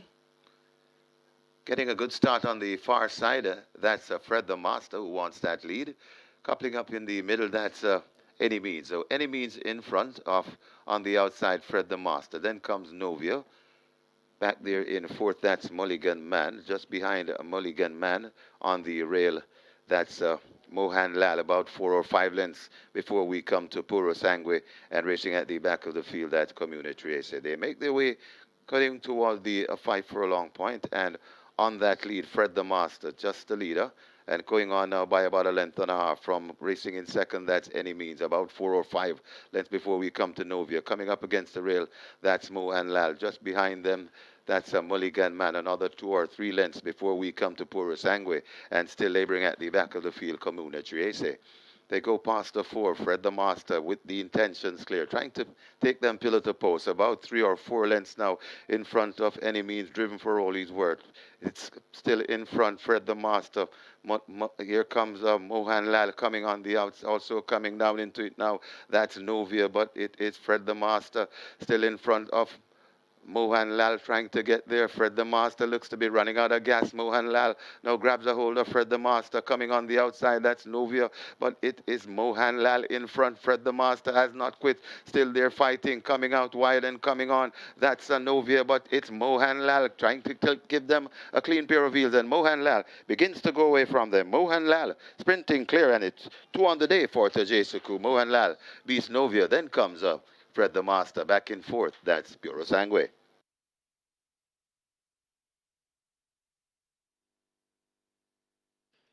We now have a jockey's objection in the 8th event, second past the post. Number 3, Novio with Tevin Foster objecting against first past the post. Number 1, Mohan Lal with Tajay Suku. So jockey's objection. Second past the post, objecting against first past the post. Please hold all tickets.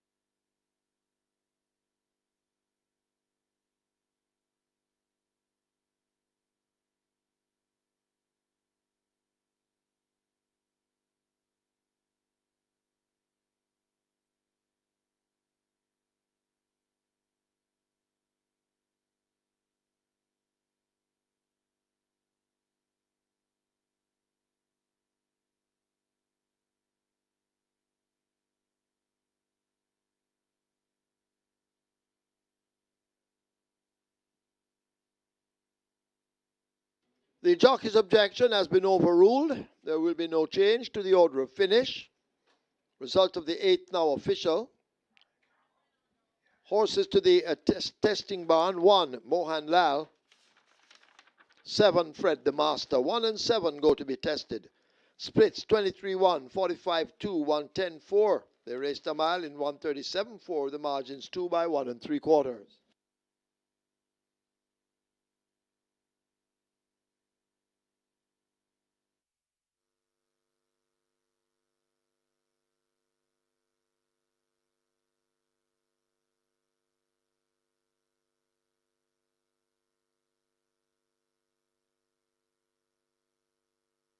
Ladies and gentlemen, your attention called to the winners enclosure for the presentation of the Wayne Da Costa OD Trophy.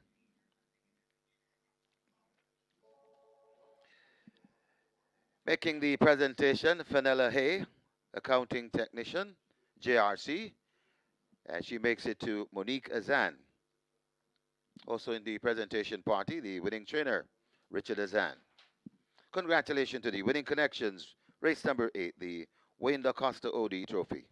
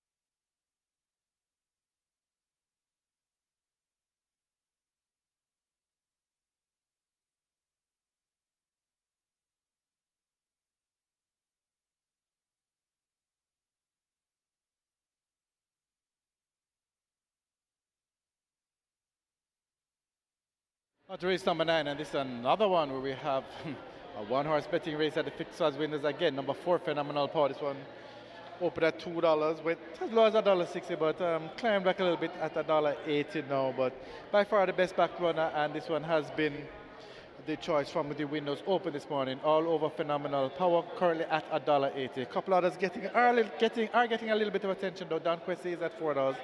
Dothraki is at $2.50, so those two are taking some money, but it's really Phenomenal Power. That's the bulk of the money here, currently at $1.80. 3 to 5 favorite in the total, but Phenomenal Power, best back runner at the fixed odds winners for race number 9. Good luck.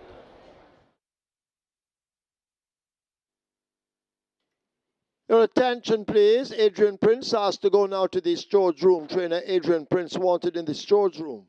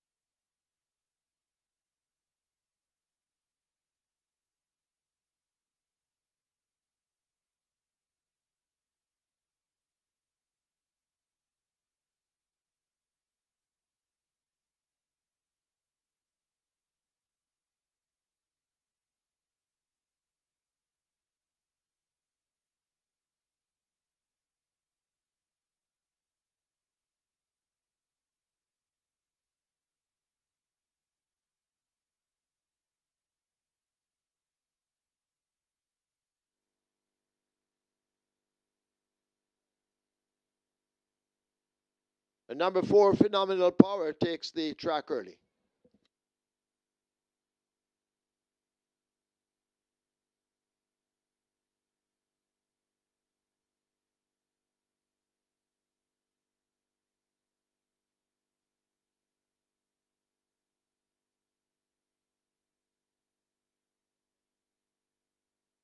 Adrian Prince asked to go to the storage room. Trainer Adrian Prince wanted in the storage room.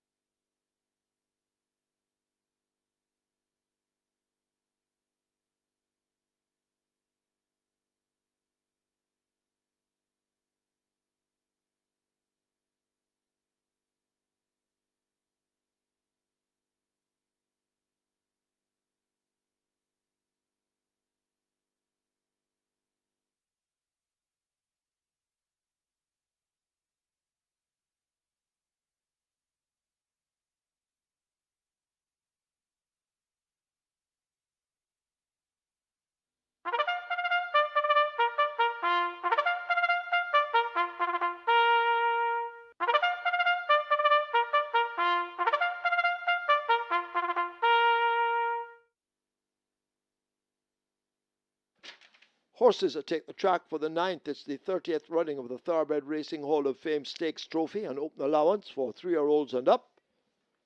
The distance 1,200 meters or 6 furlongs. Number 1, Mighty Gully, goes with 52 kilos or 115 pounds. 2, Don Quezzy, 55 or 121. 3, Desert of Malibu, 54 or 119. 5, Dothraki, 55.5 or 122. 6, California Crown, goes with the allotted weight, 53.5 or 118. Wagering offered on a double event. It's the late double, Exacta, Quinella, Trifecta, Superfecta. Runners make their way to post. Get your wagers on.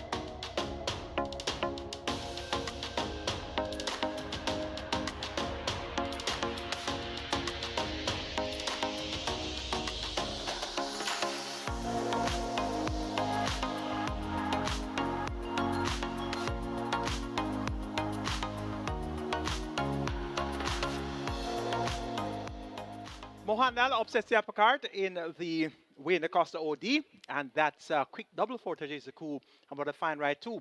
Proving that 4x4 lengths in the Jamaica 2000 Guineas behind Salute Don Stardom and Strong Avino was quite a good effort. So through a clinker in the next outing, that was in the St. Ledger, 11 by 61 lengths, but bounces right back and gets the job done here.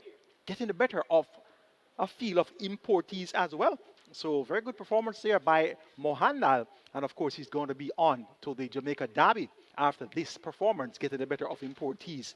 Live ticket count on the Twilight 6 now down to 68 with 5.4 million plus in that net pool. So into some big dividends already, whatever happens for the next two races on the Twilight 6. And remember, we had a Reggae 6 carryover, a rare occurrence, a carryover on the Reggae 6, 8.1 million plus. Next week, Saturday, will be the big day. Diamond Mile is back next week, Saturday. So a Reggae 6 carryover on Diamond Mile Day. Big things for the 25th of July. Let's now take a look at the 30th running of the Thoroughbred Racing Hall of Fame Stakes Trophy. 6 furlong the trip, $1.5 million in purse money. Top choice is number 4, Phenomenal Power. A track record time. 129 flat for 7.5 furlongs, erasing SkyTrain's long-standing track record. That was first time out for trainer Adrian Prince. Radish Roman maintains the mount. Phenomenal Power, even money, cuts back in distance to 6 furlongs, should be right up his street, having won over 5.5 furlongs twice, 1 and 5 furlongs round once, so 6 furlongs should be smack in the middle for Phenomenal Power. Number 5, Dothraki, we'll have a lot to say about that. 104.2 for 5.5 furlongs with 57 kilos, now down to 53.5. He'll be bang contention from the word go, and he's a 5-year-old, and of course Phenomenal Power, a 3-year-old, so the bigger of the two should definitely make his mark. Into Mischief, the stallion that produced Dothraki. Don Quasi should be thereabouts as well. He is vastly improved, has won 3 of his last 4. Cuts back to sprinting, blinkers on, tongue tie off. Demar Williams right from Barrington Bernard. He should be finishing faster and furious. And Delta of Malibu gets 7-1. She's a 7-year-old mare taking on some upcoming young rising talent. So it's not a simple task at all for the mare, but she'll use her class to make her presence well felt. Tajay Saku looks for the natural hat-trick, and it would be an upset at 7-1. A mile upset though. Make it 4-5-2-3 in the 30th running of the Thoroughbred Racing Hall of Fame Stakes Trophy. Phenomenal Power, but only just over Dothraki, then Don Quasi and Desert of Malibu.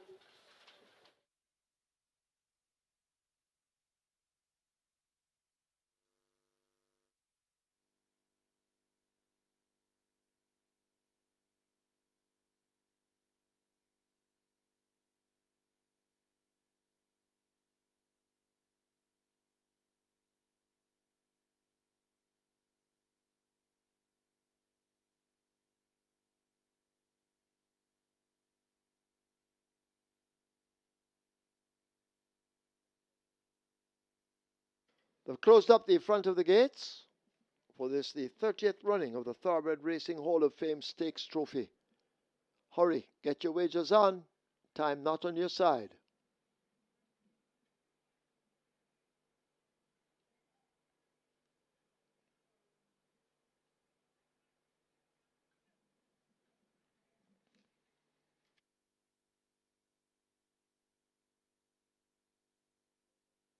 A late double heading for 1.7 million. Any moment now they will begin to load. You need to get those wagers on.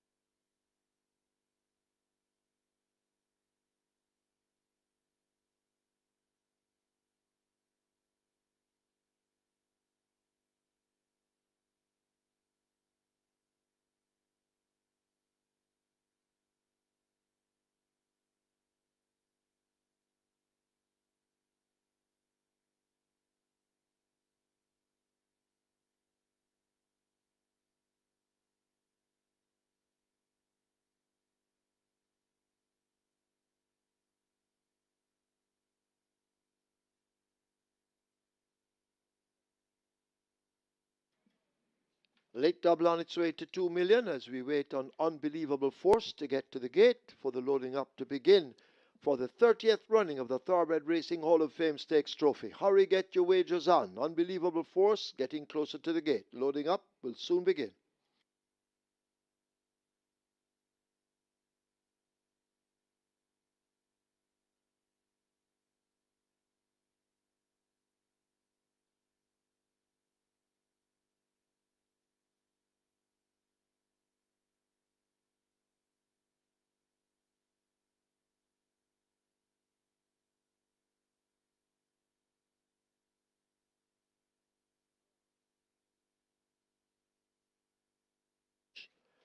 Mighty Gully comes to gate 1. Horses loading. Don Quezi led to 2.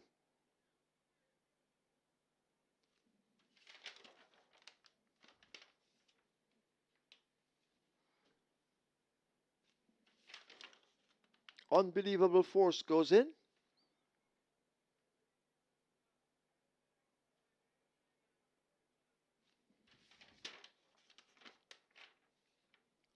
So loading up well underway. California Crown will load gate 6. Tevin Foster looking for 2 wins on the card. So California Crown being tugged into 6, backing away once again. They try once more.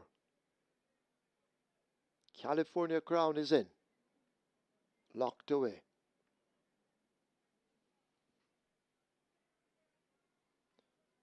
The 3 to 5 favorite Phenomenal Power. Radish Roman looking for 2. They'll try to load that one in 4.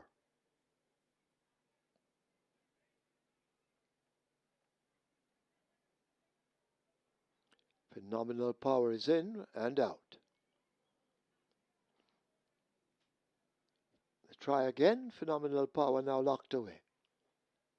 Rider of Desert of Malibu. That's Tajay Suku. He has 2 wins on the card. He's looking for 3. Desert of Malibu.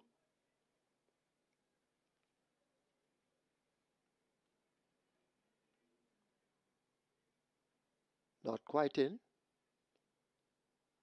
A bit hesitant.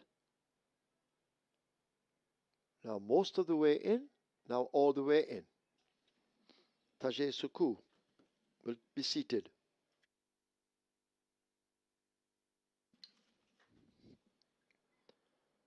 Dothraki. One of the 2 Carlton Watson horses, of course, from the Jason Da Costa camp. They try with at 5. Halfway in. Dothraki now going in. Digital 1. Last to load. Digital 1 goes in. This is the 30th running of the Thoroughbred Racing Hall of Fame Stakes Trophy. Field in line. 6 furlongs, they're off. Perfect start. California Crown comes away under the pump. Desert of Malibu moving swiftly, and these 2 share that lead. Just in behind them, Phenomenal Power kept off the splits. Digital 1 racing out wide. Dothraki in behind horses. Don Quezi is the one running the rail. A gap of some 4 lengths back to Mighty Gully. An Unbelievable Force is trailing the field. They've left the half mile and run now toward the final 7/16th, and California Crown controls the speed up front. Desert of Malibu right there just a length down. There goes Dothraki now beginning to make ground. Phenomenal Power is also in a handy spot back in 4th. Don Quezi is racing ahead of a Digital 1. A huge gap opens up to Mighty Gully, and at the back of the field it's Unbelievable Force as they come thundering into the top of the lane.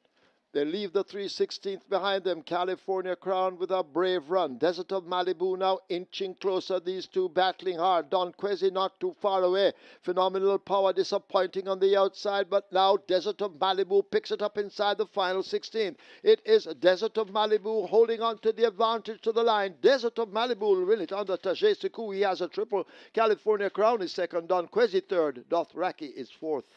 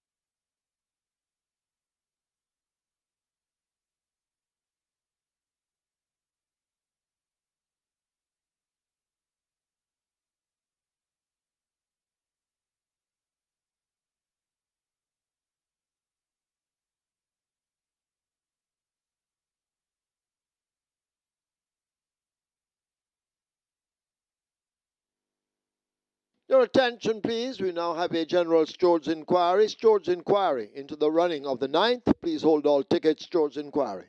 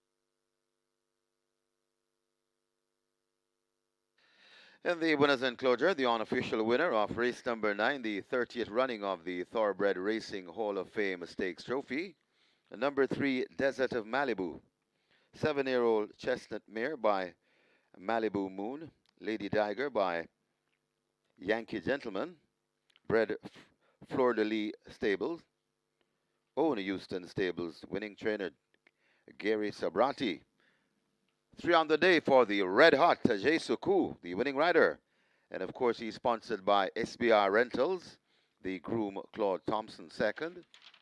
Number 6, California Crown. Third, number 2, Don Quessy. And fourth, number 5, Dothraki. Final time for 6 furlongs, 110 and 2.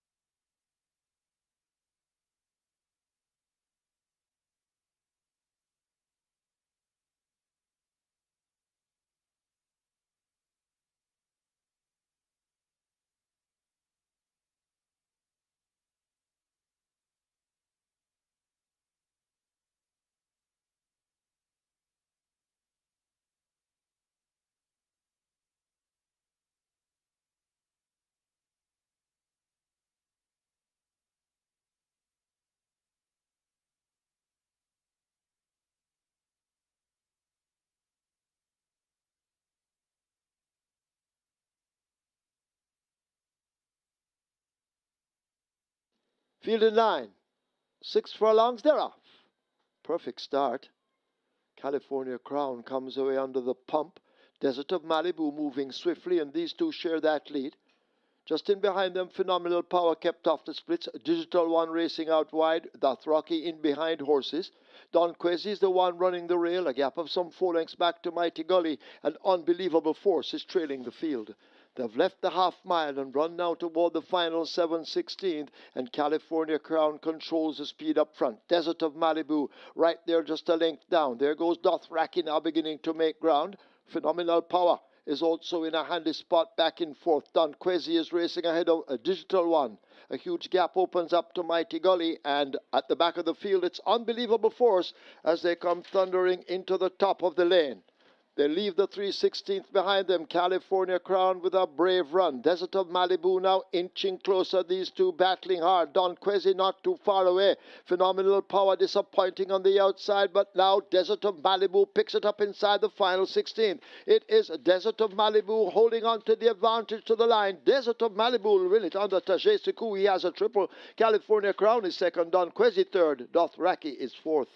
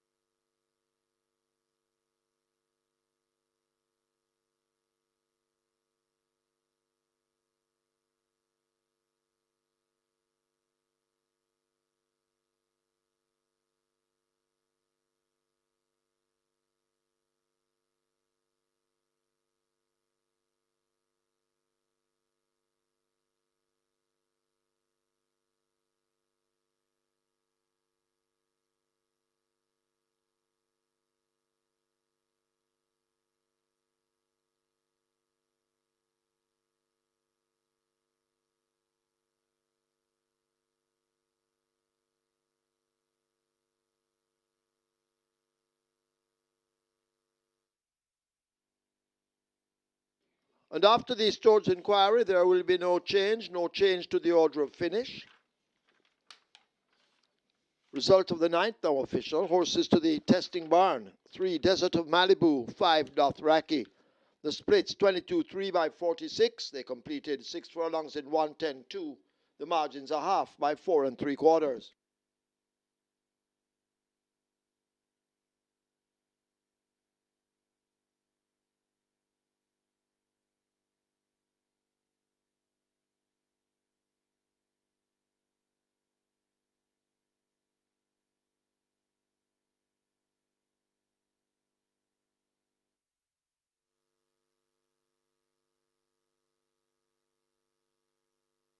Ladies and gentlemen, your attention call to the winners enclosure for the presentation of the 30th running of the Thoroughbred Racing Hall of Fame Stakes Trophy. Making the presentation, Mr. Ryan Reed, Chairman of JRC, and Mr. Richard Longmore, General Manager of JRC. And they make it to the winning trainer, Gary Sabrati, for Houston Stable. Also in the presentation party, Stephanie Harris. Congratulations to the winning connections. Race number 9, the 30th running of the Thoroughbred Racing Hall of Fame Stakes Trophy. Next up, we'll have the ceremonial cake cutting.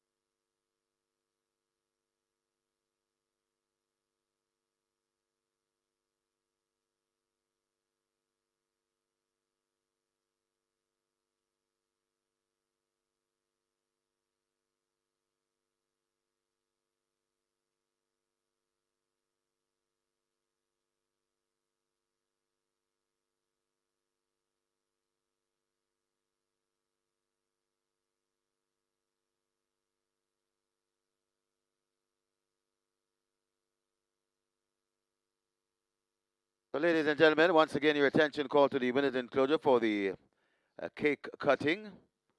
Members of the JRC and winning trainer Gary Sabranti. Offering cutting. Once again, we congratulate the winning connections.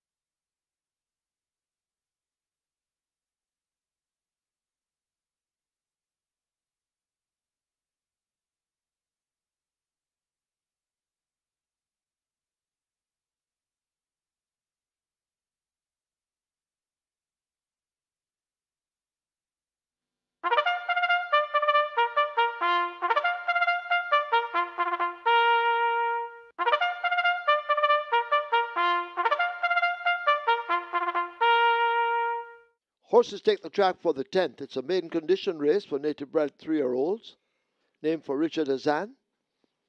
The distance 1600 meters or 1 mile. 2 another quality, 53.5 kilos or 118 pounds. 4 native isle, 51.5 or 114. 6 prosperity sen, 53 or 117. 7 she's a player, 52.5 or 116. 8 Miss Prosecutor, 49.5 or 109. 9 Total Eclipse, 52.5 or 116. 10 Crown Court, 54.5 or 120. 11 Wonderful Vision, 50 or 110. Scratch 12 El Capitan, injured. Wagering on Exacta, Quinella, Trifecta, Superfecta, High 5. On its way to 200,000. Get your wagers on.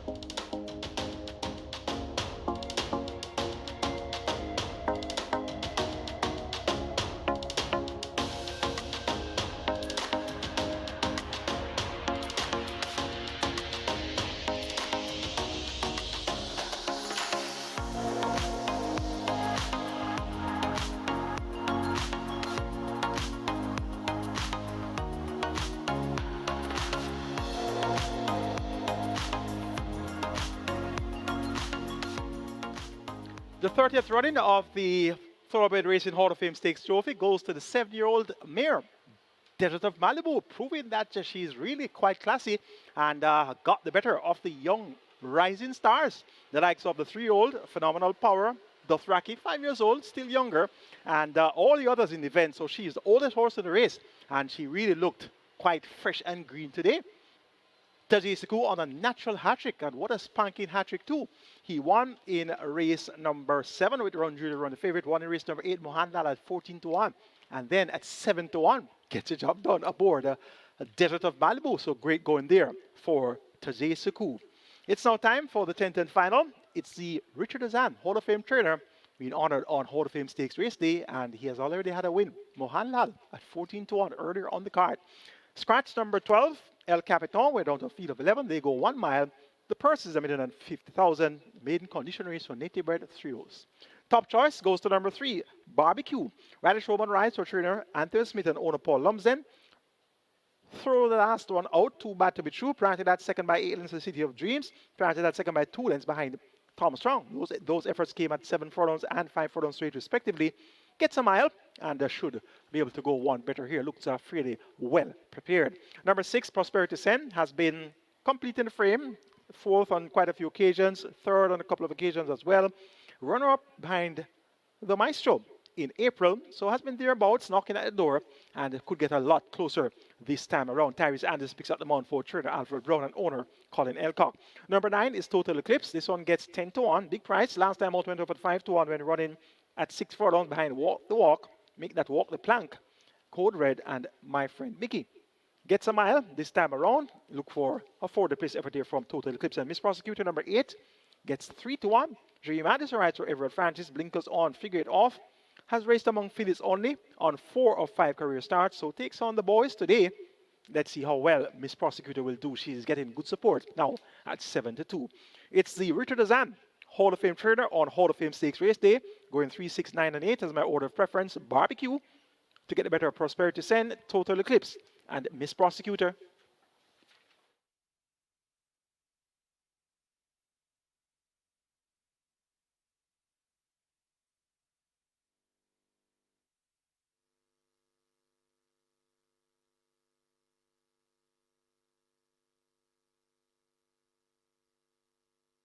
I've closed up the front of the gate. This is the 10th and final, the Richard Azan. High 5 pool, nearly 300,000 and climbing fast, so get your wagers in. And just reminding you, we're starting off a brand new week of mandatory payouts beginning tomorrow. And we go over to Mountaineer on Sunday simulcast on the Pick 4. So we have mandatory payouts all week. Next week, beginning tomorrow. So you'll see it on our website and on at the bottom of your crawl on your screen, your hot screens. So to stay updated, chance to make some cash. Big payouts coming your way. Loading up, about to begin. The high 5 close to 300,000. They have closed the front of the gate, so getting set to load. Melbourne's Choice, the first one to come forward. Melbourne's Choice led to gate number 1. Melbourne's Choice is in. Horses loading. Loading for the 10th and final. Another Quality is next to gate number 2. Barbecue could be next. Gate 3.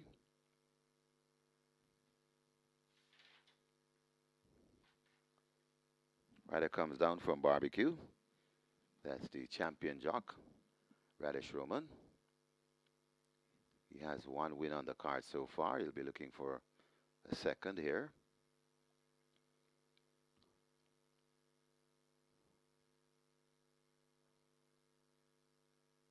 So Barbecue looks to be in at 3. Native Isle comes up to gate 4. Goes in. Prosperity Sen. Gate 6 is filled. She's a player coming to gate number 7.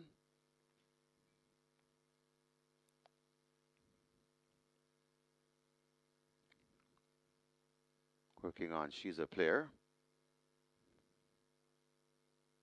Open the front of the gate to encourage this one to load. So still working on She's a Player, a bit adamant to load at gate 7. Rider comes down from She's a Player. That's Andrew Wright.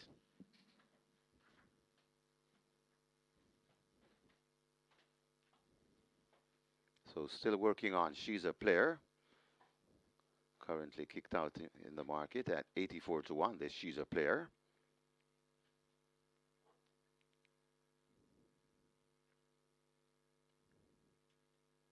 Part of the way in now.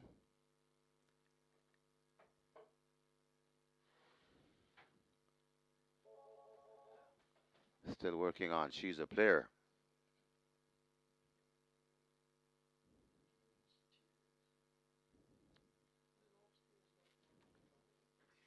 So the other runners milling around as they work on She's a Player. That's the one that's holding up the start and maybe helping the very late betters also. So She's a Player, still adamant, backing away from gate 7.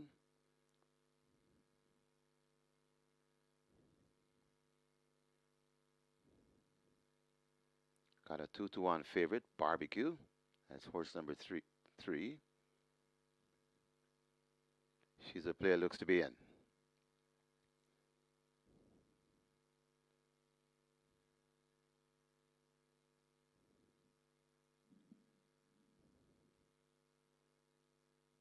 Miss Prosecutor could be next, gate 8.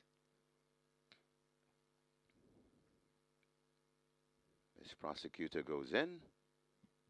Total Eclipse, gate 9.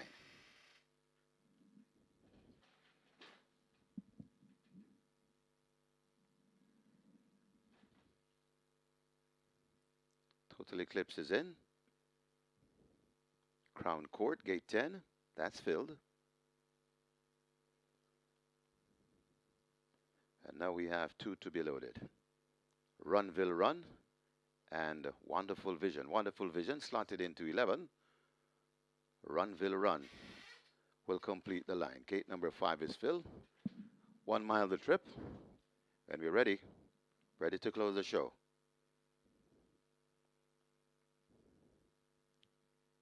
Starter holding the field.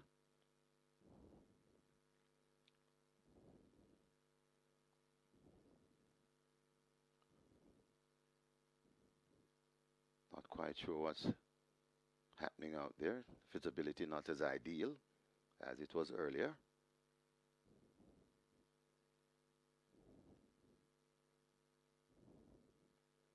Starter not quite satisfied with what's happening. Unable to tell from here.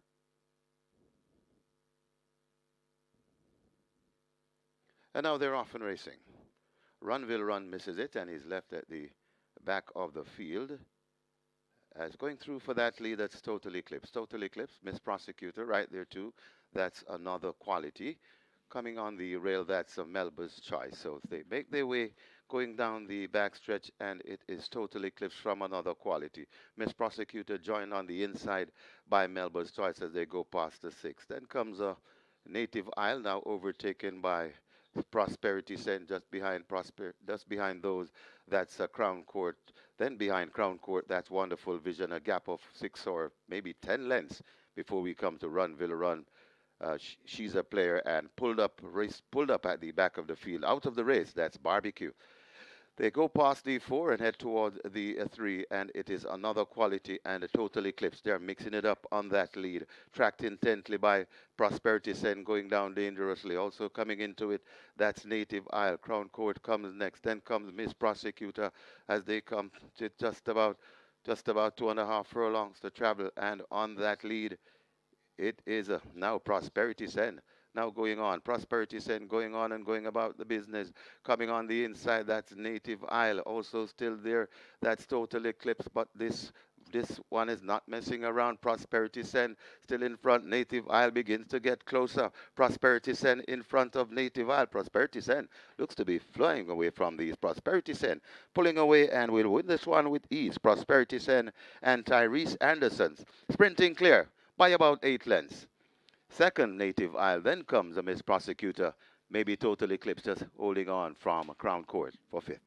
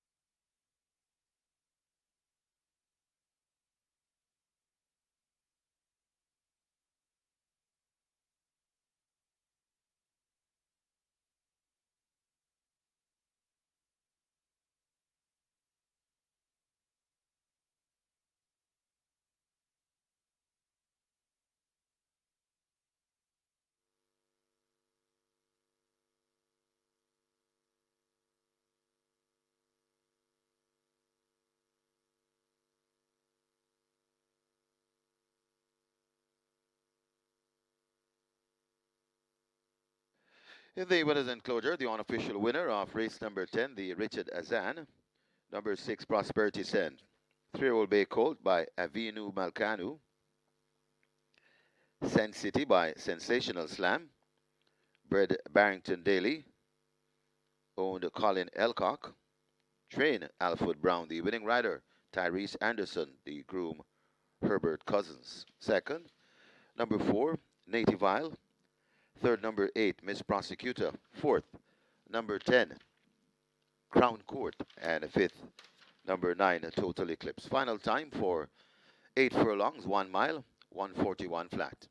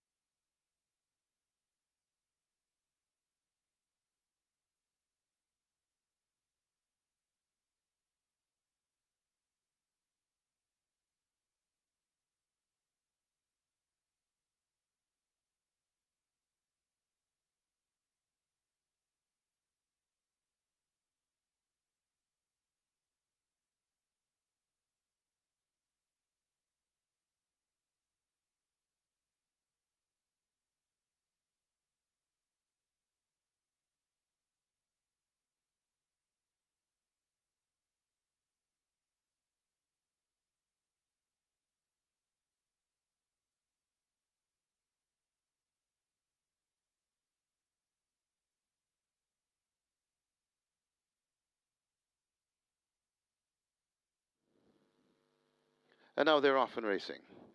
Runville Run misses it, and he's left at the back of the field. As going through for that lead, that's Total Eclipse. Total Eclipse, Miss Prosecutor, right there too. That's another quality. Coming on the rail, that's a Melba's Choice. So they make their way going down the backstretch, and it is Total Eclipse from another quality. Miss Prosecutor joined on the inside by Melba's Choice as they go past the sixth. Then comes a Native Isle, now overtaken by Prosperity Sen, just behind those. That's Crown Court. Then behind Crown Court, that's Wonderful Vision, a gap of 6 or maybe 10 lengths before we come to Runville Run. She's a player and pulled up at the back of the field, out of the race. That's Barbecue. They go past the 4 and head toward the 3, and it is another quality and a Total Eclipse. They're mixing it up on that lead, tracked intently by Prosperity Sen, going down dangerously. Also coming into it, that's Native Isle. Crown Court comes next. Then comes Miss Prosecutor as they come to just about 2.5 furlongs to travel. And on that lead, it is now Prosperity Sen. Now going on. Prosperity Sen going on and going about the business. Coming on the inside, that's Native Isle. Also still there, that's Total Eclipse. But this one is not messing around. Prosperity Sen still in front. Native Isle begins to get closer. Prosperity Sen in front of Native Isle. Prosperity Sen looks to be flying away from these. Prosperity Sen pulling away and will win this one with ease. Prosperity Sen and Tyrese Anderson's sprinting clear by about 8 lengths. Second, Native Isle. Then comes the Miss Prosecutor. Maybe Total Eclipse just holding on from Crown Court for 5th.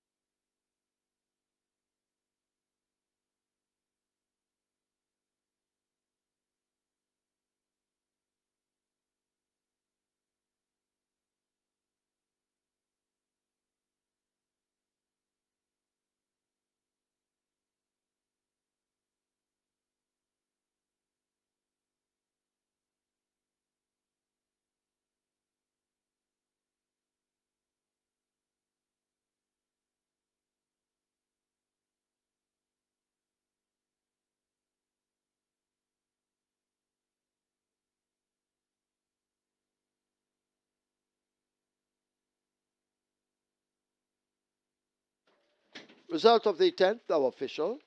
Horses to the barn. 4, Native Isle. 6, Prosperity Sen. 4 and 6 go to be tested. Splits 24-3, 48, 114-1. Final time for a mile, 141. The margin's 8 1/4 by 10 1/2. Carryover in the superfecta in excess of 286,000. In the high 5 in excess of 287,000. Play spot 8. Carryover 535,000. 392.77 and the single winner bonus in excess of 902,000.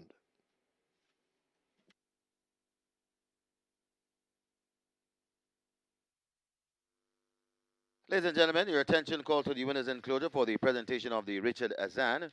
Making the presentation, Dolan Clark, Operations Stewards, JRC, and he makes it to Jeremy Gordon, representing the winning owner, Colin Elcock. Congratulations to the winning connections, race number 10, the Richard Azan.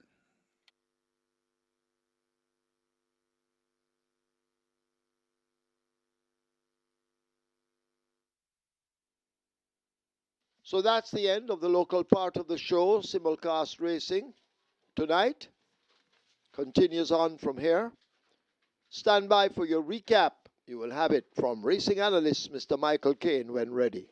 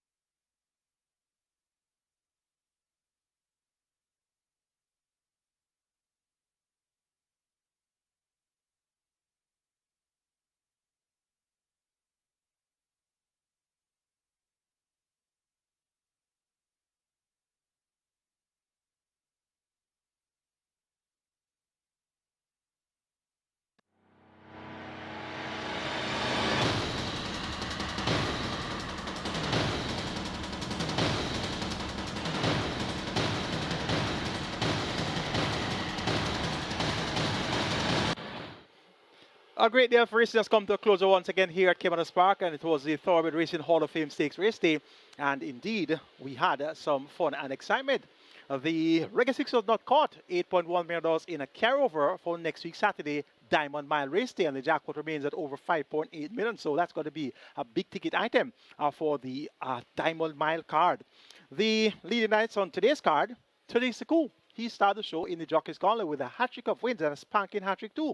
Won the Mark My Word Trophy aboard the favorite Run Judy Run, then came back and won the way in the Costa OD with 14-1 chance. Mohanlal, trained by Hall of Fame trainer Richard Azam, and then he won the feature, the 30th running of the Thoroughbred Racing Hall of Fame Stakes Trophy with a 7-1 chance. Desert of Malibu for trainer Gary Sabrati and owner Houston Stables. We have two replay races, recap races, races 7 and 9. Race number 7 was a Mark My Word Trophy.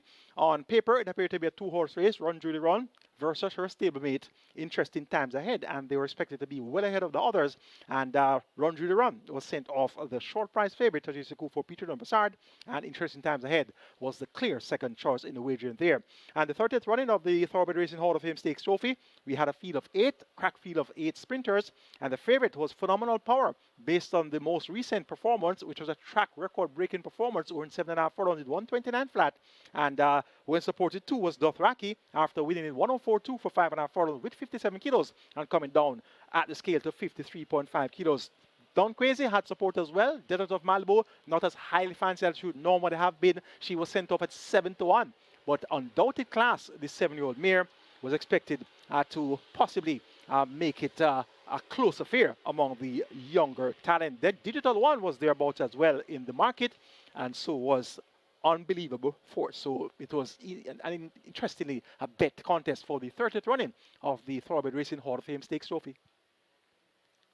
They've left the 3. They're arriving at the 5/16th. A Run Julie Run continues to run strong. Interesting times ahead in the dark silks, now asked to close up, but it is a Run Julie Run into the lane. Interesting times ahead, throwing down a strong challenge on the outside, but the filly is game. A Run Julie Run continues to hold the advantage now by 2.5 to 3 lengths. Interesting times ahead is the only pursuer. The rest are all struggling in the wake of the first 2. Run Julie Run out in front. They're not going to catch Run Julie Run. Run Julie Run and THOROUGHBRED. They win the Mark My Word trophy. Interesting times ahead second. Provident is third. And back in fourth, that's Divine Force.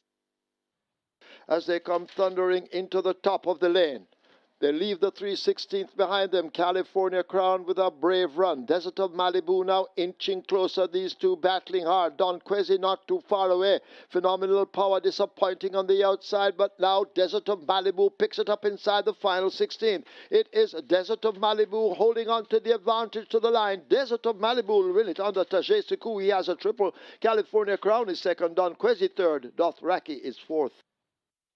So it turned out to be the Passard pair in the Mark My Word, with the favorite, Run Julie Run, getting the better of the second favorite, Interesting Times Ahead, and they were some 18 lengths clear of the rest of the field. So a 2-horse race there in the Mark My Word trophy. On the side of the Thoroughbred Racing Hall of Fame Stakes trophy, we saw Desert of Malibu returning to winning ways at 7-1. Can you imagine that? Desert of Malibu at 7-1. That's not the norm. So she really proved her class and got the better of the younger talent there. And 1:10 and 2/5 of a second for 6 furlongs as well. So Desert of Malibu, she's really on the top of her game as a 7-year-old mare. And that was THOROUGHBRED's third consecutive win on the card. So won races 7, 8, and 9 and started the show on the Hall of Fame Stakes race day.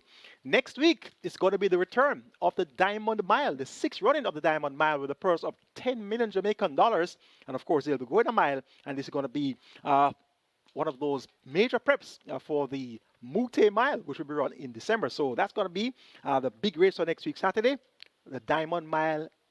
And indeed, we're looking forward to some stars to be on display come next week, Saturday. That's it from us here at Caymanas Park today. It was indeed a pleasure taking you live and direct. I'm your analyst, Michael Kane. Sign out on behalf of our production team and also on behalf of our promoters, Supreme Ventures Racing and Entertainment Limited.